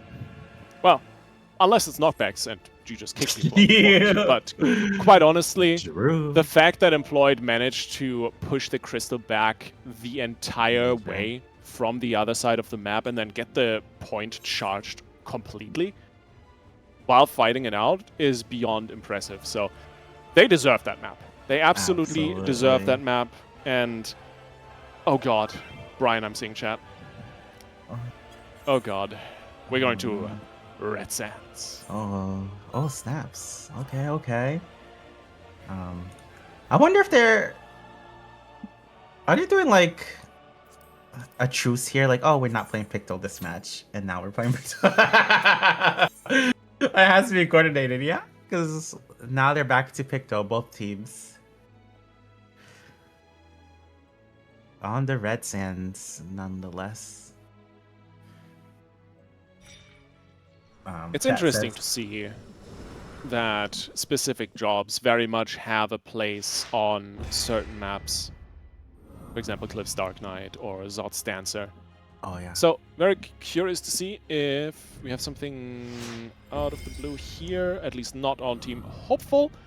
On the other side, Employed. No! Tsukuyo back on the Red Mage. Red Mage, just go. Okay. But back to this. This is the same comps they had in Police Store, I believe. The mirror, except for Red Mage versus Bard. Yeah. It's an interesting question, right? Because the Bards, as far as I'm aware, obviously, feel free to correct me if I'm talking bullshit. The Bard is a lot more single target pick focused and a lot squishier, but the Red Mage can Squishier be for sure. devastating in the team fights. Squishier for sure. Single target, a little debatable.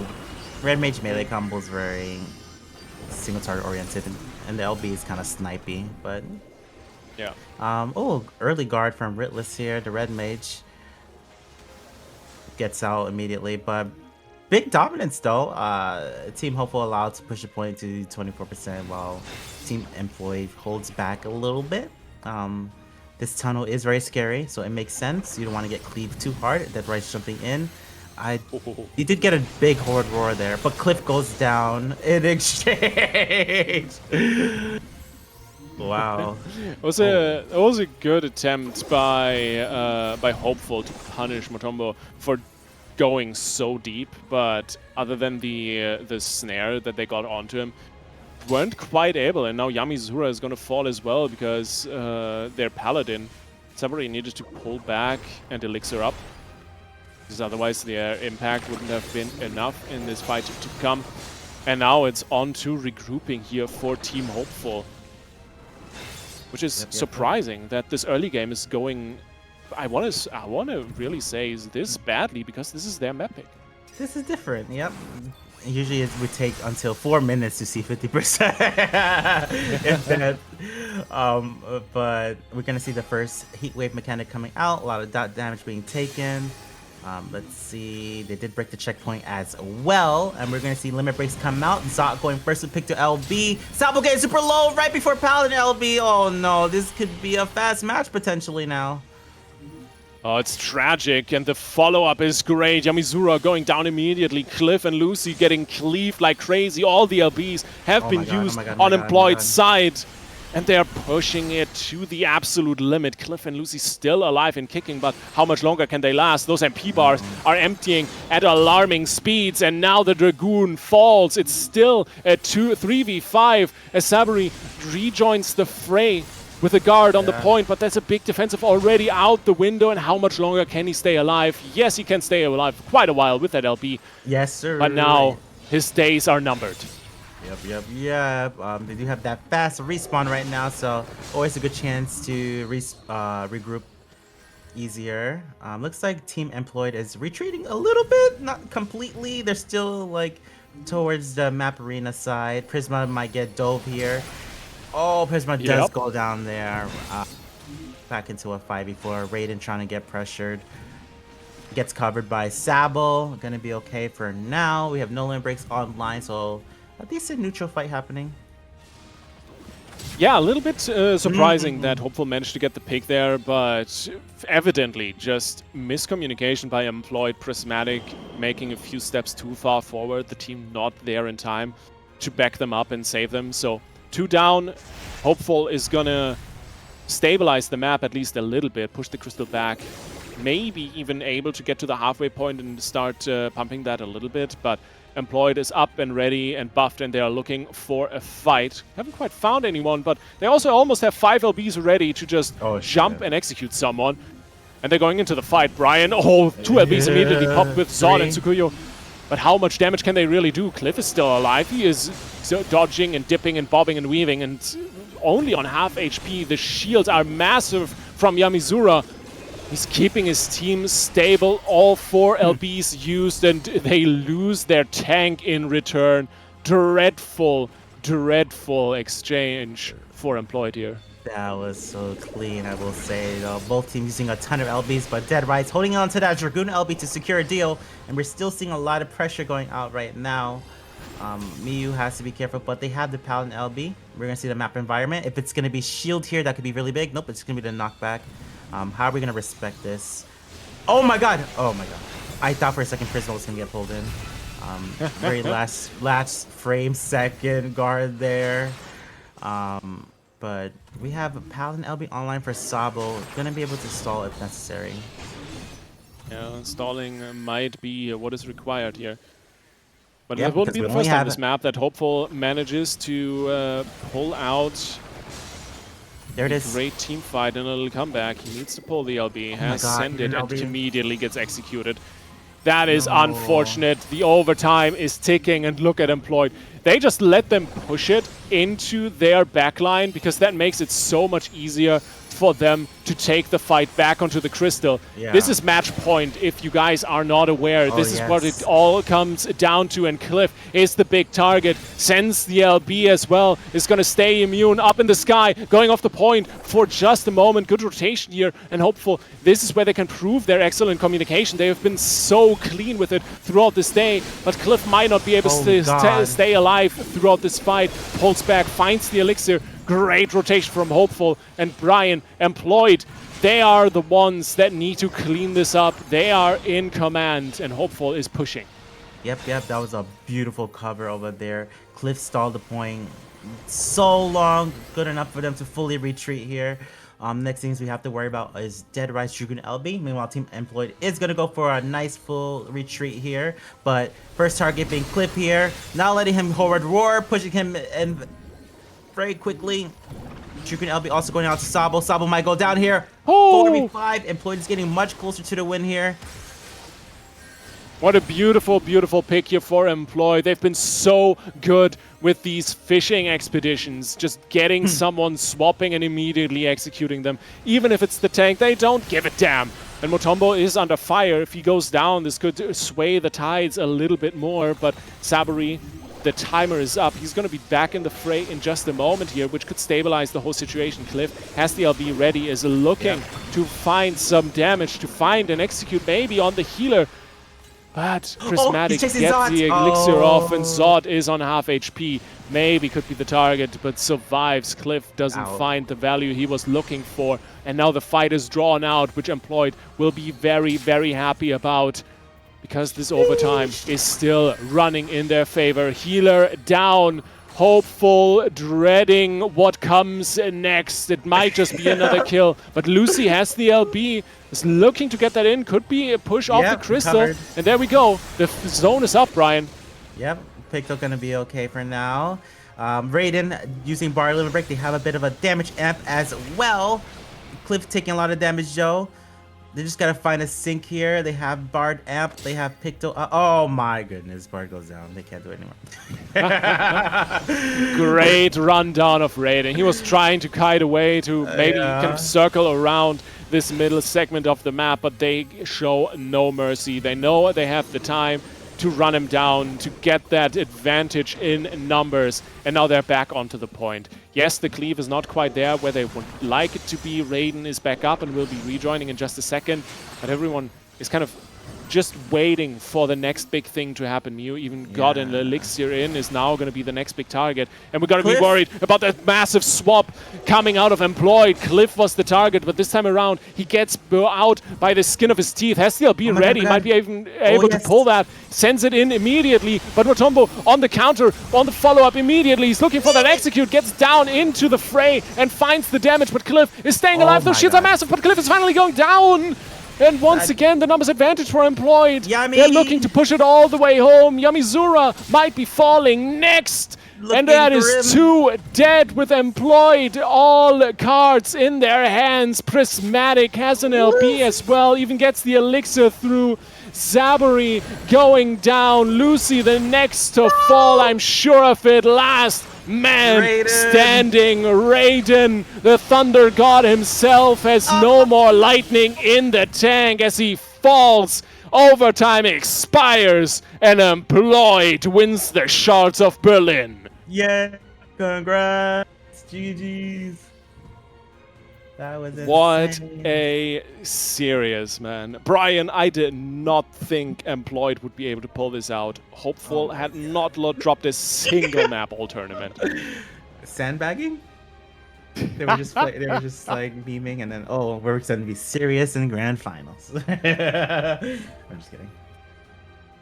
No, Employed has played a fantastic tournament as well. As I mentioned going into the series, right, the only game they dropped was one map against Esports Radier, and that's definitely a team where if you're not careful, you're definitely dropping a map against them. So just hats off to both teams for an amazing, amazing performance. Congrats to Employed on the win. And of course, commiserations to Hopeful after a wonderful performance. Second place, still a very respectable finish. Oh, 1,000,000%.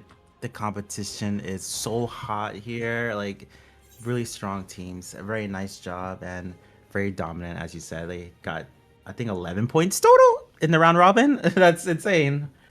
It is pretty crazy. Okay, Honestly, super fun. Super fun tournament. Yes. I think Merlin's about to jump in here.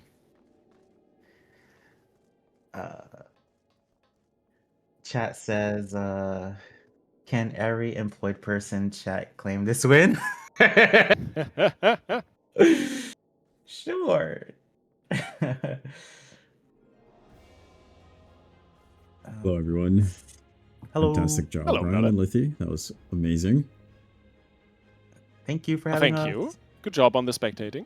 EU is so good at getting to OT and just playing OT. That's another level. As you It's Something been, yeah, else. it's been like that forever too. Is a funny thing. Yeah. We as are you checking in- as you Go ahead, have guys. seen, we're on the EU side here, as the winning team presents so beautifully. We all, well, not we all, but most of us have jobs, and we know how to put in some overtime. It's overtime hours. So yeah, maybe that's why. I see. That makes sense. mhm. There's logic there. We are going to have a winner interview with Employed. We're trying to get Prisma or Prismatic and one other. One sec. Let me tell them to join. If you guys Wonderful. have any Sounds good. questions on your mind, we can go ahead and ask anything.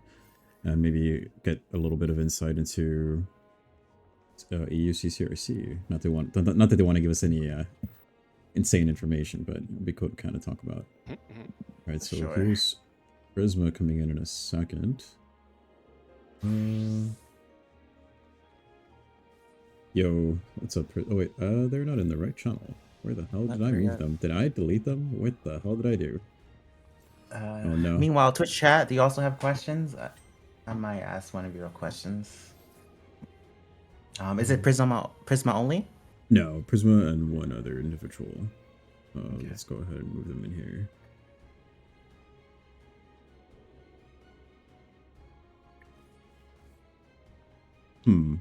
Why do they get DC'd when I move them in here? Is there a Don't limit? I doubt. No, I'm not actually sure what's going on. That is weird. I've never seen that happen before. Is Discord just being... There you are. Hello. Thank you so much. Sorry for being... For if I was kicking you there. Thank you for your patience. Hello, hello. Hello. Hello. Hey, So for clarity, this is Prisma and Ritless. Ritless. Okay, okay. Yeah. Wrongly name on the card Tsukuyo, but I'm actually Tsukuyo. Oof. I'm not Any sure if it was complaints? me who screwed it up. Any Tsukuyo. complaints? Is go my to mic them on- screwed up? Do not worry. No, you sound fine to me. Direct complaints Yep, to you going sound on. good. It is okay. You can take it. Let me get you guys on screen, but while I'm getting you guys set up on screen here, maybe Brian or Lithy, if you have any immediate questions. I could go first. Red Mage. Strategic, or do you just love it a lot? Or is it map based? What is I the info on think Red Mage? we had it fixed that I needed to play Reaper on the Titan maps, such as Volcano and possibly Clockwork. But on the more open maps, I mean, we mostly just winged it because we screamed for just 1 week. And then we saw how it barely worked out in the first match against them. And so we just said, fuck it, we just roll RDM and hope for the best. And so yeah, it kind of worked. They But worked out you pretty gotta, well. Like I mean, you gotta account for the surprise factor when you're going up against a Yeah. team that has screamed for so long. You cannot get away with just playing meta. Yes, You yes. kind of need to switch things up, and maybe they work, maybe they don't. But you know, Yeah, definitely agree with that. I couldn't even relate to that. Back in the olden FRC days, I brought out Red Mage to like change things up, and we ended up getting second place with it. So I relate to that. okay, pretty good, pretty good. Well, you heard it here the first. Red Red Mage Mage, is the sleeper OP. bro. The Red Mage Picto combo is just like way too gaggy, as they say. Gaggy. It is gaggy. Our demons were giga I gaggy. had to say it. I had to say it. You know, you have just. I think when we were talking to people that have more experience than us in LP, they were saying like how RDM was a bit peak, and by any means, maybe in the meta it kinda is, but again, like surprise factor a little bit. People not used to playing against it, and yeah, Yeah. I mean, the kinda. way how it usually works is that people pick like a meta comp and look into jobs, and they kind of think that every other job is just not really going to work because this is the meta and that's it. But time and time again, like our team at least showed a lot of times that you can make like other jobs work, and EU generally showed it a lot of times to like other regions that we can come up with our own shit and it works. True, Yeah. true. One factor that even throws me off a lot of the time, again, not running into Red Mage that often, is just the delay of the silence. I always like disrespect it and then just get caught out of pure or whatever and get blown up for it. Yeah, you see, it's very predictable, but again, so are the peak to beams to some degrees. And you always have it available on a 20-second timer. After all, you have the stun. You can just trigger the stun so easily nowadays. Now that photo shield lasts for 1 second longer, and so even if they do guard it, I mean, you're also wasting a guard. If they pre-purify, that's the worst that can happen. But you know, you gotta commit something into Yeah. the enemy to make them spend something. So Uh, the way that it is reliable is kind of good, but I mean the biggest downside of RDM is that you need to get up close and personal. If they just swap onto you and you have nothing, you're basically naked. You can do tricks and all, but you're very flimsy. I do have two questions, and either of you can decide to answer this however you like, or whoever first. I do like to get like a little bit of insight before teams play in a tournament. Did you guys go into today saying, "Hey, I want to win," or anything like that, or you were just like, "I don't care what happens. I just want like." Did you scrim or whatever? Going that you're waving to warm up, or you were just like, "I don't want to lose. I hate all of you, but I do not want to lose today," or whatever. Like, what was the conversation like going into today? I think I can speak for the entire team that we kind of just wanted to have some fun, since this team is like not in CCRC at all. So we just like gathered people that we like to play with, and we just had some fun with the boys. We obviously had like expectations that we're gonna perform well. We, at least I personally, didn't like really expect to win. I expected to have some close games, and that's it. But well, it turned out great in the end. We locked in. Like our comms were like way different compared to in scrims and in games before. Yeah, at the start I kinda sent a message to everybody. I said, guys, do you want to play the tournament? We're going in like full raw dog. And then one scrim was asked by Dead Rise, and then it became 2, and then it became 3. But I wasn't able to get to one of them. But at least we kind of got down like the basics of communications with the others, so that kind of worked out in the end. Yeah. I'm actually going to follow that up with a third question. Who is the MVP for you guys today? Who do you think hard carried on your team today, if you had to pick one person? I'm not gonna pick a person. Yeah, depending on the match, like you had different people shining. No. The whole machine wouldn't have worked with like everybody being on the same page. So I don't know. I'm not gonna. We're putting you on the spot, bro. You got to pick one person. I'd say one. I'd say one. Mamiyama. Mamiyama was the better player. He fell asleep in VC. I kind of, I figured he fell asleep because he just wasn't responsive. Yeah, we wanted him to play in like a game or two, but pretty sure he just fell asleep. He's still like in VC, like not even responding. Shout out to EU rank 1 Mamiyama. Kamimama, we love you. I love that he just forced you to lock in by falling asleep. That is amazing. Yeah. I mean, if 2 more fell asleep, we were kind of in trouble, Yeah. Playing as 4 is not ideal. My final question. In any case, before Brian and Lithia want to continue, if you had to pick one thing besides the 25% in the library being a kind of a blunder, I would say it didn't really execute well. What is a small change you would do to the library if you could? If like you couldn't re-enable it for UCCRC, that would fix it immediately. What is your immediate solution that you've that's been on your mind ever since the new map? To me, it's a bit weird. Like the progress on the 25 not being retained and instantly being reset is the biggest blunder you can think of about that map. But then again, if you make it so that it's just yet another 50, like what's the point? You kind of have to give the map a little bit of flavor.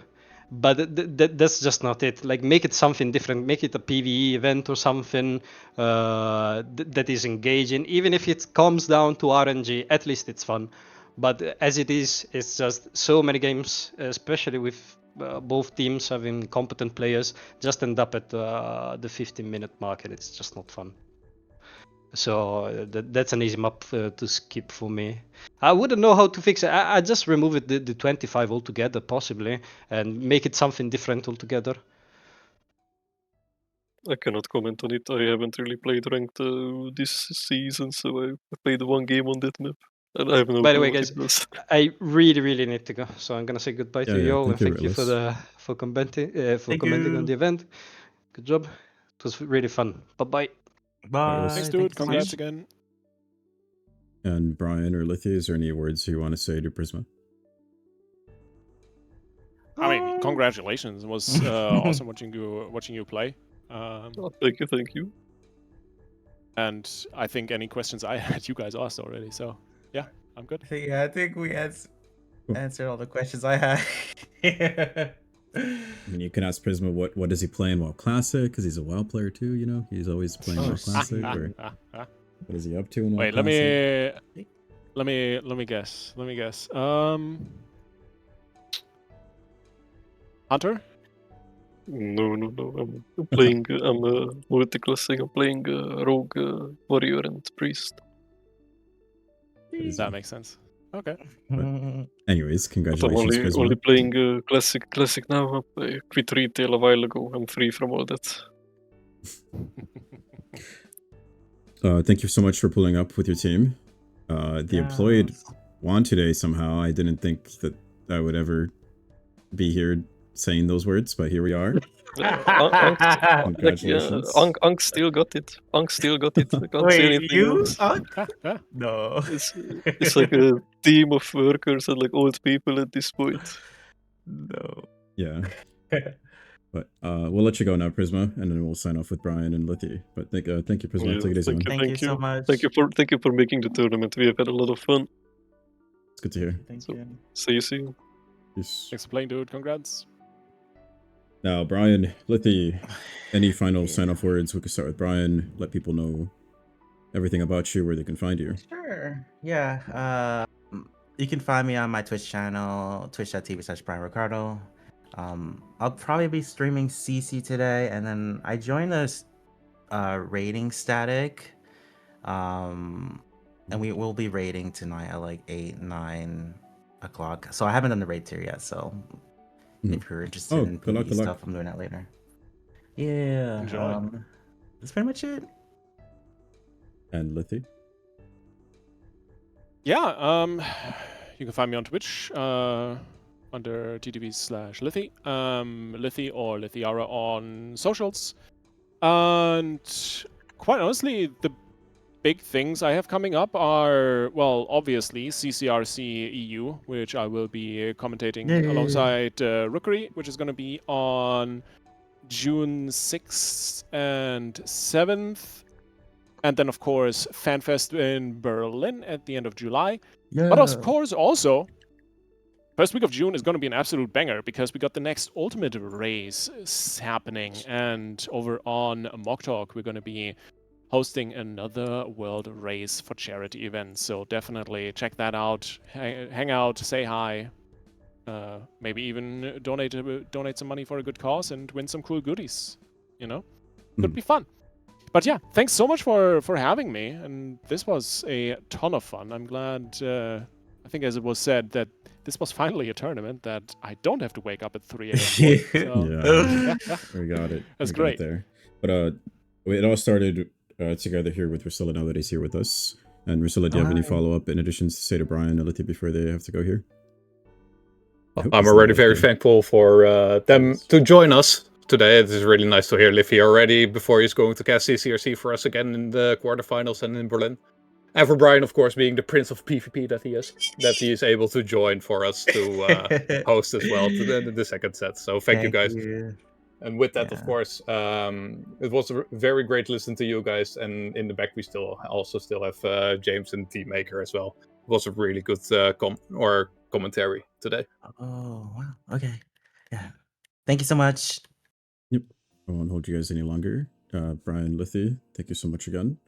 We'll be in touch. Good luck, Lithy, if I don't get the opportunity to tell you that in another points. But best of luck, dude. It's going to be awesome seeing you on stage with Rookery. I'm excited for that too. Okay, I'm bye, nervous. chat. Yeah, you got this. Thank you.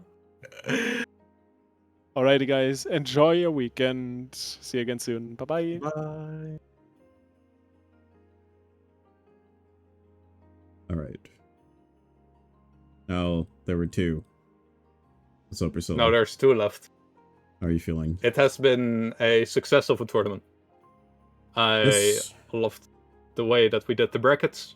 I loved how competitive all of the teams were. I am hearing positive feedback from everyone left and right. And let me stop you right there while you said that.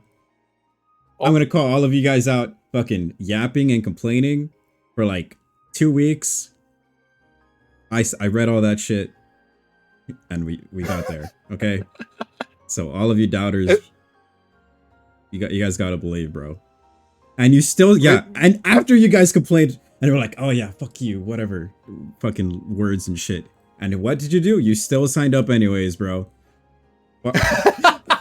So I will let you fight that out with them. I am just happy that they have joined, and I am happy that they have had a very good time.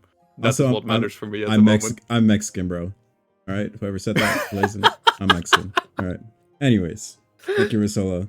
Thank you, everyone, for playing today. We did it in 4.5 hours, which could have done. Wait, obviously, we have this extra interview and this little portion here, so that's literally 4 hours flat. Pretty cool. That's my dog going crazy. What good timing. You made my dog pissed, dude. For fucking complaining. Yeah, my dog needs a walk and needs food, so I'm going to join in with the employee and saying that I have tasks at another place. Yes. I want to say once more, congratulations to the employee team. It has been an amazing watch that they have done. And of course, all of the other teams with Hopeful, Arise, my own team, Esport Ready, the Anchovies, the Howitzer Impacts, and the unemployed people. We are very happy that you guys joined up. And we are going to make another event soon. And I hope we can make it just as great as this one. Yep. That said, Rusilla, let the people know where they can find you. hopefully what you're going to be up to. You're going to be playing CCRC soon. You want to talk about that a little bit quickly? Yeah. We are going to play CCRC soon. We are going to do that on the 6th and 7th of June. My team for Esport Readier will be taking on the Copeless team. And that is going to be a good fight. They also have a lot of previous champions and also previous CCRC players that are in that group. So that's going to be a good one. And yeah, we are now in full prep of that. We are scrimming with the teams on EU. We have asked some help from NA as well. There are some friends of us that are helping us out left and right once we can't book a scrim, because our schedules are also a little bit all over the place. Because yeah, we are also most of us employed. And yeah, it is going to be a journey to get there again. And I hope that it's going to be just as good as last year or last edition. For finding me, yeah, I don't have social media, so all you can find me on is Rosilla TV on Twitch. Not streaming that much lately, but I'm gonna pick it up soon again.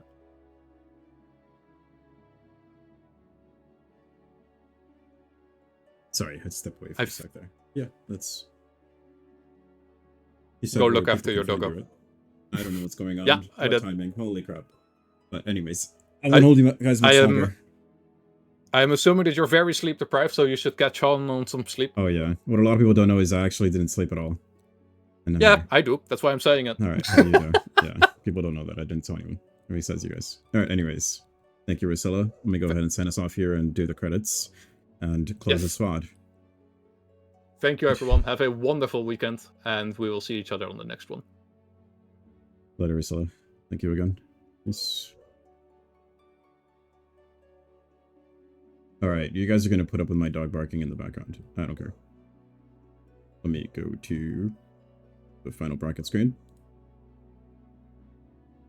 We had the employed people win today. The Unks. Yes, that's my dog going crazy. It's okay. Now for the credits. You should be able to hear me. Thank you again to all the teams that participated today. The Rise, Employed, Esports Ready, Hopeful, Outlet's Impact, Limsa Anchovies, Unemployed. We had a lot of new OP players, I believe, in some of those teams. Maybe their first tournament, which was really fucking cool. Forgive my language. Again, thank you to the Rising Star staff for helping us, everybody that helped kind of keep this running very smoothly. I appreciate all the help. I could not do this by myself. The VOD will be up. We're going to put it published here, and it'll be on our YouTube channel later. Am I forgetting anything? I don't think so. That about does it. Let me go back to our title screen here. Our lovely art that we had for this. Pretty cool. GG's. Kelp ranked. Watch CCRC. Cheer for the teams. CCRC only happens once a fucking millennia. So pull up. Very support for PvP. I know we love to complain, but I know at the end of the day we love PvP. We can all agree that we share that because we're addicted. Anyways, have a good rest of your weekend. I will see you guys. Take it easy. Peace.